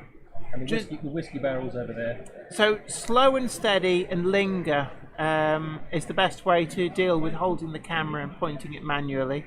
But this canal is incredible. We shared some of this on the Monday Club. Was it last week? Really impressed. So what is it? Scale scenes that you've used for the retaining walls? Yes. So yeah, so they are scale scenes.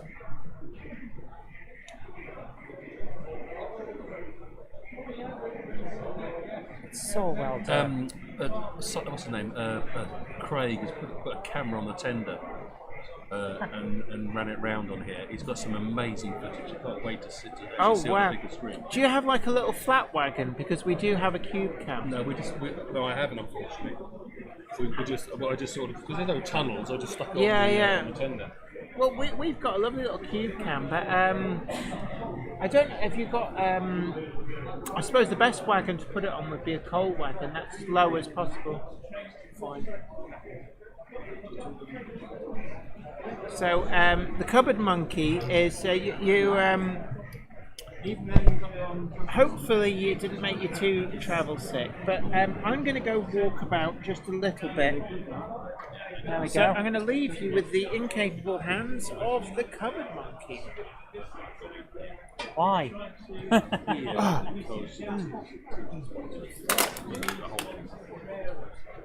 Welcome back, ladies and gentlemen.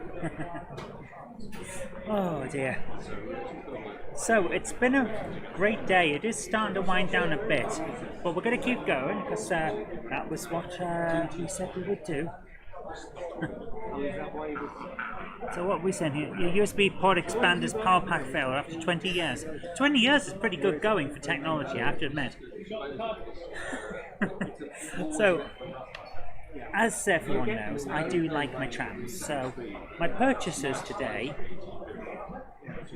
the British tram, which originally cost 5 shillings when this rather nice tome was originally brought out. So we got here, read Model Engineer every Thursday, 1 shilling and threepence, and a century of traction engines for 30 shillings. That's the kind of era we're talking about here. Nicely done with a lot of very nice period photographs and things like that of the different styles of tram. It is actually quite fascinating, the different styles. There's not enough tram love. Like, all you loco fans, I get it, but there's not enough tram love. And then there we go, Tramways of the Northeast. This didn't cost 5 shillings. £9.50 of your English pence. Not really. There's a lot of maps and photos in here. Like, there's Sunderland's district tramways and things like that. So I think there's a lot to be said, again, about the different styles that they had. I love that one. That's a locomotive, of course, but it's such a weird looking thing that I kind of like it. But this is the proper old-fashioned trams of the times, you know. I first got my love of trams, how we say, at Beamish up in the northeast. They had a working tram system, and it's always fun to go around on it. It's nice. I like trams. These modern ones, they're just trains in disguise. It's not the same. I like an old-fashioned one. I like a one that looks like someone put a shed on wheels and then run it round the town and no one stopped them. That's the kind that I like. And they have some of them at Beamish, but so much different there now. I haven't been for years, and I do need to go. Next time I'm up in Northeast, I need to go to Beamish. And also the Captain Cook Museum, but that's a different thing. Ilmson TC says, you also have a tram on your layout, not just a loco fan. Excellent. Good. That's the type of thing I like to hear. Joe Smith says, Atari 8-bit systems were the first to use USB idea back in the 80s. Really? I did not know that. USB on an Atari 8-bit. Well.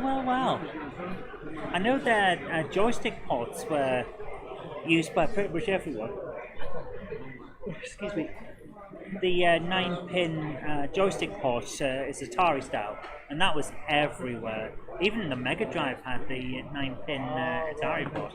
I mean, it sent different signals and wasn't backward compatible as much. I mean, you can use a Mega Drive controller on a Vectrex, for example, because they're 9-pin as well. But you can't use it on an Amstrad Spectrum or a Commodore because it sends an extra signal that they don't like.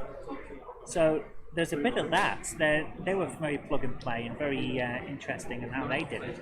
But I didn't realise it was like that kind of USB idea. That's quite clever. Atari were ahead of their time in many ways, so it's not surprising, but it is interesting.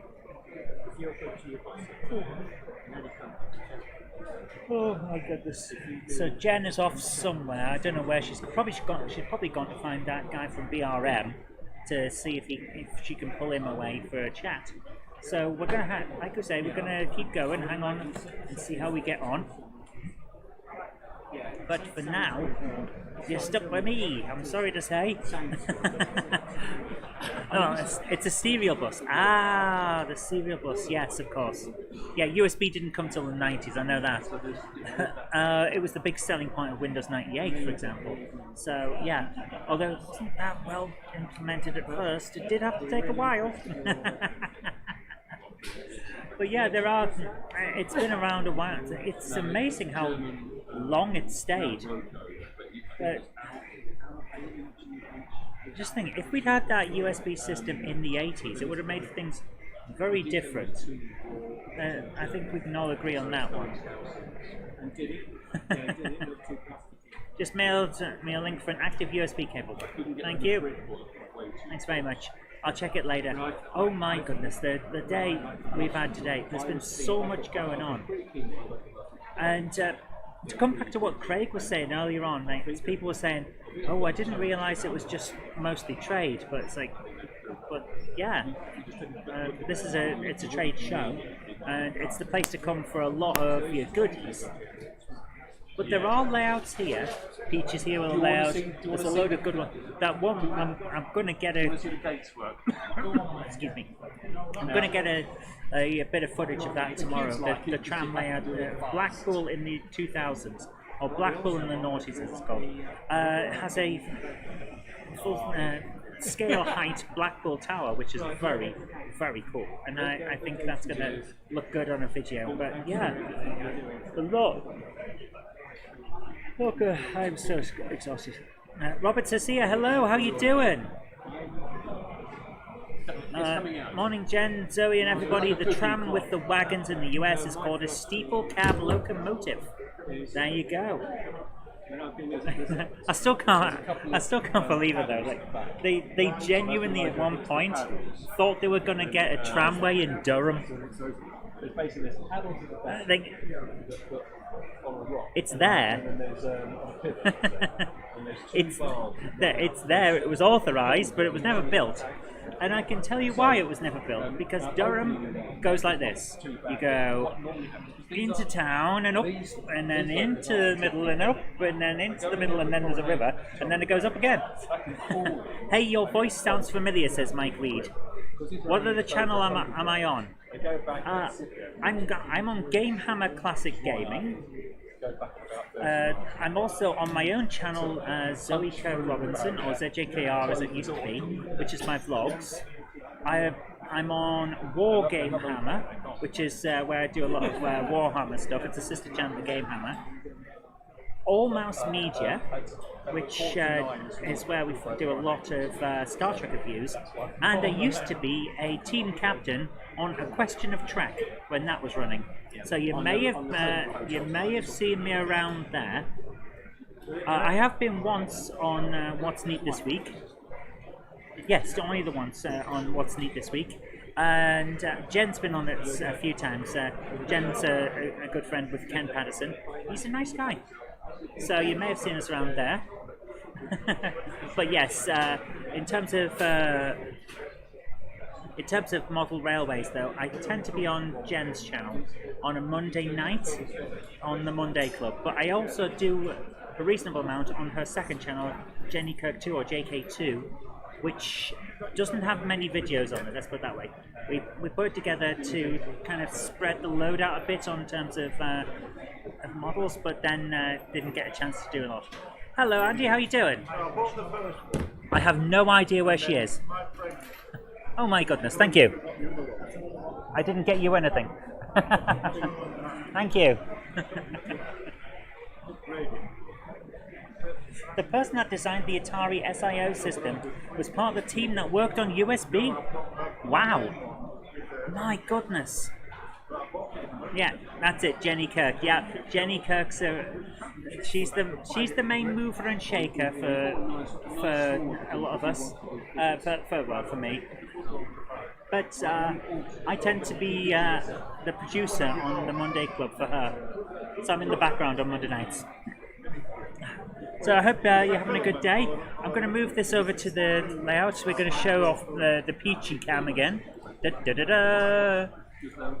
This is Peachy's amazing TT120 layout with working roundhouse and working turntable and so much going on. I am seriously impressed by what he's managed to put together. And this apparently was done in very little time at all, like a couple of days to make it all come together. This is amazing. Hello to Tim's Model Railway in different videos. Have I and Jenny bought anything? I bought Jenny a Class 8 diesel shunter, a Gronk. She then bought herself a different Gronk. And I've picked up a couple of books about trams, because I like trams. The locomotive is nice, but you can't go wrong with a box on wheels that looks like a shed. That's the kind of thing I like.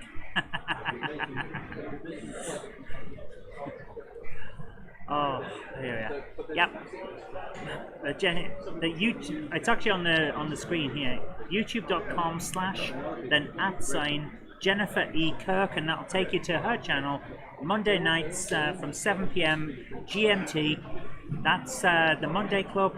All are welcome. We do all kinds of chat about views, show layouts off, and all sorts on there. It's great fun.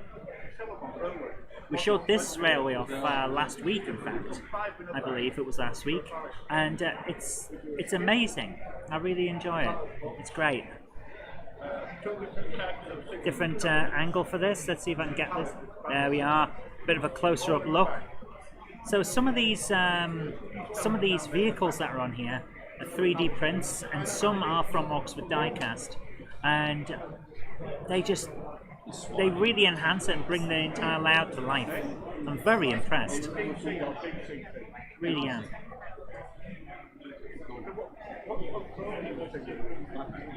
So hopefully at some point Jen will be back with, and hopefully she'll be back with someone from British Railway Modeler, BRM magazine, to talk about that and to talk about the show itself. And we'll see how it goes. But at the moment she's off trying to find someone. Who knows when that will happen, because I think I mentioned this earlier on. It's one of those things that happens when you're a YouTuber with a slightly larger audience. She's not the biggest by any stretch of the imagination, but slightly larger audience. You see a lot of people, and of course people want to chat, and that's what we're here for. At the end of the day, that is what we're here for. So you never know when you step away from the booth how long it's going to take for you to do anything. It's quite funny. But that's, again, like I say, that's really what we're here for. Meeting people, having a chat, enjoying the hobby. And isn't that what we're all here for? I think it is. It makes it fun. Apologies if you copy and paste these things too. Oh, of course. Of course, yes. I've just realised that any links that go up, they may not show up. So yes. If I can copy that. There we go. And I'll paste that into the chat as well. There you go. That's Jenny's channel. Oh, it's been a wonderful day. It really has. Impressed with how smooth the slow running locos are. Yeah, so am I. It's incredible. They certainly work better than the locals that go around the box file I've made for N-Gauge. Let's put it that way. Although I am still somewhat of a newcomer to laying tracks, so it's only to be expected, really. Oh my goodness.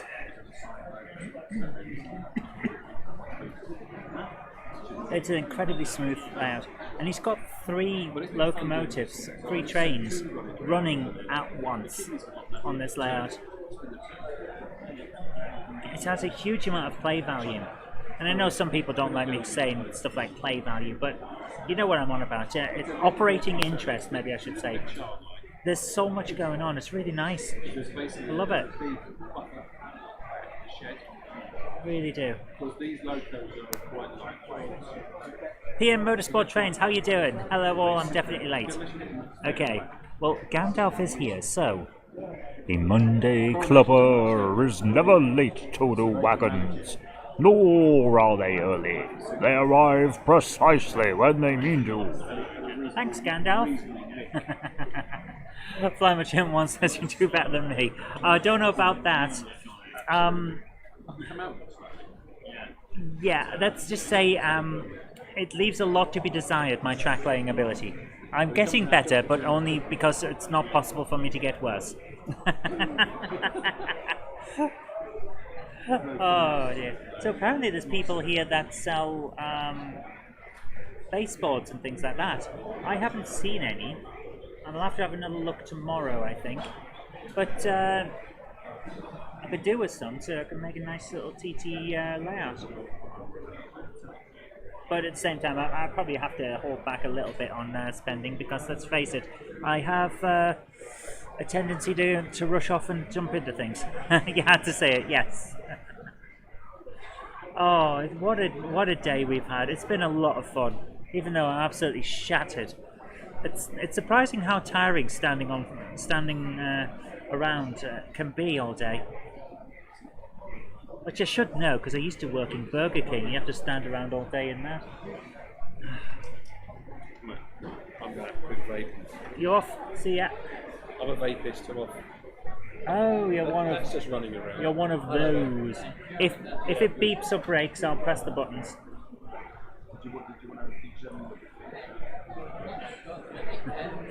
Hello, says Farmer Chem 1. Gandalf has eaten all the biscuits. Oh, Gandalf has definitely had biscuits. There's always room for TT120. That is true, actually. You could put one in a drawer in your bedroom, and it would fit, and it would be lovely. What size is the roundhouse? I don't know. It takes up a lot of this layout, but the layout's not huge. It's apparently a specifically made thing that goes with the Roco the Roco turntable. So it's built specifically for that size turntable, which is cool. But it's a big thing. It kind of dominates the layout, but in a good way, you know. It's like the focal point, the main feature, so to speak, which is cool. Oh. Well, actually, we can probably work it out, because if you look at the size of the locomotive on the turntable, it just fits. So, if we know how big that locomotive is, we can extrapolate from there to a certain extent. Really need to start working at TT120 layout. I know the feeling, PM Motorsport. I've been planning one for months. All I have is done temporarily is in front of TV games consoles. There's nothing wrong with that. A temporary layout's nothing wrong with that. Having fun and enjoying your trains and enjoying the hobby, that's the main thing. Oh, I think we've had a good day all in all. It's been a lot of fun. I have no idea where Jen is. She might be halfway to where she needed to be by now. Or might be on her way back. Who knows? I'm going to come back on screen. Indeed, quite neat. It's a lovely layout. It really is.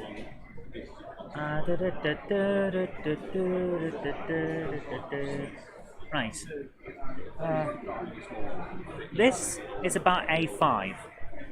This is about A5. So, is that a module? Is it attached to a larger layout? No, it's a self-control contained thing. So if I bring up this thing, given that we know this book is about A5,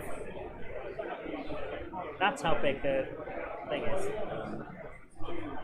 As a comparison. So it's it's fairly substantial because we know the size of this book, so it is fairly substantial, you know.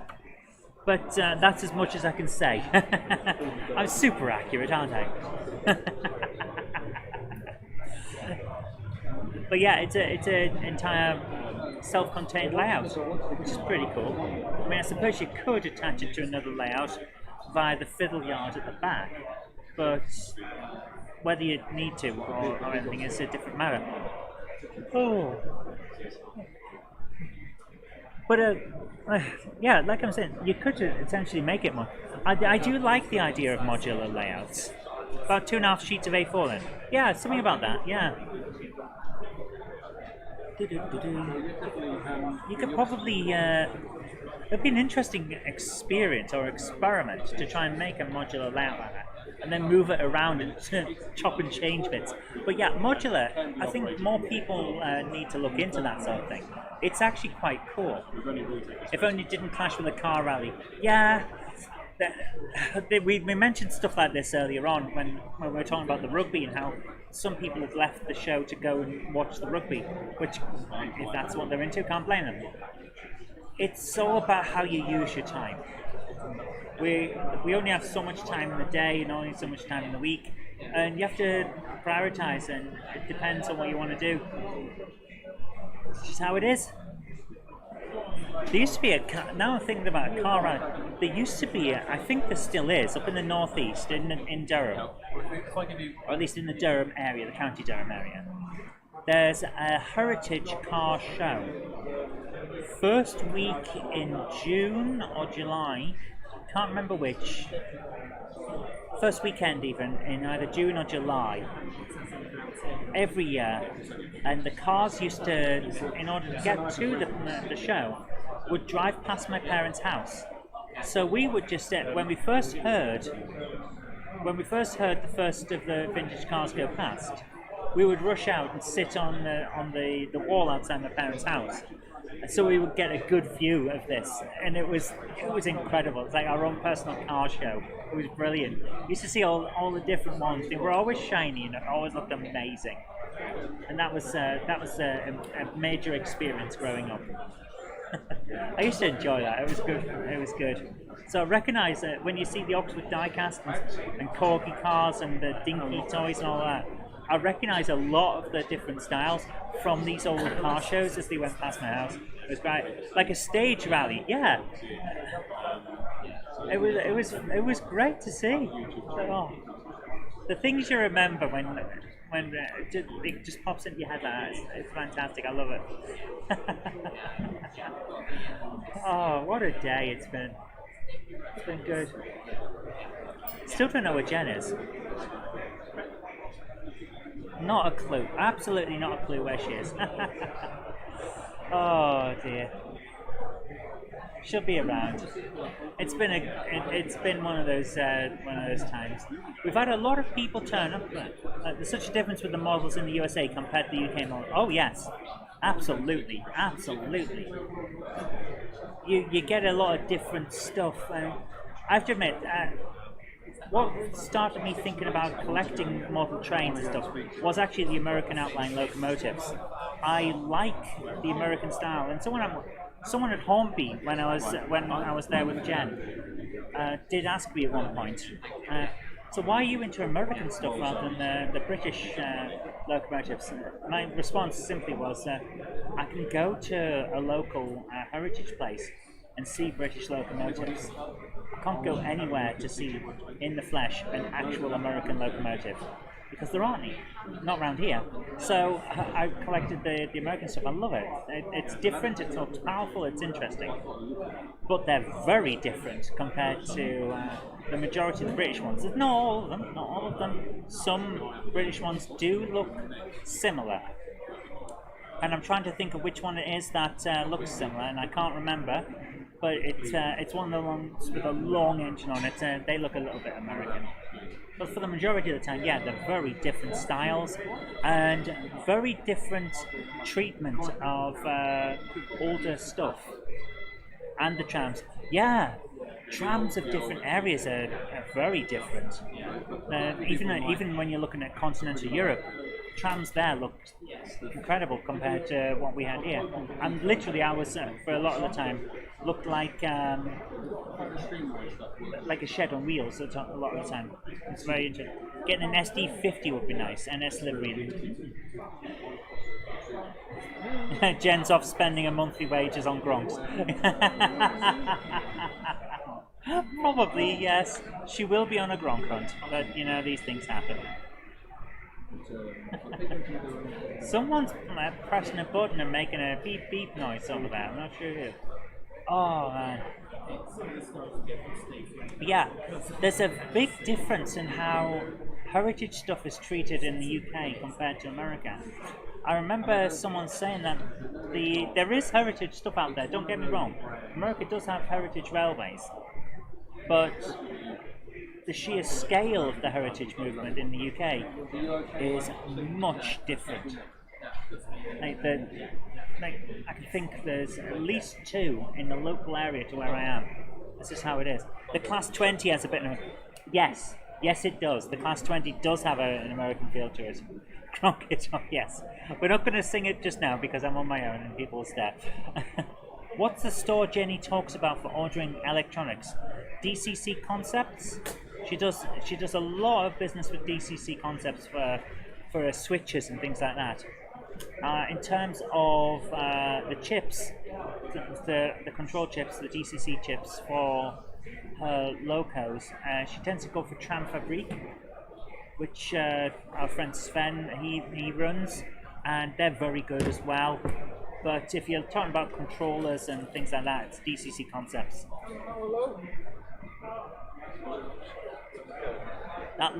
Yes, the long bonnet. Yes, I keep annoying Jen by saying the train has a big elongated nose because the cab is the head, and then the engine stuck out the front like it's a nose attached to the head. So they have big noses. That's how that's how I call it. But then again, I have a weird way of talking about the locomotives in general.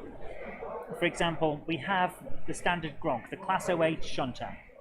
Now it's a very nice thing, and I do love it. But then you have the Class 09, which is like a souped up one. It goes a few miles an hour faster. So that's the Turbo Gronk, or the Gronk Sportif. And then we have the one that, due to the height of some of the tunnels it has to go through, they had to saw off the top of it, not saw off, but build the cab lower. So it's almost like flat along the top. And that is a sawn off Gronk. That's how we talk about this stuff, you see.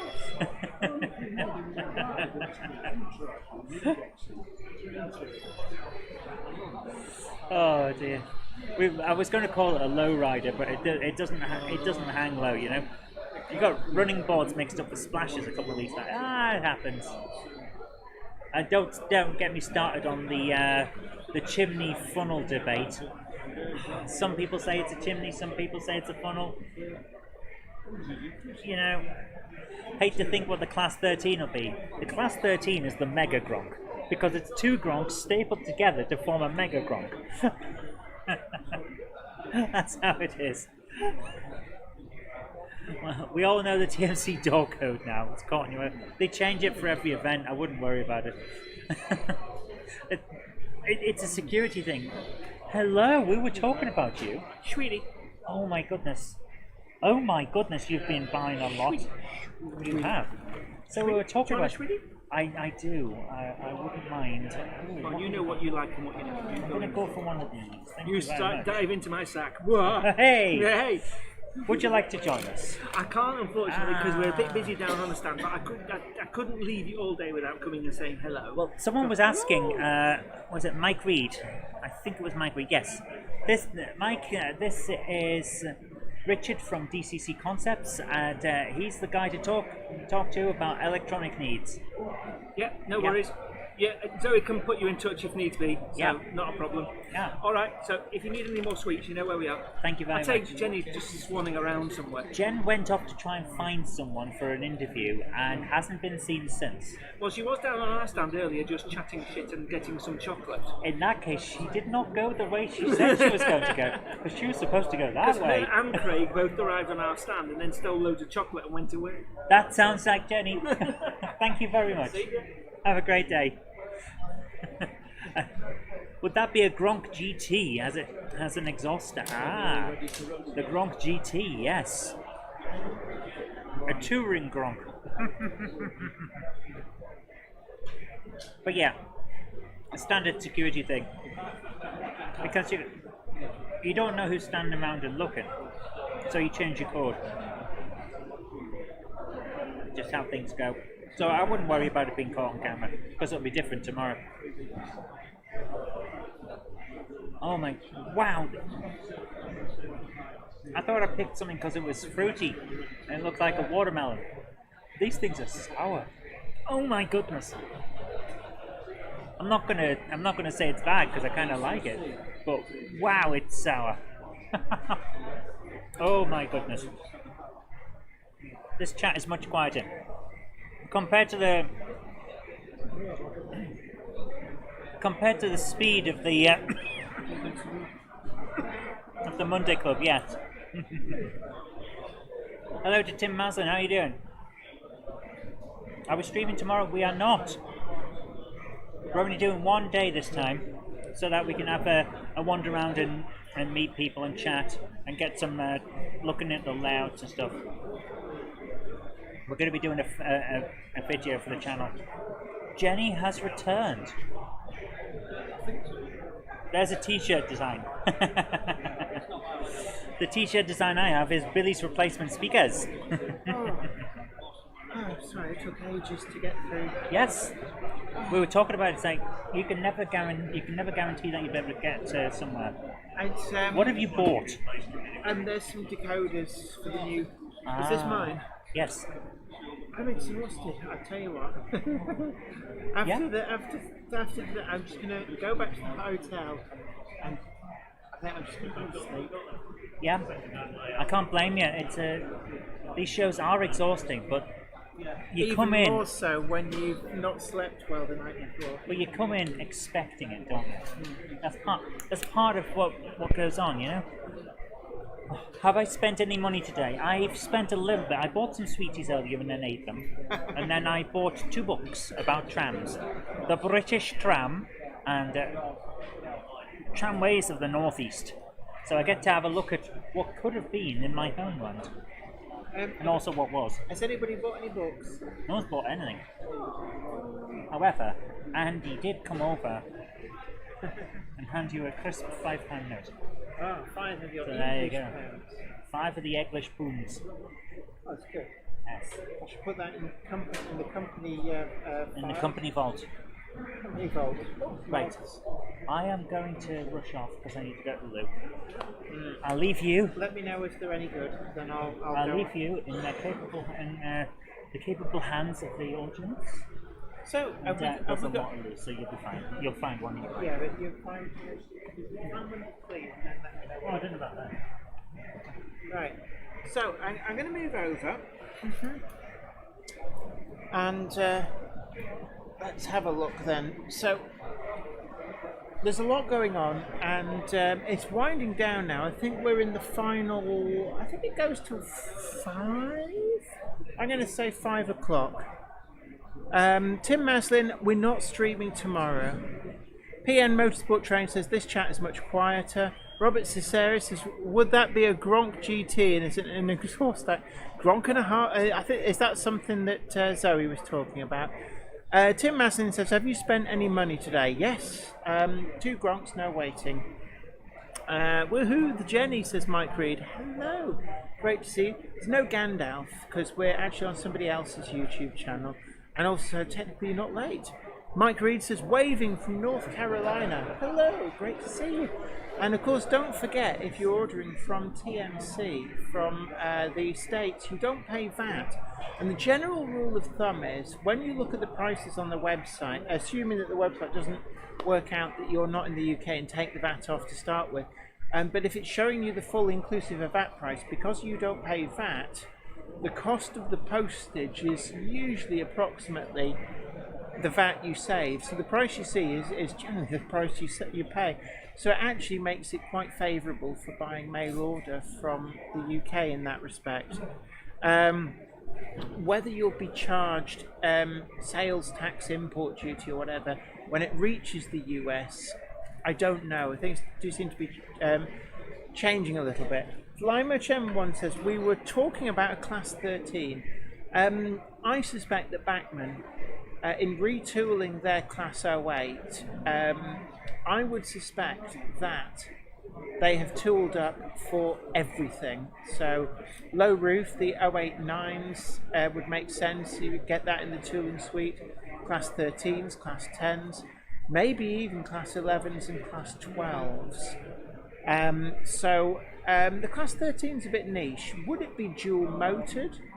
I don't think it would cost anything less to be single motor over dual motor. I don't think there'd be any saving, so why would you specifically assemble it? The cabs apparently are separate parts, just as they are at the moment with both the Hornby and the Bachmann Class 08s. So the Class 13, strictly speaking, doesn't need much of a change in the tooling to be able to make the slave unit.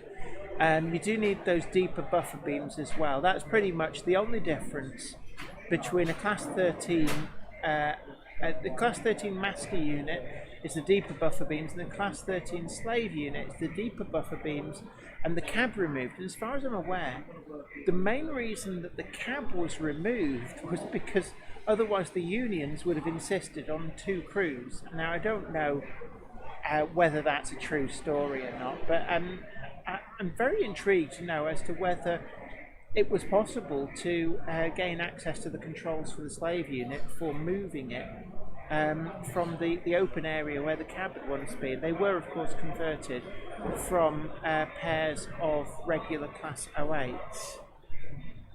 Robert Ciceri says, excuse me, there is going to be a Mega Grand produced. No, we're surmising. I suspect that there will be a Class 13 and probably coming from the Bachmann tooling, although I've got a suspicion that Hellion are also going to produce a Class 08. They've done the 11, they're doing the 12, and if they do an 08, why not do the extra bits and pieces for doing Class 13? So it's interesting times. Mike Reed says, good to know. Thanks, Jenny. You're welcome. And that's the same actually for anybody overseas. If you're ordering from TMC, you don't pay VAT, which is a 20% value-added tax that we have here in the UK. So effectively, 20% of the price that's listed, unless, now you've got to be careful. Your browser, there may be some kind of magic going on whereby your browser tells the website that you're not resident in the UK, and then it automatically displays exclusive price, which means without the VAT.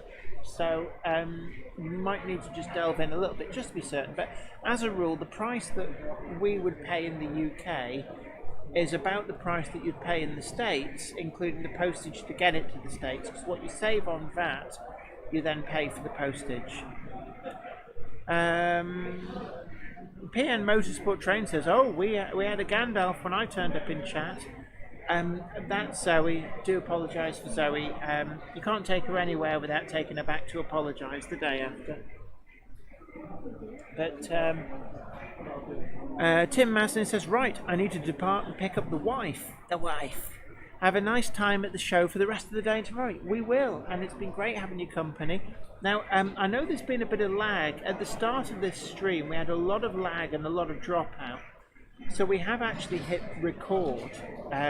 So we'll see whether we we may be putting up a recorded version of this, which means you can go back and miss all the bits that dropped out. But I'm looking now, the stream is actually very healthy. Now, we think we got to the bottom of it, and anybody from TMC, if you are watching, Howard was uploading a video, and that may have saturated the bandwidth. Roberts is I've read that one out. Flymer Chairman says cookies, best get a VPN. You need a cookie monster. Michelle Moorhead says hopefully see you tomorrow. It'd be lovely to see you. Do come and say hello. We will sort of like flit around, but notionally based. The layout's called Camelot. It's behind TMC, and it's the TT120 layout. In fact, if I can find the mouse and get it working, let's see now. So, oh my word, there is the part of the layout. This is there's a heck of a lot on this. 4 feet by 3 feet. It's TT120. 3 trains can run continuously, plus you can play about with a 4th one on the top level, move stuff around in the roundhouse. Really quite impressive. Yes, PN Motorsport trains. I love cookies. Nom nom nom. Cookie monster. But yeah, we'll be behind this layout and see if I get can we get another view of it. So there's a nice view of the back of the roundhouse. Due to length of cables on USB, it's a little bit tricky to get cables elsewhere, and we weren't able to get cameras up to the top of the TMC tower like we were at Getz, which is a shame because it would have been nice to get a view just looking out over the show. Harp Households, apparently in the States all prices are quoted excluding sales tax, as it varies from state to state. Yeah, some states don't have sales tax, others do, but at differing rates. And it's one of the things I found in Florida. When I was in Florida, I think it was something like an 8% general sales tax. So you'd see things advertised at 99 cents. You go, oh, that's great. So you get out a dollar bill, and they go, no, it's $1.08. And it's like, really? PN Motorsport Train says, Peachy did such an amazing job with this. That canal. Absolutely. Now, for our American viewers, general sales tax, is that a point of sale tax? So even if you're a visitor to a state, do you have to pay that state's sales tax? Or if you're an out-of-state resident, how does it work? Because technically in the UK, if you're not resident in the UK, you can buy things excluding VAT. Now, how you actually prove that in the shop, I don't know. But mail order, it's a lot easier because I guess it goes off your delivery address. But I'm wondering whether it's much the same in the States. Because like if you live in Oregon, say, and you buy something from Maine, do you pay Maine's sales tax or do you pay Oregon's sales tax?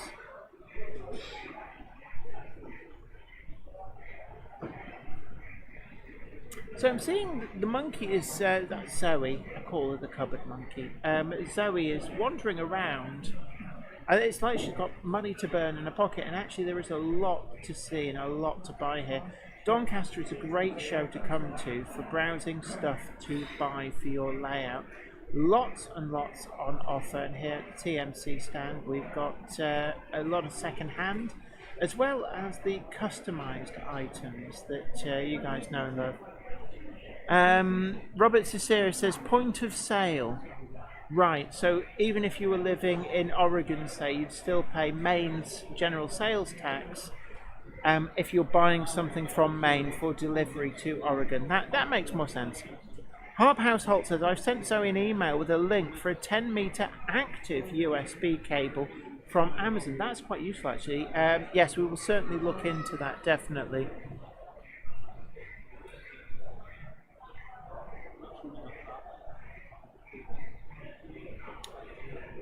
Now we're just starting to wind down, so we're coming towards the end of the day. So we've been here since 11:30, and we have tracked down the fault with the bandwidth, being Howard uploading a video. But we have pre-recorded the stream, so it may well, keep an eye out, may well appear as a pre-record, so you'll get the full video, and that won't have the dropout.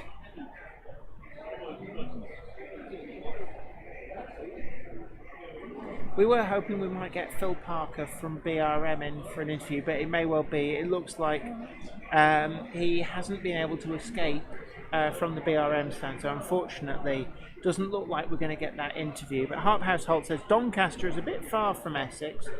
It is rather, but I believe we've got some people coming from Norwich tomorrow. Laurie was here. I think Laurie hails from Ipswich, if I remember correctly. So that is quite a trek up here.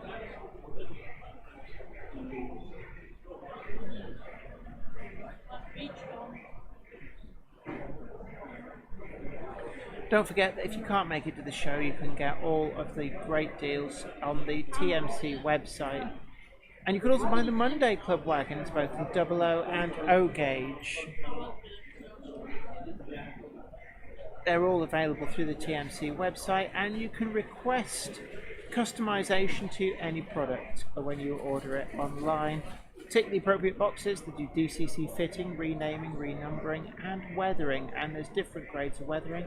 You can have budget weathering, but you can also specify something a little bit more bespoke. And if you want graffiti too, if you have something very particular in mind, then they can try and reproduce that from a photograph. They're very good at that. Their artist is an absolute genius, I have to say.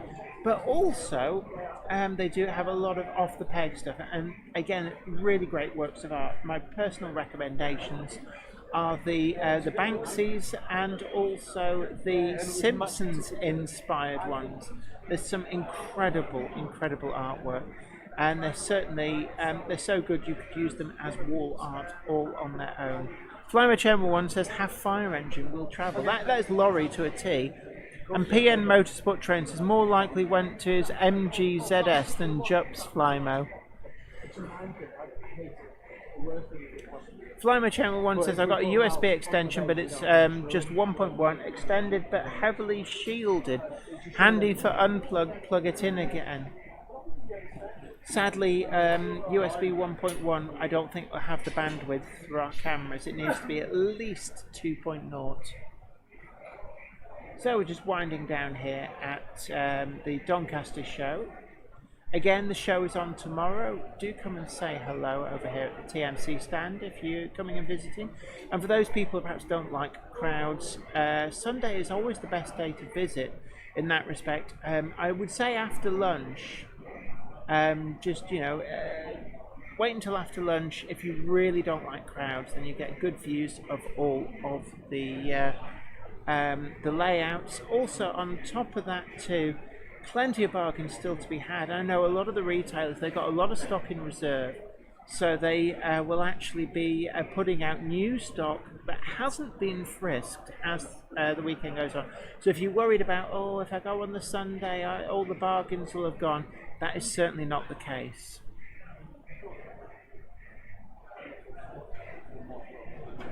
Ilmson TT says, "I would like the Simpsons inspired ones in TT." You can request them. You buy a TT item from TMC, the model center, from their website, and you can request custom weathering, custom graffiti, and actually specify you want a Simpsons themed one, perhaps even with your favourite Simpsons character. There's some great ones with Chief Wiggum, with Bart, and with Homer I've seen on some of the custom wagons.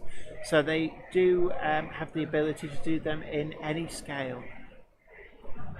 Harphouse Holt says, "Google Maps says 3 hours 16 minutes to Doncaster." And PN Motorsport Train says, "How to show someone watches LMM as well."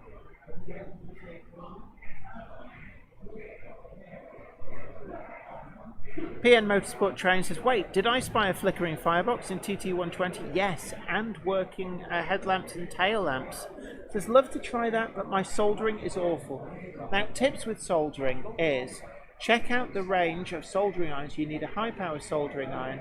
DCC Concepts supply a number, TMC carry full stocks of these. With the no clean flux, again from DCC Concepts, and the S179 solder, they also do a range of heat shrink, which you use to protect the joins. You just heat shrink it literally with the end of the soldering iron. It works really, really well. Check that out at TMC. If you've always found soldering to not quite work for you, then maybe those are the essential items to make it work for you. PN Motorsport Train says it's only a bargain if it's something you're after. More A3s. Yes. That said, there are lots of bargains of things that I really want. So then it is a bargain. I have seen some rare wagons as well in the wider hall. I've never seen them for sale. They were sold out when I got to them, but Erith Model Rail Club did a special commission from Bachmann of it was a cream-coloured wagon. I forget the brewery, but it was a particular brewery, and it was so successful.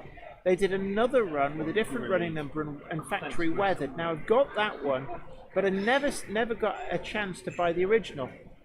Found not one but two in the hall. I bought one of them, and then I found another one for sale in the hall. So it just goes to show that sometimes that key unusual item is out there waiting for you on some of the bargain tables. And that second wagon is still out there. I just before I came back to the stand, it's been out there being rummaged all day, still there, up for grabs. Also seen a lot of some of the really hard to get Hornby 00. That's available, some remarkable condition stuff. Western region restaurant car, seen one of those, mint and box, but also the southern tin plate open wagon and ventilated wagon, and the southern brake van. Basically all of the really super rare Hornby 00 wagons that as a collector were absolute pain to find are all on one stand here in the hall. It's really quite amazing. PN Motorsport Train says, do they have something for shaky hands though? Well, the thing is, if you've got a nice high-powered soldering iron and no clean flux, then actually it's one dab and done, and that means that you've got far less risk of accidentally touching the soldering iron to something else. So, in a way, having the right tools for the job with soldering is good for everybody, because you spend less time with the iron hot on the job, less risk to your model, less risk to your electronics, and you get a much better result. But we're winding down here now, so it's 16:37, a few more minutes, and I'm going to love you and leave you guys. But a huge thank you to TMC. So we're just going to just put in the sponsor slot for TMC, the Model Centre, who very, very kindly hosted us here at the Doncaster Festival of British Railway Modelling. Time for a cheeky plug. We're always on the hunt at TMC for innovative products, and no end of modelers have problems with fiberglass pencils, you know, fibres getting stuck.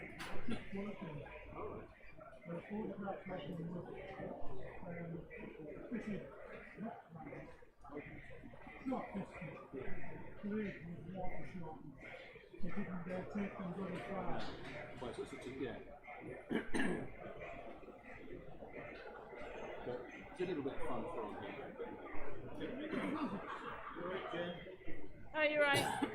All right, sir. Yeah, it's been a long day. My feet. Tomorrow, are you? Yeah, we're here tomorrow, but we're not. Here tomorrow. No, we are here, but we're not live stream. Yeah, we're Joe Q Punters tomorrow. Oh, I bet you live stream then. So, Eh? are you taking all this away tomorrow to the At the end of tonight, yeah, we're going to go and dump it all in the car. Yeah, you will. You come and hide here though if you want Yeah, to. we will. Don't you worry. We'll have both of these chairs, and we will be cluttering up the back of your stand. But yeah, all of our... We're upstairs with the live stream. The what, sorry? Upstairs with the live stream. Oh, is that upstairs? Oh. Up there, yeah. We'll get up there, hopefully we'll get up there tomorrow. See you next still up there. We're all up there, busy. How many kicking around?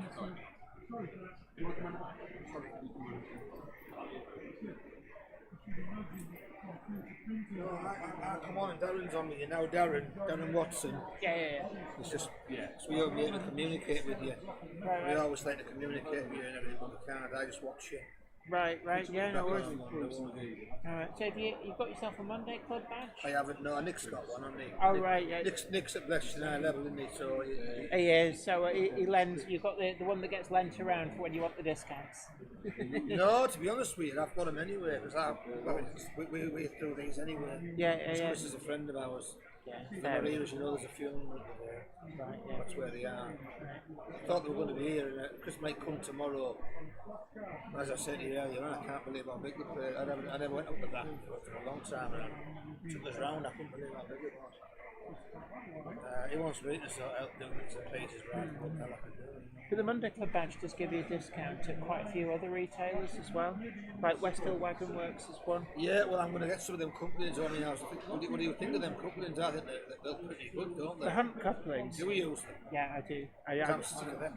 Come apart when you don't want them to, and then when you want to part them, you can't. Well, they're really, really good. Anyway, I'm sorry, I'm just coming down to the last few seconds. So. Oh, you're being edited. Sorry. No, it's not editing. It's going out live. Hold on.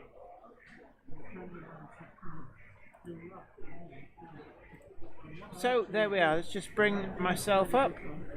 So there we are. We're just winding down here at the Doncaster Festival of British Railway Modelling. It's been great having your company, and a huge thank you to TMC, the Model Centre. Do you want to see the operator? We'll do a little spinny. Slimer Chairman 1 says, oh well, the sound for this is further back in the day. It's an exclusive fiberglass pen. Oh right, no sound at bit hidden. Huh. I honestly don't know what was going on there then. So we are here tomorrow, but we're not doing the live stream. But look, anyway, it's been great having your company. You guys take great care of yourself. Happy modelling, and bye for